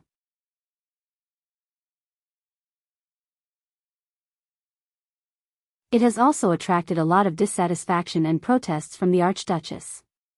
Lysden said quietly. Putre knew what was going on and nodded slightly. After passing through countless porches and layers of guards, they finally arrived in front of a dilapidated and old 3-story building that almost didn't have a hall. There were still many palace guards standing there, scanning them with vigilant and fierce gazes. It's like being in a prison. You know, there are prison guards everywhere. A Constellatiate attendant whispered to his companion. A man who was obviously the leader of the palace guards walked out. He was tall and had a sharp gaze. At his waist was a long sword. Viscount Lysden greeted the captain of the guards. Lord Justin. The Viscount nodded politely. He extended his hand to the Constellatiates behind him and introduced, This is the former deputy commander of the White Blade Guards, Lord Justin, who once defended the palace under Black Sand Region's attack, nodded with a calm expression. His gaze circled the guest. Putre Nemain. I recognize him. Putre smiled. It's a pleasure to meet you. I want, however, Lord Justin obviously did not like to talk too much. He remained expressionless and cut straight to the point. I know why you're here. He is in the backyard. Follow me. Putre smiled slightly, thanking him for his understanding. I will wait for you here. Lysden put his hands behind his back and stood on the spot. He pursed his lips and nodded. The Archduchess hearing will take a while. With anticipation, the Constellatiate attendants looked at each other and followed Putre through the first floor of the building to the backyard. Even under the sun, the backyard, which was shrouded by a canopy of trees, still looked gloomy and dilapidated, as if no one had lived there for a long time. The tiles were uneven, and the ground was covered in broken tree roots. The pale tree trunks and the cracked walls of the courtyard were almost one. The walls were desolate, and shadows were everywhere. There was an ominous atmosphere in the air, making people feel gloomy at first sight. More than 10 Constellatiate soldiers stood in the dilapidated courtyard, guarding the entrance and exit. A young Constellatiate man in his 20s saw them from afar. His eyes immediately brightened and he hurried over to welcome them. Oh, what a surprise! The young man was tall and straight. His face was ordinary, but he had a pair of sharp eyes. His Highness said, I thought you would only arrive a week later. The young man came before Putre. The Constellatiate attendants could not help but notice that there was a long sword without a sheath at his waist. It was single-edged. It's a pleasure to meet you. Putre exhaled a smoke ring without hesitation and raised his eyebrows. Attendant Waya. Hearing this surname, the guests from Constellation cast a strange look at Waya.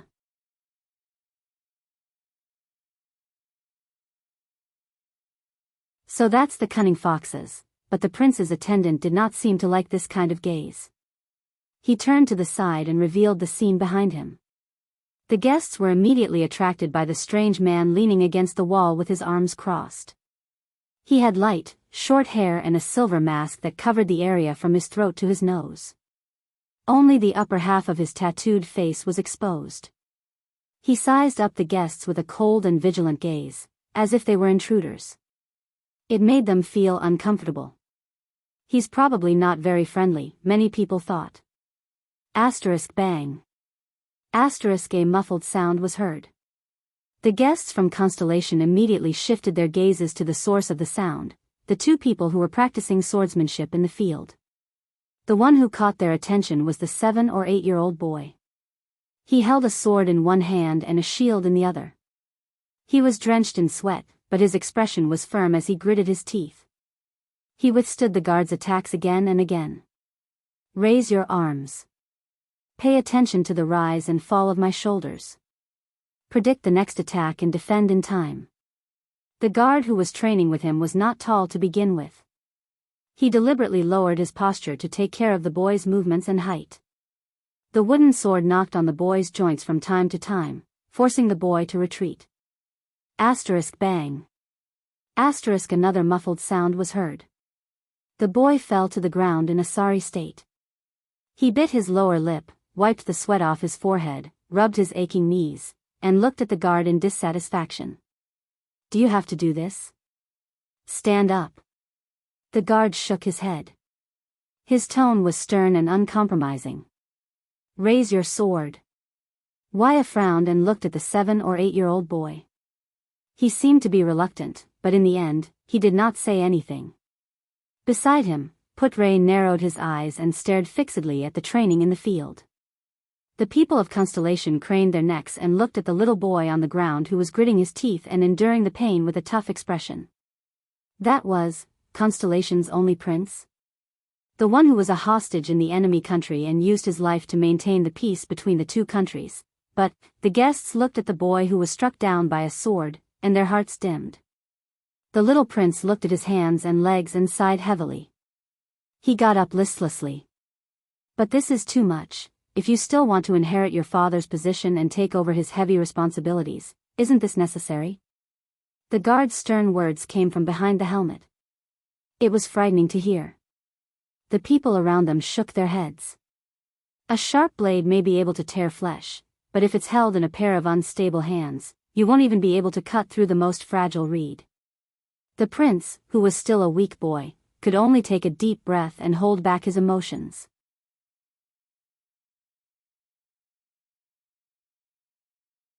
He focused his attention again and raised his sword and shield. Many of the onlookers could not bear to watch. Many of them cast a strange glance at the newcomer, Putray. The sparring began again. You know the main points of this sword style. Although the guard who looked like an instructor was strict, he still dutifully taught the boy and guided his movements. Your footsteps must be steady, but not too tight. Control your center of gravity. This is especially important when you switch between offense and defense. However, asterisk bang. Asterisk the third time, the strong but weak boy fell to the ground violently. The wooden sword fell to the ground. He could not fight back at all. Behind Putray, the attendants of Constellation looked at each other in disappointment and retracted their gazes from the boy. Obviously, the prince was not talented in martial arts, to the point that he did not know anything about it. It made their feelings of anticipation a little complicated. If this is Constellation's future, enough. Wyatt, who was watching from the side, could not stand it anymore. The prince's attendant crossed his arms and said to the boy's instructor in dissatisfaction, "He's only 8 years old." Ralph, who was leaning against the wall, whistled softly and made a gesture that no one else could understand. The little prince on the ground took a deep breath, clenched his fists, and punched the ground fiercely. However, he still looked at his instructor, unwilling to admit defeat. 8 years old? The guard snorted coldly. He lowered his head and looked at the boy. When I was his age, the enemies I faced were far less merciful. They even gave you a second, no, a 12th chance to stand up. The little prince's face turned pale as he stood up. You do not need me to tell you how special your identity is. The guard's words were merciless, and it made the boy with the special identity feel a little embarrassed and ashamed. But the boy still refused to admit defeat. But I am smarter than all of them. This is not a matter of whether you are smart or not. The guard's voice became sterner. Every single one of your opponents is much older than you, much stronger, and much more experienced. Without a strong will and a strong body, how are you going to climb to the highest position in the future? How are you going to control the entire, at this moment, Your Highness? An extremely loud shout rang through the entire area, even attracting the attention of the palace guards in the distance. The entire area fell silent. Putray took a step forward and patted Wyatt's shoulder, gesturing for him to step back. The visitors from Constellation looked at the leader of their trip, hoping that he could bring some changes to the seemingly weak prince. After all, he is the future of Constellation. It was only then that the 7 or 8-year-old boy noticed Putray's arrival. He scratched his head in embarrassment.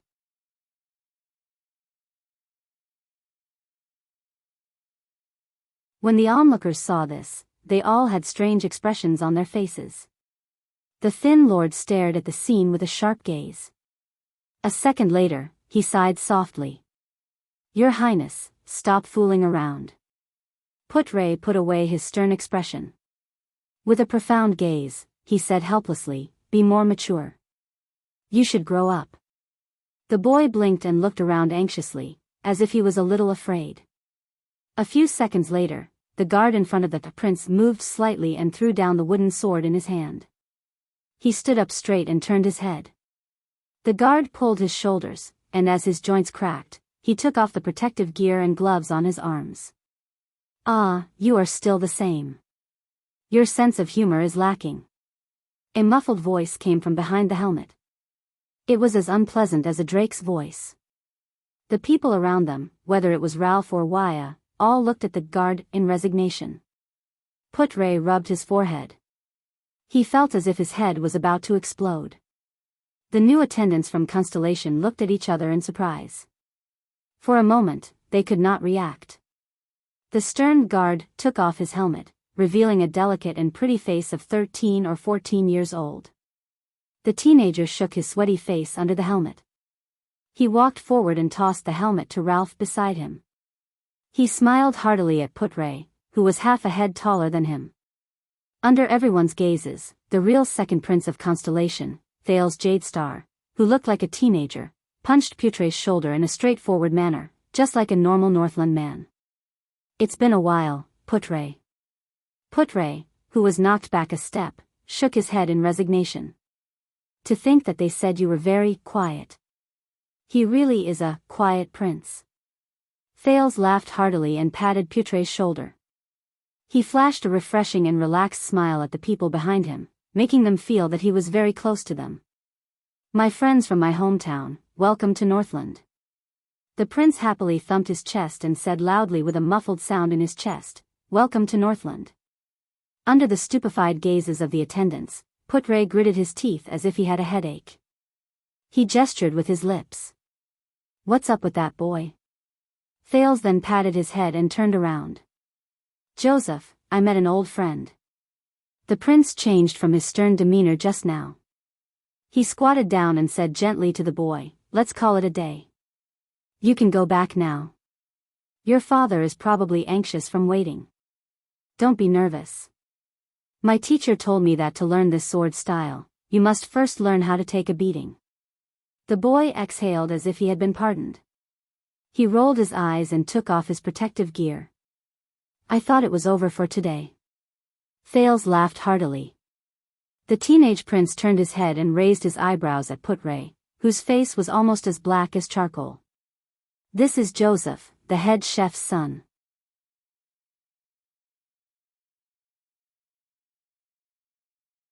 His dream is to take over his father's position, become the head chef of Heroic Spirit Palace, and be in charge of the entire scullery.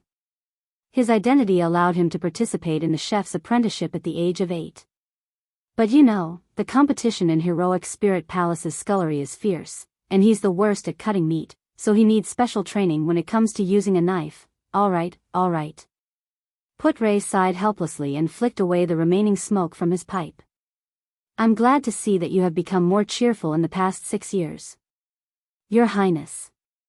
He was no longer the damn child with a stern face in the past. Thales' expression froze for a second. He stood up and stopped smiling. As the prince's expression changed, the atmosphere among the guards and attendants also turned cold. No, he said faintly, it's not 6 years. Putre responded with a puzzled look. I remember it very clearly. The prince raised his head and said with a slightly sentimental tone, today is the 14th of June, year 679. Thales looked at the sun in the sky and sighed with a complicated gaze. It's 6 years and 167 days. I'm already almost 14 years old. Boo-hoo. Boo-hoo. Thales. Boo-hoo. You've finally grown up. I thought. Boo-hoo. Hurry up, everyone. Those who tipped, those who voted, those who left messages, Swordless, who was sobbing uncontrollably. Otherwise, what if he woke up in the next chapter and realized that he was still 7 years old?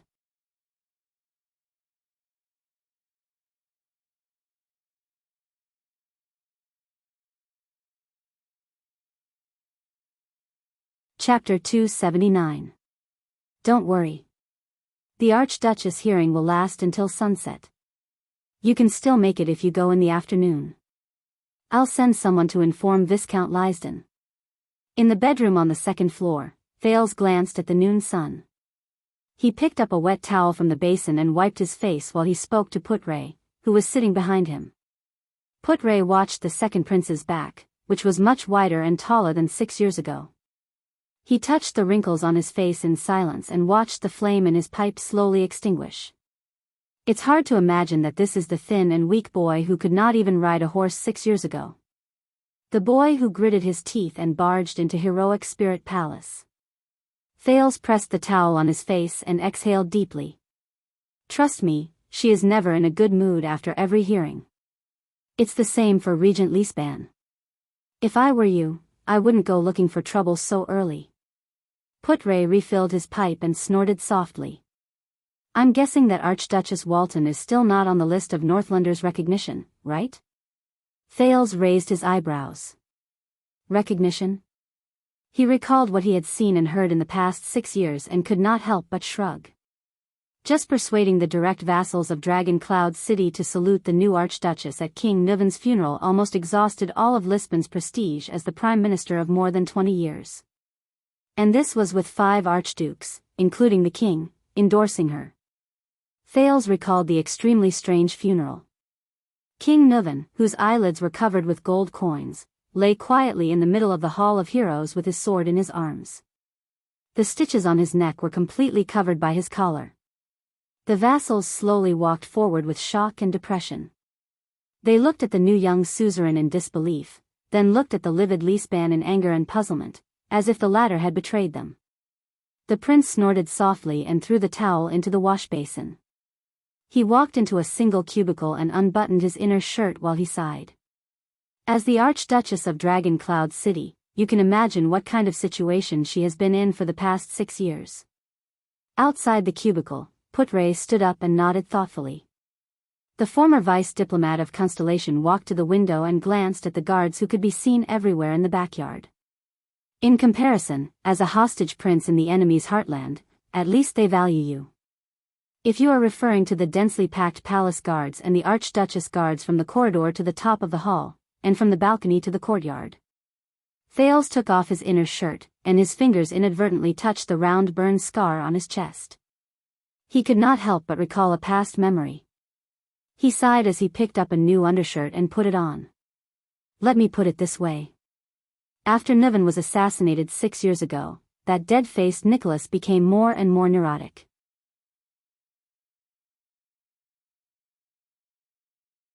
He wanted nothing more than to turn Heroic Spirit Palace into a prison where no one can enter or a military camp where they patrol day and night. Thales put on his clothes and said helplessly, no matter where I go, they will probably turn that place upside down 3 days in advance. Putre glanced at the guards on duty in the corridor and nodded slightly. I'm glad to hear that the Star Killer is so responsible. When you see his face, you won't think so. The people before you have suffered a lot from him. In the cubicle, Thales put on his smock and grabbed the complicated leather belt hanging on the wall. The dagger on the belt made him frown slightly again. It was Viscount Kenny's diplomat group. That time, Nicholas almost cut the horse into pieces and sewed it up before returning it to me. Thales skillfully wrapped the belt around his waist and fastened the 4 buttons. Then, he sat down and put on his boots. Putre turned around from the window and puffed out a smoke ring without any scruples. The prince's desk was piled full of books.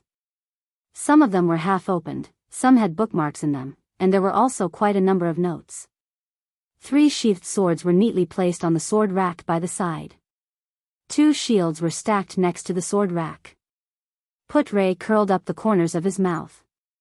His gaze shifted to Thales' bed. The bedding and pillows on it were as clean as new. Probably because he changed them often. Putre thought. But his gaze shifted to the corner of the wall not far from the bed. A normal person might not have noticed it, but the sharp Putre noticed that this corner of the wall was brighter than the wall beside it. It was just enough for a person to lie in the corner. Putre narrowed his eyes. A few seconds later, he sighed quietly. Your Highness. For some reason, Putre calmed down. His tone was serious. How have you been over the past few years? The voice in the cubicle paused for a fraction of a second.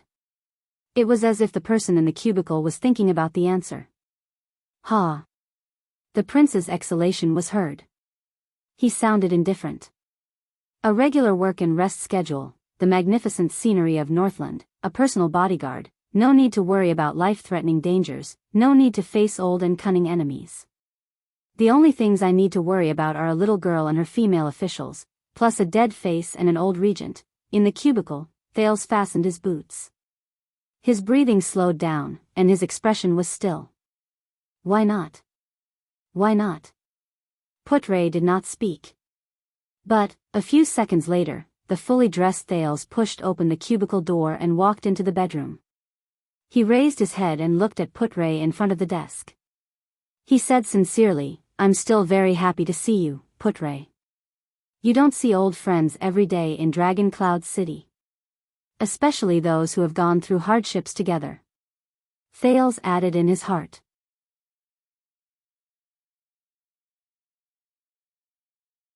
He picked up a half-sword from the sword rack, tested its weight, and put it into his belt. I want to say the same to you, Your Highness. Putre flashed a smile. But you know, I'm not used to sentimental conversations. Thales snorted when he heard this. So, where have you been for the past 6 years? The young prince stood in front of the dressing mirror and casually tugged at his collar. At that time, I thought you would stay in Dragon Cloud City with me as Gilbert's designated instructor. Putre bit his pipe and snorted softly with a crooked mouth. Speaking of instructors, I heard that you brought a lot of trouble to the instructors in Dragon Cloud City, he said faintly, as if he did not hear Thales' question. Thales blinked and did not continue to ask about his whereabouts for the past 6 years. First of all, I'm not very used to the way many people teach me, and I'm a straightforward person. He shook his hair and felt that it was about time. Secondly, I don't think that's the kind of education an archduke should have. Thales' voice subconsciously became softer. Putre spat out his pipe. What? The young prince shook his head and cleared his mind of the past few lectures. Nothing. Just take it that I don't like the look of them. Putre looked at him and chuckled. Regarding your education, the country is also very troubled, the thin lord said faintly. So, I specially invited a teacher for you this time. You invited a teacher? Thales furrowed his brows slightly. I thought you wanted to teach me personally. I will only teach you to be a gloomy prince full of schemes. Putre laughed. At most, I will teach you to sing a few colorful bardic poems. Gilbert will probably kill me. Thales followed him and laughed dryly. Then, his face darkened. You should know that King Chapman does not allow constellations to come and teach me. Thales sighed slightly. He refuses to let any constellation interfere with the Prince of Constellation's education.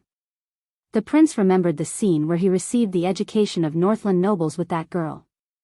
The extensions taught him the common language with a Northland accent and even the language of orcs.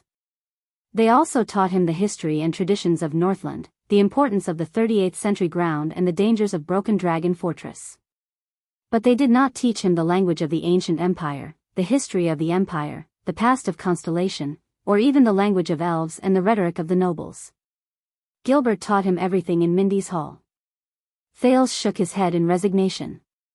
Fortunately, it was quite convenient to practice the Northland military sword style with the swift and fierce Northland warriors. Please do not worry. That scholar comes from Anlenzo Dukedom's Dragon Kiss Academy. He is highly respected and has a reputation far and wide. Putre seemed to have predicted what he was going to say.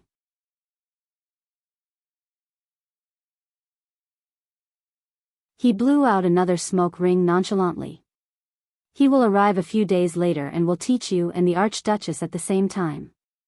Regent Leesban will only be pleasantly surprised by his arrival. Thales paused for a moment. There was puzzlement in his eyes. Dragon Kiss Academy? Highly respected? Put-Ray extended his pipe and nonchalantly smashed it on the windowsill under the prince's furrowed brows, which could kill a mosquito. When he was young, he was once my tutor and Gilbert's tutor, Put-Ray said sentimentally. Gilbert and I spent a lot of effort to convince him. Put-Ray and Gilbert's tutor? Thales remembered the former foreign affairs minister whom he had not seen for many years. His curiosity grew. Who is he? You will know, Put-Ray said calmly. Before that, please forgive me for keeping some surprises for you. Surprises? Thales raised his eyebrows in a direction he could not see. So, Put-Ray. The second prince narrowed his eyes. You came here this time to solve the problem of my education? Put-Ray snorted softly with a playful expression. He changed the topic slightly. Yes. Otherwise, in 6 years, the heir to Constellation will almost become a Northlander. Thales rolled his eyes in resignation. But in the next moment, a strange light suddenly shone in Put-Ray's eyes. Prince Thales. Put-Ray tapped his pipe with a profound expression. Have you been homesick for the past 6 years? Thales was stunned. Home. Abandoned house, Sunset Pub, Jayla. When he thought of home, these were the first words that popped into his mind. Perhaps, there's also Gilbert, Gines, and Yodel? Thales crossed his arms and sighed. I don't know. He forced a smile. I haven't been in Constellation for a long time. My impression of it is very shallow. Put-Ray stared at him quietly. He did not say a word. Thales, who was originally a little sad, became a little puzzled by Put-Ray's stare. Very good. Put-Ray's gaze was profound as he stared into Thales' eyes. Then it's time to strengthen it. Thales was stunned. A few seconds later, the prince, who understood something, sighed. The Secret Intelligence Department? Thales lowered his head and asked softly. Put-Ray whistled softly. What else could it be?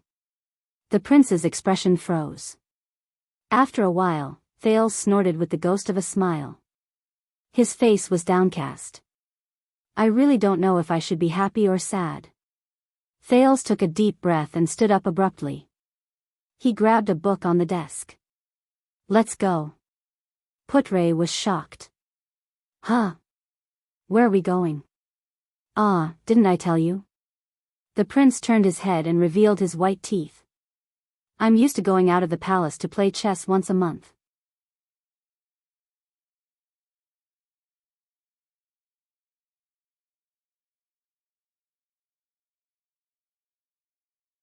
Chapter 280. In Heroic Spirit Palace, after parting ways with Put-Ray, who had a strange expression on his face, Thales walked out of the narrow and desolate blood court with a book under his arm, following his habit of the past 3 years.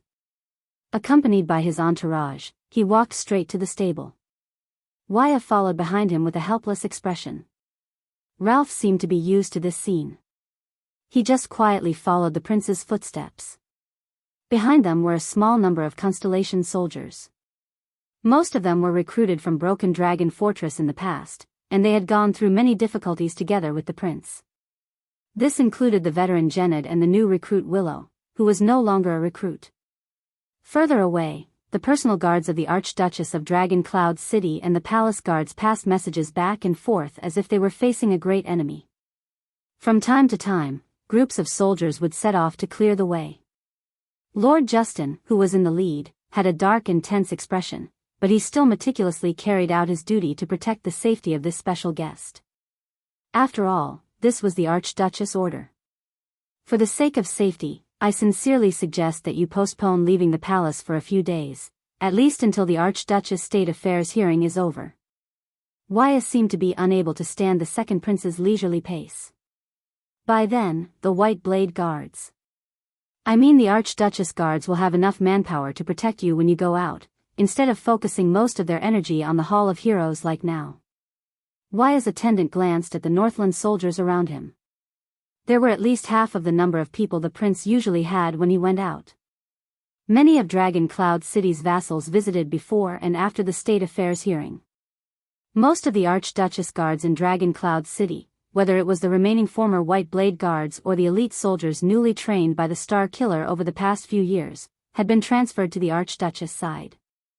Thales pulled out the brown-covered book from under his armpit and flicked the words "The Light of Mankind," the beginning and end of the Temple of Knights on the cover. Nonchalantly, he whistled the tune Ralph had taught him. Wyacasso had only returned to the kingdom twice in the 6 years he served the prince in Extet. Each time he returned, he appeared to have matured a lot. However, he was as serious and overworked as ever. He had never relaxed his tense body. This won't do. Especially, when facing an opponent like that. Thales maintained his smile and said silently in his heart. The prince said in a relaxed manner, "Safety issues such as assassins are not a problem. Northlanders are not idiots. Even children who have been burned before are afraid of fire, much less a country where a king has died."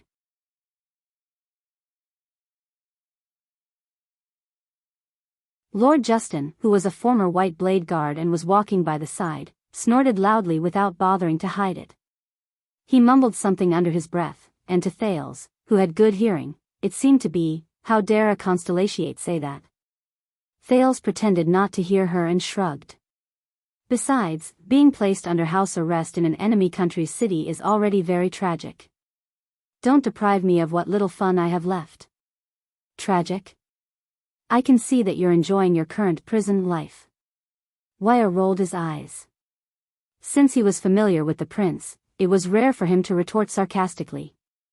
Besides, there's never been a prisoner who has such a good relationship with the warden that she can promise you the freedom to choose your relief time every month, right? Don't make it sound so simple. Going out of the palace to play chess. Thales laughed. He waved at Waya without turning his head. That is a pitiful right I fought for from the master of Dragon Cloud City and Count Leesban after enduring humiliation. Endure humiliation and suffering hardships? Waya's face immediately turned as dark as Lord Justin's. Are you referring to the countless times you dragged the Archduchess to skip classes and caused a ruckus in Heroic Spirit Palace? Do you really have to do it today? Waya's innate personality made him resist the urge to continue mocking him. The attendant said with a straight face, "If it really doesn't work, then stay in the palace to play chess. You're playing against yourself anyway." Under the watchful eyes and ears of King Chapman, in the treacherous atmosphere in Dragon Cloud City, and in front of the prince's identity, which Extet noble would dare to sit across from the sole heir of Constellation and play chess, unless they were deliberately looking for trouble or had ulterior motives? The point is not to play chess, but to relieve Waya. Thales did not stop walking. The book in his hand slowly tapped against his left palm. I don't expect people like you, who can freely enter and leave Dragon Cloud City, to understand the feelings of a prisoner. Waya shook his head in resignation and was about to speak again. All right, Waya, be a good person and say less. Thales waved his index finger behind him and casually ended the conversation. Learn from Madeira next to you. He never talks too much. Waya frowned. His suspicious gaze moved back and forth between Madeira Ralph, the phantom wind follower. Sure enough, the mute Ralph did not say a word. He expressionlessly gave Waya the middle finger in a provocative manner. I can't deny this. Waya sighed in pain. He lowered his head and rubbed his forehead. He really doesn't talk much. Thales whistled. At this moment, a young and exaggerated female voice rose above their heads. Oh. Young Thales, are you going out of the palace again?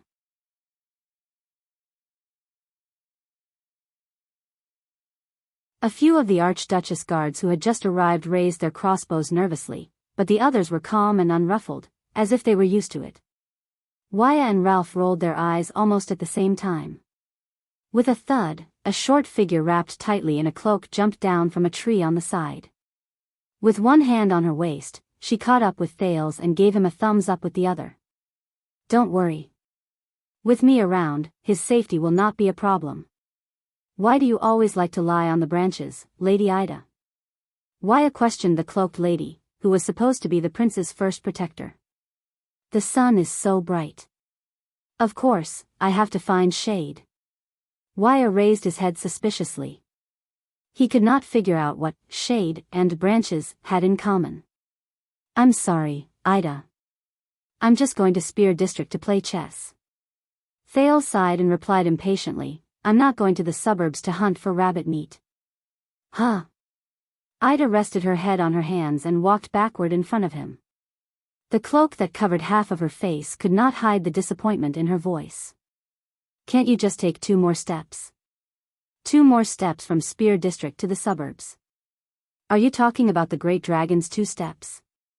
Ida said pitifully, the food in Heroic Spirit Palace is always cold when it's served. Don't you think? Boy, think about it. It's hot rabbit meat. The cold food in Heroic Spirit Palace is for the sake of your safety. Check the food, speaking of safety. Ida clenched her fist and sighed bitterly. As your personal protector, I fought bloody battles all those years ago. I was covered in cuts and bruises all over my body before I rescued all of you from the hands of the enemy. In the end, I saved all of Dragon Cloud City. Now, I just want to eat some hot meat, but you can't even make such a small request. Are you talking about a certain young lady who rushed to Heroic Spirit Palace with a greasy mouth 6 years ago, only to find that everything was over? So, she happily asked me for money to pay up so that she could prove that she was not a chicken thief, the prince replied indifferently. In the next second, Thales turned and skillfully tilted his head to the side. He dodged the angry elf lady just in time, and also dodged the poking finger that came from her tiptoes. Hey, you actually dodged it again. The 3rd time. The cloaked lady stood rooted to the ground in a daze. She raised her right index finger and said with a trembling voice, Why are you so familiar with this? Thales exhaled, shook his head, and continued to walk forward, leaving behind the sad and helpless Ida. Where did the adorable little Thales who could never avoid my finger of death go, and the countless soldiers and guards who ignored her and continued to walk forward? Over the past 6 years, everyone had long since gotten used to this protector's peculiarity.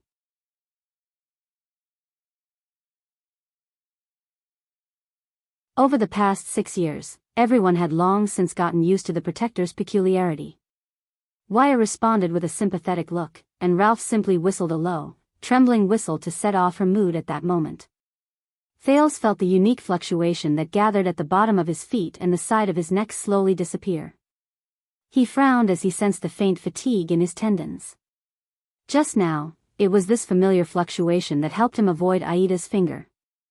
With a solemn expression, Thales recalled the words of the man with the black longsword on a certain bloody night a long time ago.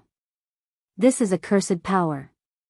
You can only increase it through special methods. As expected, it's been 6 years, the effect and price of this thing.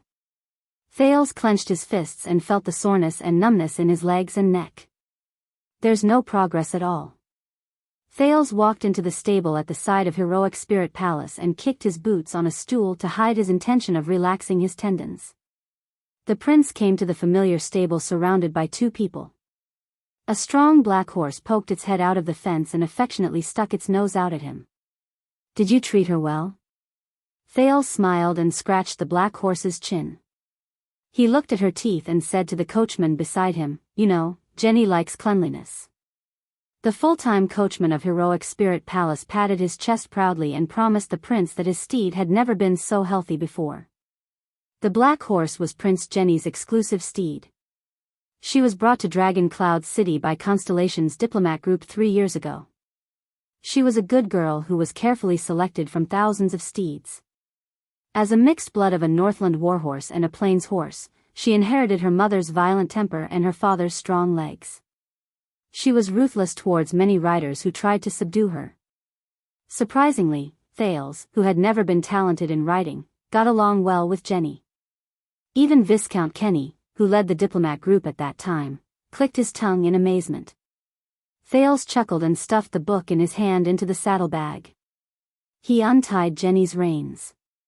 At the same time, Wyatt and the other soldiers began to look for their own steeds. At this moment, Good day, respected Prince Thales. A melancholic and calm female voice came from outside the stable. As a 56-year-old elder, I have to remind you to pay attention to your safety during this trip. The soldiers and guards made way for the newcomer and bowed to the newcomer. The constellations, on the other hand, frowned. Thales closed his mouth, which was left open because of his smile. He turned his back to the new lady and sighed. "Good day, Madam Gings." He did not even turn his head. Still, he prepared to depart. "I thought you should be by the Archduchess' side right now, helping her to show her grace to the vassals and nobles in a proper and elegant manner."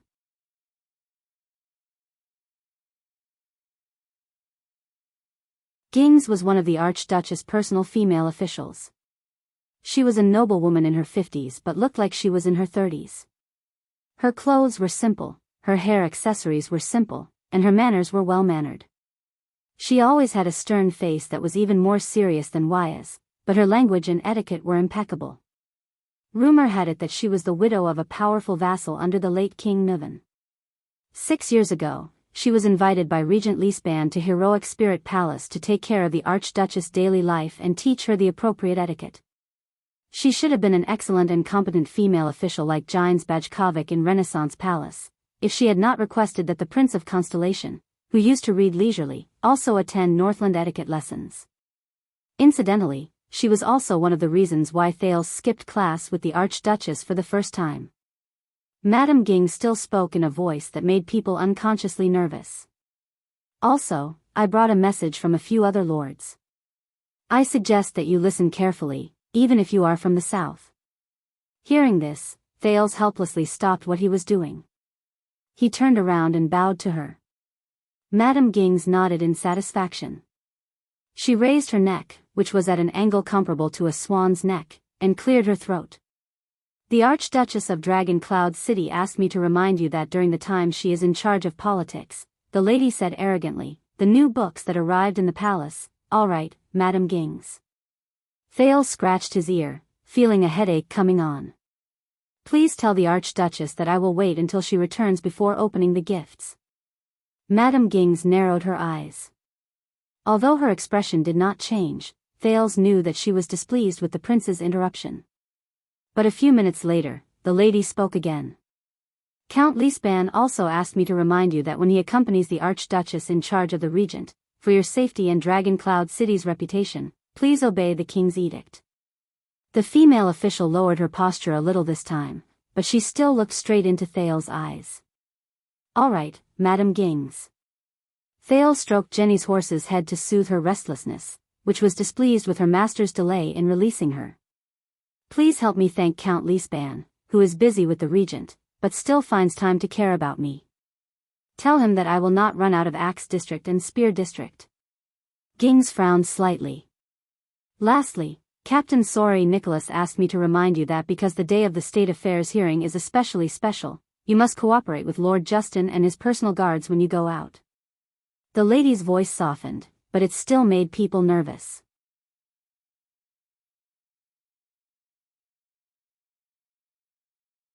"Also, because of your bad record of only returning after 8:00 2 months ago, this time, once you return after 5:00 in the afternoon, he is prepared to recall all his personal guards and lock the gatehouse. At the same time, he suggests that you settle your own food and lodging." Thales frowned, took a deep breath, and exhaled long and loud. In his mind, he automatically filtered out Madame Ging's embellishment and reconstructed the Star Killer's original words as he crossed his arms in annoyance and said with a pale, dead face, "Tell him not to come back after 5:00. He might as well just die outside." The prince pushed the fence open, stepped onto the stool, and mounted the horse. "All right, Madame Gings." The prince faced the stern female official and muttered to himself for a few seconds. "Once again, I have to trouble you to tell that dead." "Tell Lord Nicholas." Gings, the female official, raised her eyebrows. 5:00.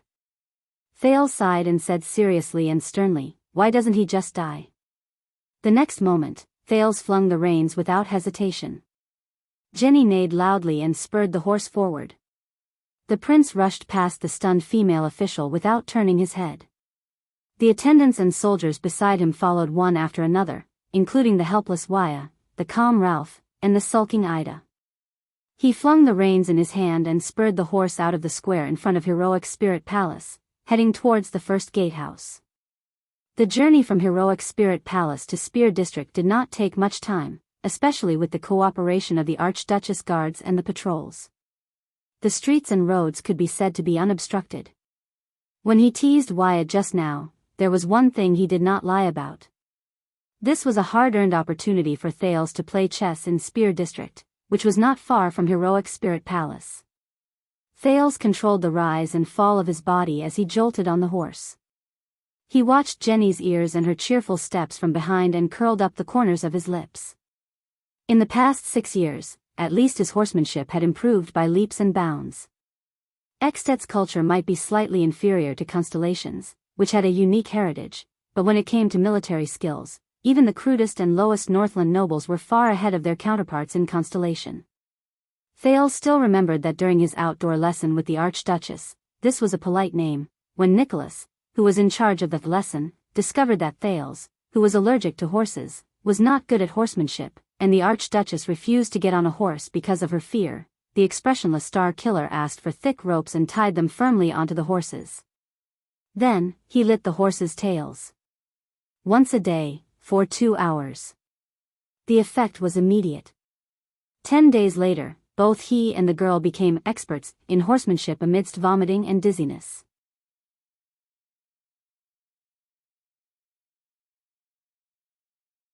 At least, they were experts.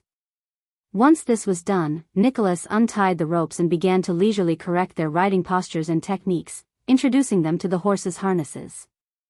Then, they would pick up weapons, and then, they would hunt on horseback. Later, a former White Blade guard told Thales in private, multiply the duration and frequency by 2, then turn the torches used to light the horses' tails into beehives. This is the standard horsemanship training for the White Blade guards. When the prince thought of this, he could not help but sigh. In the next second, Thales tugged the reins in his hands. He exerted a little force, and at the same time, he sat back deeply. He gently slid his legs back into a relaxed position. The intelligent Jenny immediately began to slow down. Thales, who had confirmed this, let go of the reins at the right time to encourage her. He comforted the beautiful girl who was extremely excited, unable to suppress her passion, and longed for an outlet. She let out a dissatisfied snort. Jenny's hooves stomped heavily on the ground. A few seconds later, she stopped in front of their destination. Wyatt and Lord Justin's mount stopped as well. Thales caressed and praised the smug Jenny. She had recently developed a bad habit of attracting her master's attention by acting coquettishly in a dissatisfied manner. At the same time, he lamented that horses were no less difficult to handle than humans. He thought of the hundreds of cavaliers in Black Sand region. God knew how much time and energy it took to train a cavalier who was skilled in galloping. Thales stepped down from the stirrup and passed the reins to Jenned behind him. He raised his head and looked at his destination. It was a chess room in Spear District. It was said that this place was originally a well-decorated hotel for nobles, until the owner, who ran it on his own, was killed by bandits during the catastrophe that engulfed Dragon Cloud City 6 years ago. One of his fellow countrymen from Camus Union invested in this place and converted it into an entertainment room for nobles according to its original decoration. It was said that business was quite good. Of course, the term pretty good business was no longer relevant to this place today. Since 3 years ago, when the Prince of Constellation chose this place as his destination for his monthly excursions, this chess room had no choice but to clear the place once a month to await the prince's fate. However, this was obviously not a bad thing, because after that, its business did not decline. Instead, it increased. Everyone fought to see the place where the mysterious prince, who had lived in the palace for a long time, fought. Thales stepped into the chess room amid the owner's flattering voice. Hundreds of the Archduchess guards and patrol teams had already searched the place thoroughly and isolated the neighboring areas. The prince looked at the empty hall and sighed.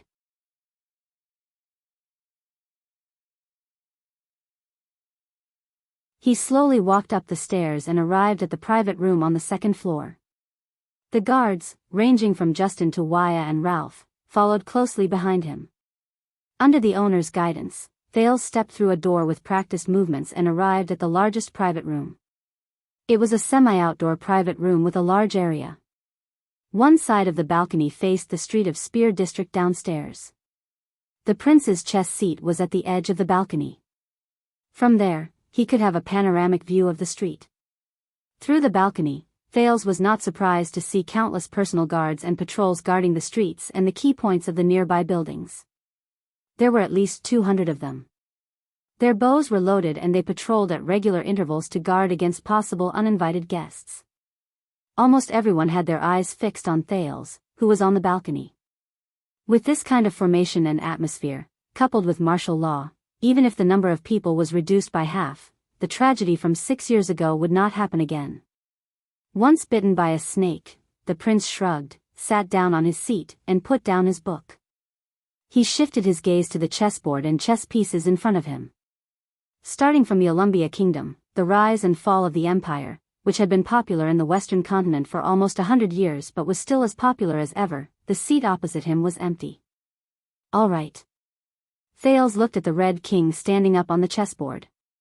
He looked at the black and red chess pieces in the chess box that were both familiar and unfamiliar at the same time. He said to Waya and Justin, who were still tirelessly inspecting the surroundings, "You can go out now. After all, it's not closed, and there's a balcony. It's the same for you to stand guard outside the door or on the street. Just like before, I want to be alone." Behind Waya, Ralph nodded slightly. After he put down a plate of food and water that had been checked, he grabbed the owner, who was about to say a few words of flattery, and went to the first floor. Ida had long disappeared. She was probably on the roof. Prince Thales, Lord Justin, the former White Blade Guard, said cautiously, "As usual, 3 hours. If you need anything," the prince exhaled. "I'll let you know as soon as possible." Lord Justin nodded and exchanged glances with Waya.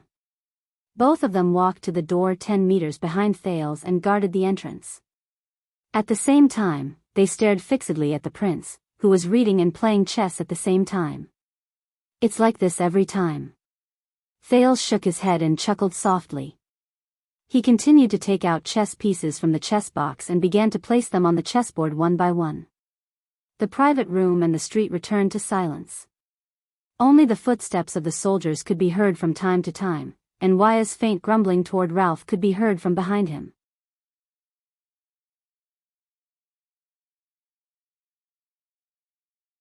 Guards, catapults, shield warriors, pawns. Just when Thales placed the second last chess piece on the board and was about to take the last chess piece, a voice suddenly rang out. 2 slender, fair fingers with beautiful nails suddenly appeared. The fingers descended from the sky and grabbed the black king. They gently placed it on Thales' chessboard formation, arranged it properly, straightened it, and even aligned it with the chessboard. They turned the front of the chess piece perpendicular to the red square. They were meticulous and meticulous. "Thank you." Thales raised his eyebrows. He raised his head and nodded lightly at the uninvited guest who suddenly appeared.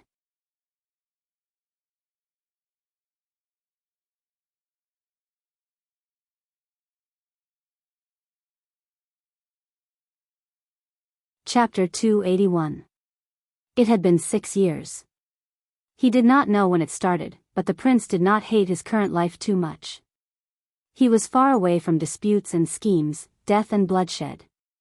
Classes, training, reading, playing chess, being a passerby, being on guard duty, Waya, Ralph, Ida, Leespan, Nicholas, Justin, Gings, and that girl.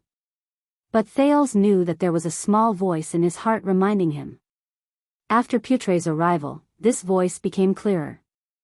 For him, who was born with many hardships, this would not last long. Fate would not show kindness for no reason. Accidents always came suddenly. For example, the prince sighed and flipped open the Light of Mankind, the beginning and end of the Temple of Knights, he brought. He took out a familiar-looking sky-blue invitation card. Thales looked at the beautiful cursive handwriting on it. There were only 3 words, "Are you ready?" The prince shook his head and raised his head again to look at Asda, who had suddenly appeared opposite him. Strangely, such an obvious living person appeared in the private room, right in front of the prince. But everyone who could see him, be it Wyatt, Ralph, Justin, or even the countless soldiers on the streets and on the opposite building, did not seem to see him. Their gazes swept over the mystic's position from time to time, but they did not react. It was as if this person did not exist. This made Thales uneasy. He could only adjust his breathing and control his heartbeat. This is not the first time. Calm down. He comforted himself. Don't worry, they won't be able to hear my voice, and they won't be able to see my existence. Air is a very interesting thing. With a little adjustment, miracles will happen. The air mystic did not even raise his head as he stroked the chess piece in his hand. After all, there is only one black sword in the world. Asda was still as handsome as ever. His dark brown curly hair was still pleasing to the eye, and his robe was as clean as new. It was as if he had suddenly traveled from 6 years ago to 6 years later, ignoring the passage of time in between. Yes. Thales furrowed his brows slightly. Deep impression. You've grown up. Asda raised his eyes and said calmly. There was a faint blue light behind his eyes. You seem to be very relaxed. You don't have any self-awareness of being a hostage of a country. Thales did not look at the man's expression. He grabbed a pawn and moved it forward. Am I supposed to cry every day and hope that a calamity who can overturn the world will come and save me? Asda did not mind his sarcasm. He only focused his gaze on Asda. However, on the mystic's chessboard, a pawn moved forward by 1 square. I hope that you still remember your identity, and I mean your true identity, the air mystic said softly. Don't get too involved, and don't be too high profile, lest you find it hard to extricate yourself. Thales whistled and shook his head.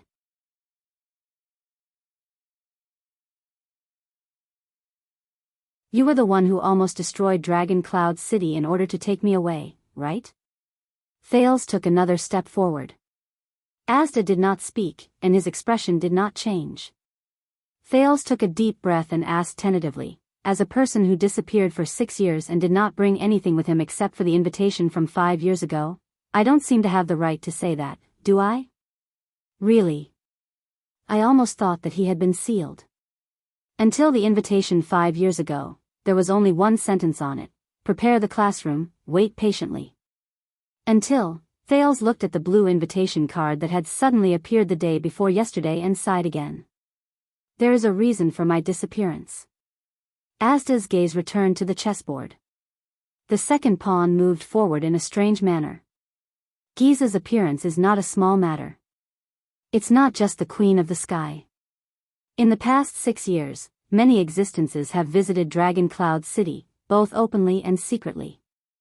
Among them are enemies that you and I should be wary of. I am not confident that I will not be discovered. Enemies? Thales seized the word. So I need to keep a low profile and wait until the most dangerous time is over. The mystic glanced around. And during the days I was away, you did a good job and found a good place. Thales exhaled and moved the pawn to take one of Asda's chess pieces, turning the pawn into a swordsman. For this occasion, an excuse that will not arouse suspicion, I schemed and prepared for a full 3 years. Yes. Over the past 5 years, Thales had tried countless ways to have a safe, private conversation with Asda. He could talk to himself in Heroic Spirit Palace, read in a quiet place, or hide in the library. But no matter what he did, it was too dangerous or inconvenient, whether it was because he would attract unnecessary attention or because there were guards everywhere in Heroic Spirit Palace. He needed a special occasion, a place where he could stay away from the crowd without arousing suspicion. For example, right now. Who would have thought that the Prince of Constellation, who was playing chess with himself, was actually talking to a calamity under the watchful eyes of the public? This is the sorrow of worldly restraints. Asda moved the third pawn again, as if he did not care about Thales' swordsman at all. I will still say the same thing, think about it. Come with me? Then you won't have to worry so much about preparing the classroom. Asda raised his head and looked at Thales with a profound gaze. The prince rubbed his fingers, grabbed a shield warrior, and moved diagonally to the side in an attempt to block the opponent's 3 pawns. I thought we made it clear enough, Thales said with a sigh. What you need is a king to do something you could not do in the past. But you are in a difficult situation. Asda moved the knight from behind the 3 pawns without hesitation.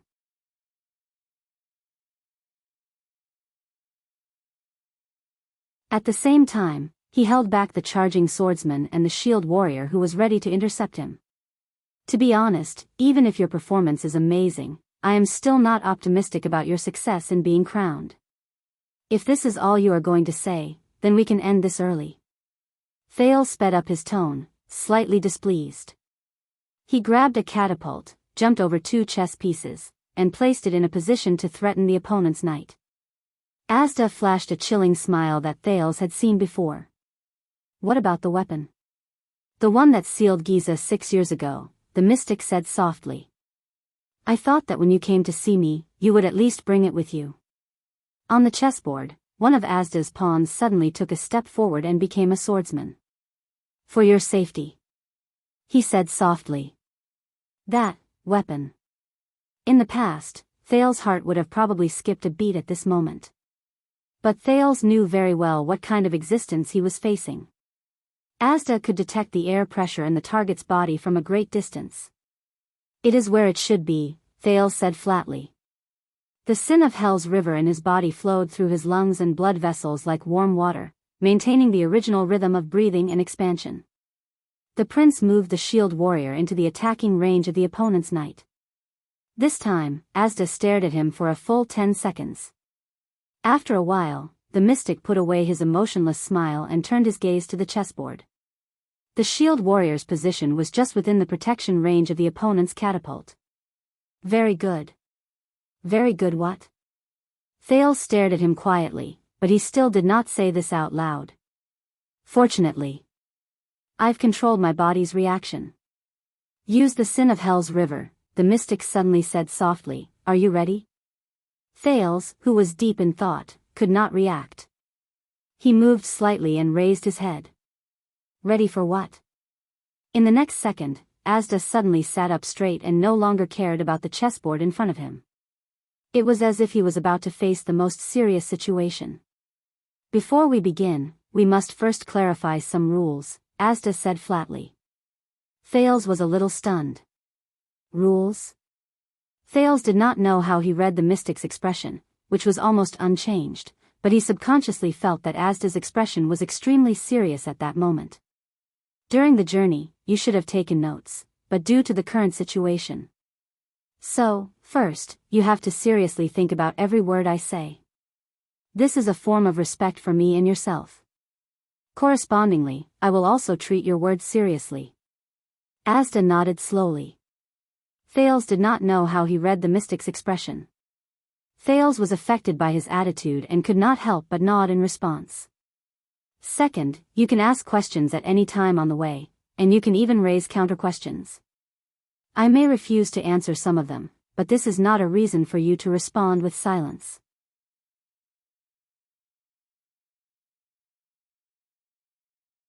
This is the worst kind of student. The air mystic spoke at a steady and even pace, which was rarely seen on him. It was contrary to his usual strange rhythm and habits. Thales subconsciously straightened his back and nodded seriously. Just like the most devoted student. Third, before you speak, you must think clearly about how I will answer from my point of view. Speak less meaningless words, get straight to the point, and save time. Fourth, in my class, you are not allowed to use metaphors and analogies to illustrate your point of view. That is the easiest way to use tricks. Thales could only keep a straight face and nod continuously, focusing his gaze on the other party's equally serious eyes. The most important thing is to be humble, Asda said softly. This time, there seemed to be a hint of something else in his calm words. Not to me, but to the knowledge you are about to obtain.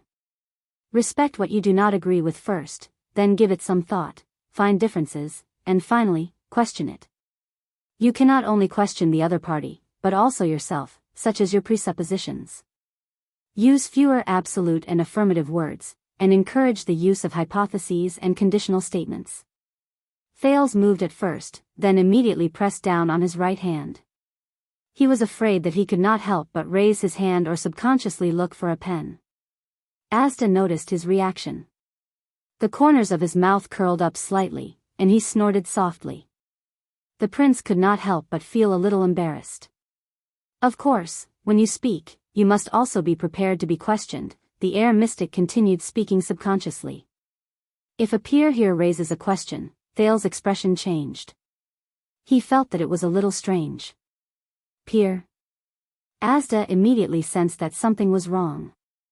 His words came to an abrupt halt, and he unnaturally stopped speaking. It was as if he had suddenly been cut off. The atmosphere returned to silence. The soldiers and guards around the room still looked as usual, as if they had not noticed anything. However, in the small space on both sides of the chessboard, Thales instantly saw the mystic's face tremble slightly, and his left hand clenched slightly. Thales opened his mouth in surprise. This was the first time Asda had reacted like this since he knew him. Asda did not speak. He only stared quietly at his chessboard, expressionless and motionless. It was as if he was looking into the distance. Thales suddenly had the misconception that the unreasonable Asda before him actually had such a humane side to him. That word. Peer, 3 seconds later. Asda closed his eyes and opened them again, as if he had adjusted himself. He raised his gaze again, and it was sparkling. That's all. Thales inhaled softly and put away the doubts in his heart. The prince focused all his attention. Filled with irrepressible anticipation and nervousness, he nodded slowly. It's here. Then let's begin.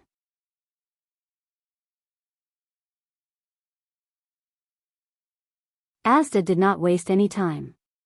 He blinked his clear eyes and went straight to the point with his cold words.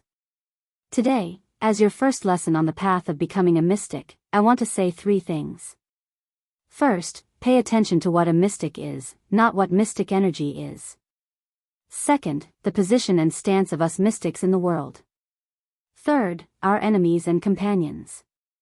Under the sky of Dragon Cloud City, the air mystic's words only rang softly in the ears of the Prince of Constellation.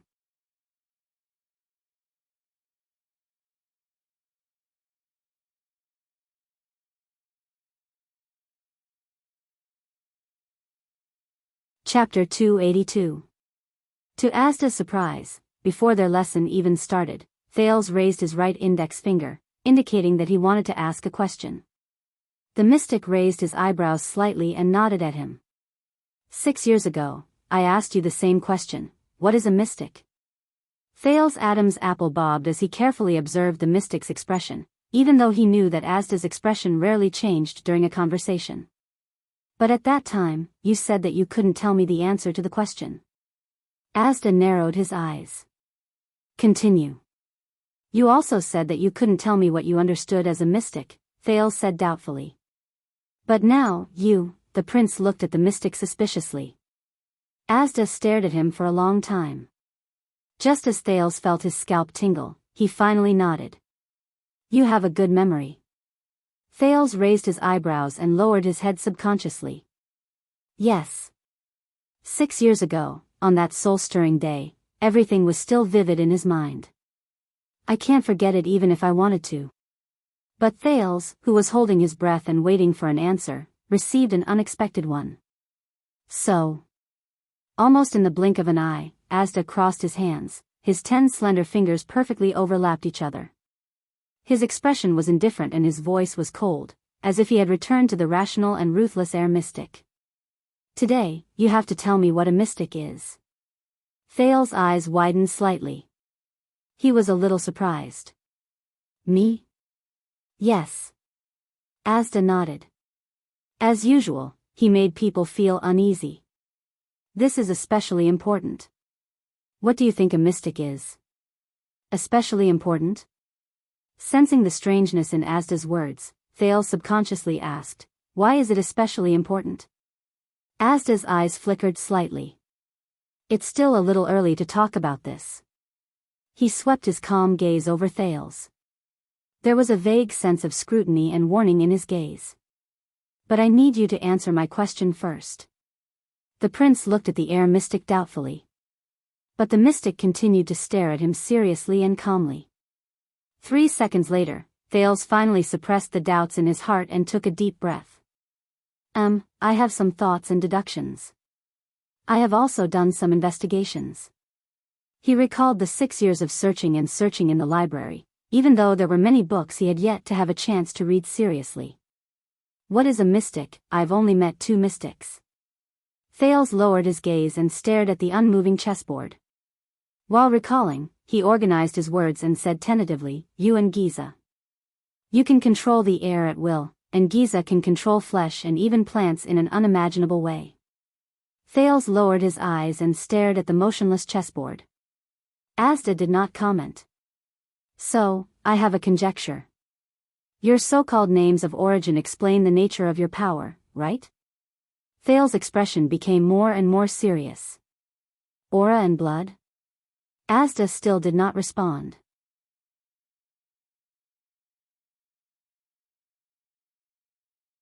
He continued to hold his hands together, which reminded the prince of the bald Grand Duke Letko in Defense City.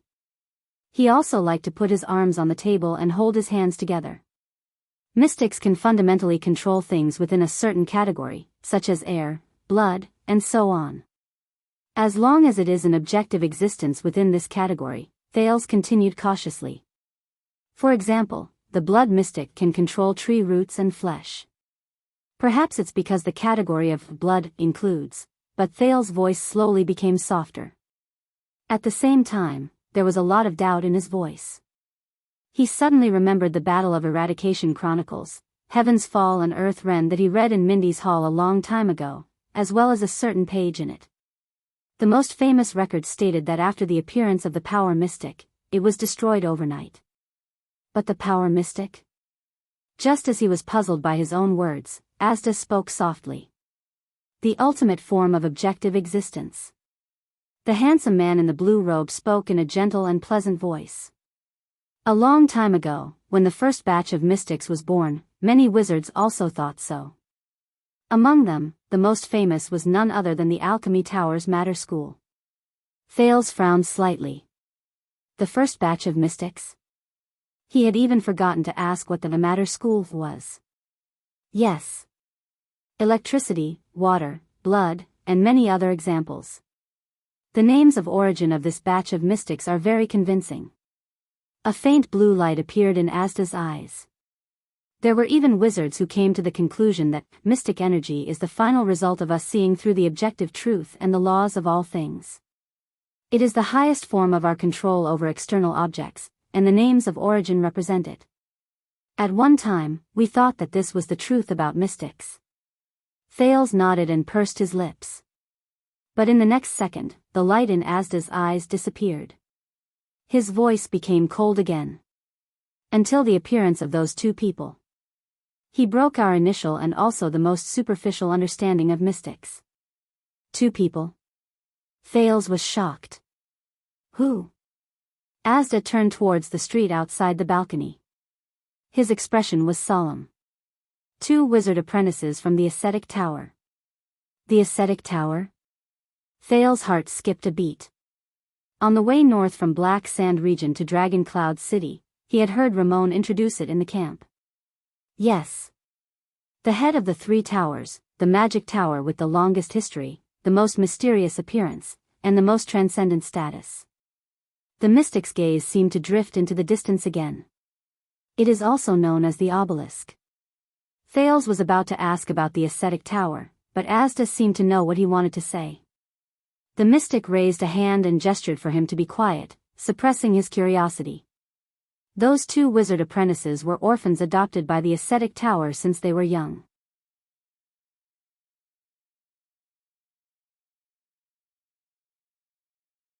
Under the hands of those careless old wizards, they did not even have normal names. Each of them only had a letter as a form of address. For example, one of them had the code name L. They even mocked themselves because of this. Names are like truths, there is no need for unnecessary words. Thales furrowed his brows heavily. L. The mystic slowly turned his head around and looked straight into Thales's eyes. His words slowly became solemn. So, when these two apprentices who were on good terms with each other found their names of origin and became mystics, their peers gave them an interesting nickname. The Truth Brothers. The Truth Brothers? Thales was puzzled when he heard this. Why did you say that they broke your understanding of mystics? Because one of the Truth Brothers. Asda looked at him quietly and uttered a strange word. His name of origin is Idea. Idea mystic, in that second, Thales was completely stunned. Reason in the chess room, Waya behind them was complaining to Ralph in a low voice, but Thales had no time to pay attention to it. Idea, he subconsciously repeated Asda's words in a low voice. It's not an easily understood existence like chi, nor a term with profound meaning like blood. It's idea. What the hell is this? Thales widened his eyes. Puzzled, he immediately raised his right index finger and tried to interrupt Asda. It's hard to imagine, isn't it? Asda seemed to have expected his reaction. The corners of his mouth curled up slightly, indicating that he could ask questions. What kind of mystic is he? What can he do? The prince asked anxiously. You can freely imagine the idea mystic's appearance and abilities. Asda shook his head. But even I, and even my colleagues who have seen L in person countless times, can tell you in the most absolute and certain tone that even if you exhaust your brain, you will not be able to imagine it. Asda said meaningfully, because we are not L, and you are not L. Thales froze for a moment. So this means that we don't know either? The air mystic said faintly, if mystics are the ultimate form of an objective existence, then how do you explain L's appearance and the idea mystic's appearance? Now, try to rethink my question. What is a mystic? Thales exhaled. His mind, which had just started to have some ideas about mystics, became a mess again. If mystics are not limited to things that exist objectively, then, they are a collection of related concepts? The worried Thales furrowed his brows. Existence, chi, and blood can be said to be a concept, but, Asda snorted softly again. The prince's thoughts were interrupted by this soft snort. He could not help but raise his head. So, what is a mystic? Thales, who did not want to guess anymore, asked a little anxiously, chi, blood, and idea. That's way too far off. Asda quietly met the prince's gaze. 3 seconds later, under Thales' gaze, he still opened his mouth.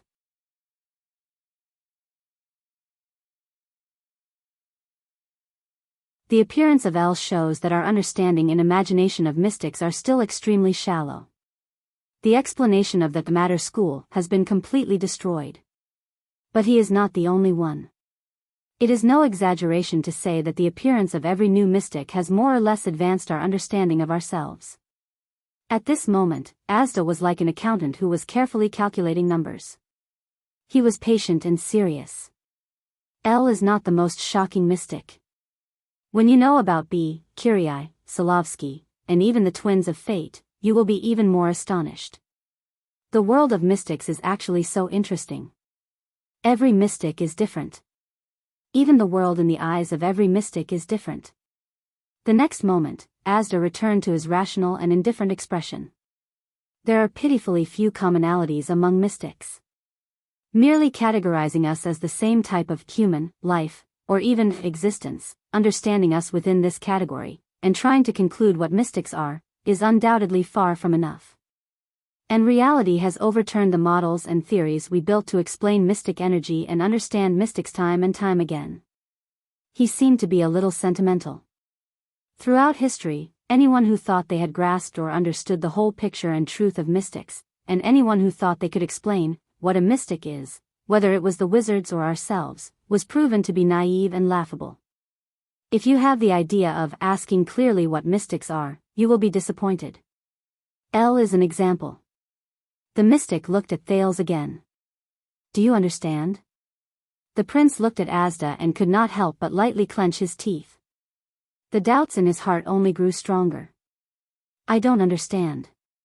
Thales enunciated each word with deep doubt. You did not answer my question. Asda shook his head. On the contrary, this is what I intend to tell you. Thales could only respond with doubts. First of all, I am not here to answer your question. I am here to help you answer it. Secondly, you still did not seriously think about every word I said. Asda's gaze was slightly slanted. I have already shown you to the greatest extent what a mystic is. The prince opened his mouth to speak, but when the words reached his mouth, he could not find the words. Seriously think about every word I said? What does he mean? In the end, the prince stared at Asda for a full 10 seconds and gave up on the idea of asking for a clear answer. Just like 6 years ago, you do not intend to tell me what a mystic is, do you? Thales covered his forehead weakly and said a little dejectedly, you wanted me to tell you my opinion, and I did, but you said that it was wrong, and told me that there was no correct answer. Thales suddenly stopped talking. Wait. Seriously think about every word I said. The prince's pupils began to contract slightly. A thought rose in his mind. I seem to understand a little.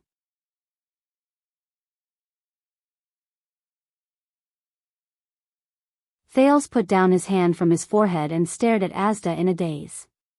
He subconsciously said, you did not tell me what a mystic is, but you told me what a mystic is not.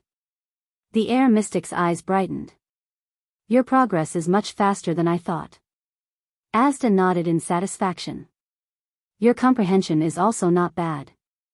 Thales, who was encouraged, began to think again. You said that my opinion is very important. You also said that, using L as an example, every mystic is different. Even the world in the eyes of every mystic is different, he muttered and repeated Asda's words. So, Asda, what is the world in your eyes?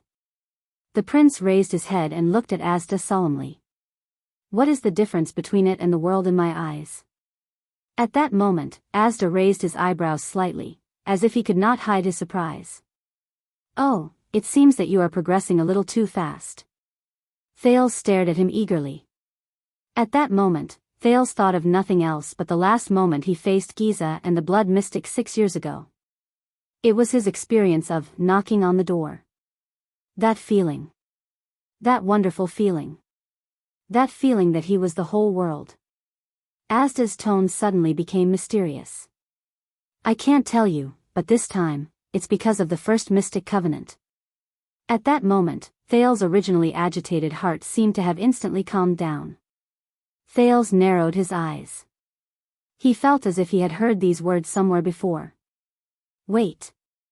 Thales stared at Asda, who was expressionless but gave off a solemn feeling. He began to recall what happened 6 years ago. It was that night, after the thrilling duel in Heroic Spirit Palace, when Asda suddenly visited him. That night, he also learned of the existence of the first mystic covenant for the first time. There were 3 rules that mystics must abide by. They were known as the 3 Great Covenants. Never, ever, ever ask another mystic's understanding of mystic energy. This was not to investigate each other. So, Asda could not tell me what the world in his eyes was like. Was it because of the prohibition of the first mystic covenant? Was it because of, Asda, you are the air mystic? Thales was like a drowning man who had grabbed onto a life-saving straw. He stared at Asda solemnly.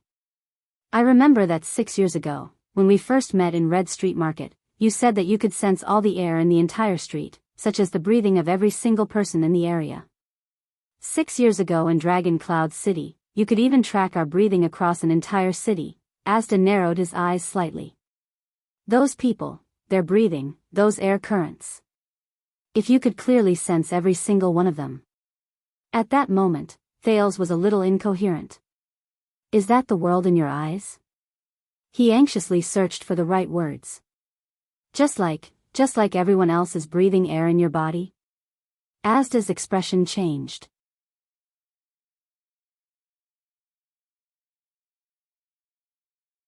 I told you before, I don't welcome metaphors and analogies, the air mystic said coldly. Ah. This child exceeded some expectations. Thales stared at Asda in a daze. Asda's reaction had already given him some hints. In other words, those who breathe. Those people, Giza Streelman, the blood mystic, Thales continued to speak in a daze. What does the world in her eyes look like? Asda furrowed his brows. To him, this was a huge change in his expression. And during the time he knocked on the door, the world in his own eyes, in that second, Thales suddenly remembered what Giza said before she was sealed. He asked softly, "She told me that becoming a mystic is not a blessing, but a curse. Why?" This time, the mystic was silent for a long time. Asda? The prince raised his head and stared at Asda, who had a strange expression on his face, in puzzlement. Power always comes with a corresponding price. The problem is how you view this price, the blue-robed man said quietly. A person wielding a sword, a person wielding a spear, and a person swinging a chain hammer. The weight they have to bear is different. The range of reach of the sword, spear, and chain hammer, and the enemies they face are also different. As for a person wearing a crown and holding a scepter, they have to bear another kind of weight, and they are in a different environment. Asda's gaze was a little gloomy. The blue light in the depths of his eyes surged slightly. As for what kind of weight a mystic has to bear, you can imagine it yourself. What a mystic has to bear, the prince was stunned. Thales took a deep breath. You just said that you don't welcome using metaphors and analogies to explain things. Oh, that rule. Asda raised his eyebrows slightly and snorted coldly without showing the slightest bit of emotion. It only applies to you. Thales was stunned. Now, Thales, you should have some idea, right? Asda's gaze began to become oppressive. Mystics are not things that you can refer to as precedents. As long as you clearly ask, what is a mystic, you can learn or teach knowledge and power. What is a mystic? His tone was very soft, but there was an inexplicable sense of heaviness in his words. This question can only be sought out by every mystic, answered by themselves, and finally confirmed by themselves. What is the name of origin that uniquely belongs to you? I can only carefully guide you from the side. Because when you truly understand what a mystic is. Asda paused for a long time, but in the end, he still opened his mouth. You will already be a mystic. Or almost a mystic. The mystic looked at the teenager in front of him and said silently in his heart. Both sides of the chessboard fell silent again. Thales lowered his head and began to ponder on this sentence. During this process, don't let what you already know, such as Giza and I, or even El's example, bind your thoughts, Thales, Asda said flatly. You must also remain humble.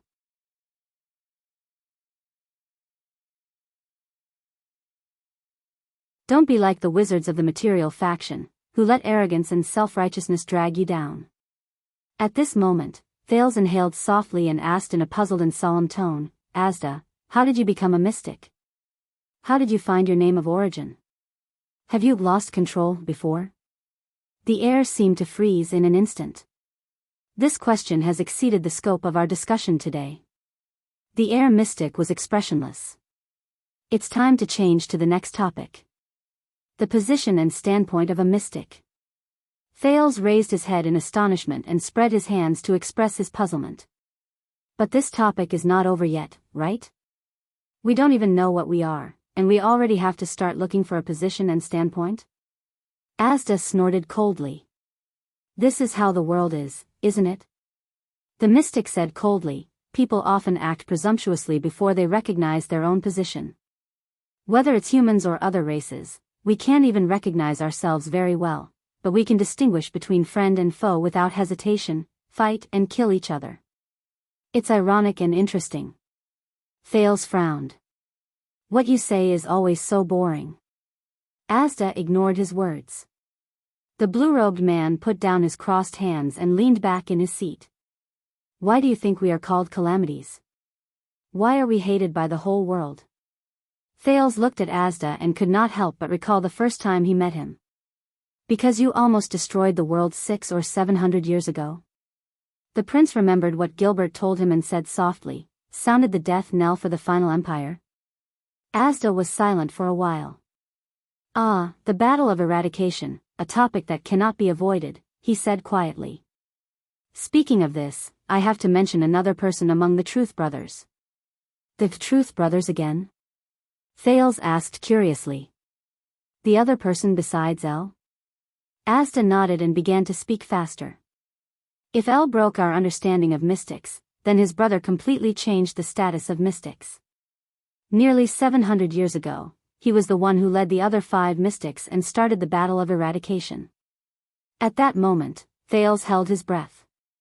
This was the first time he heard about the battle of eradication from other than books and legends. Also, there were only 6 mystics on that side in the battle of eradication? Who? Thales asked in shock as he watched Asda nod slowly. Who is L's brother?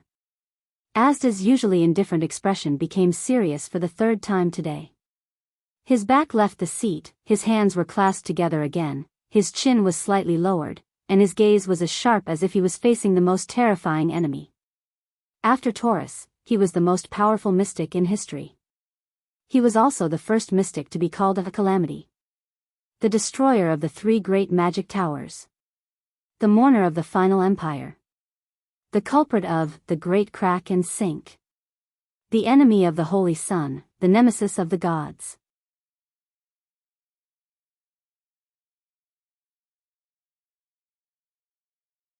Hearing the above titles, Thales could not help but widen his eyes and open his mouth. Asda said in an extremely solemn tone. Existence mystic, B, as the plot was written, the urge to step on the accelerator, to increase the gear, to pull the handbrake, to drift through the corners, and to throw everyone out of the way became uncontrollable. What should I do? No, I have to control myself.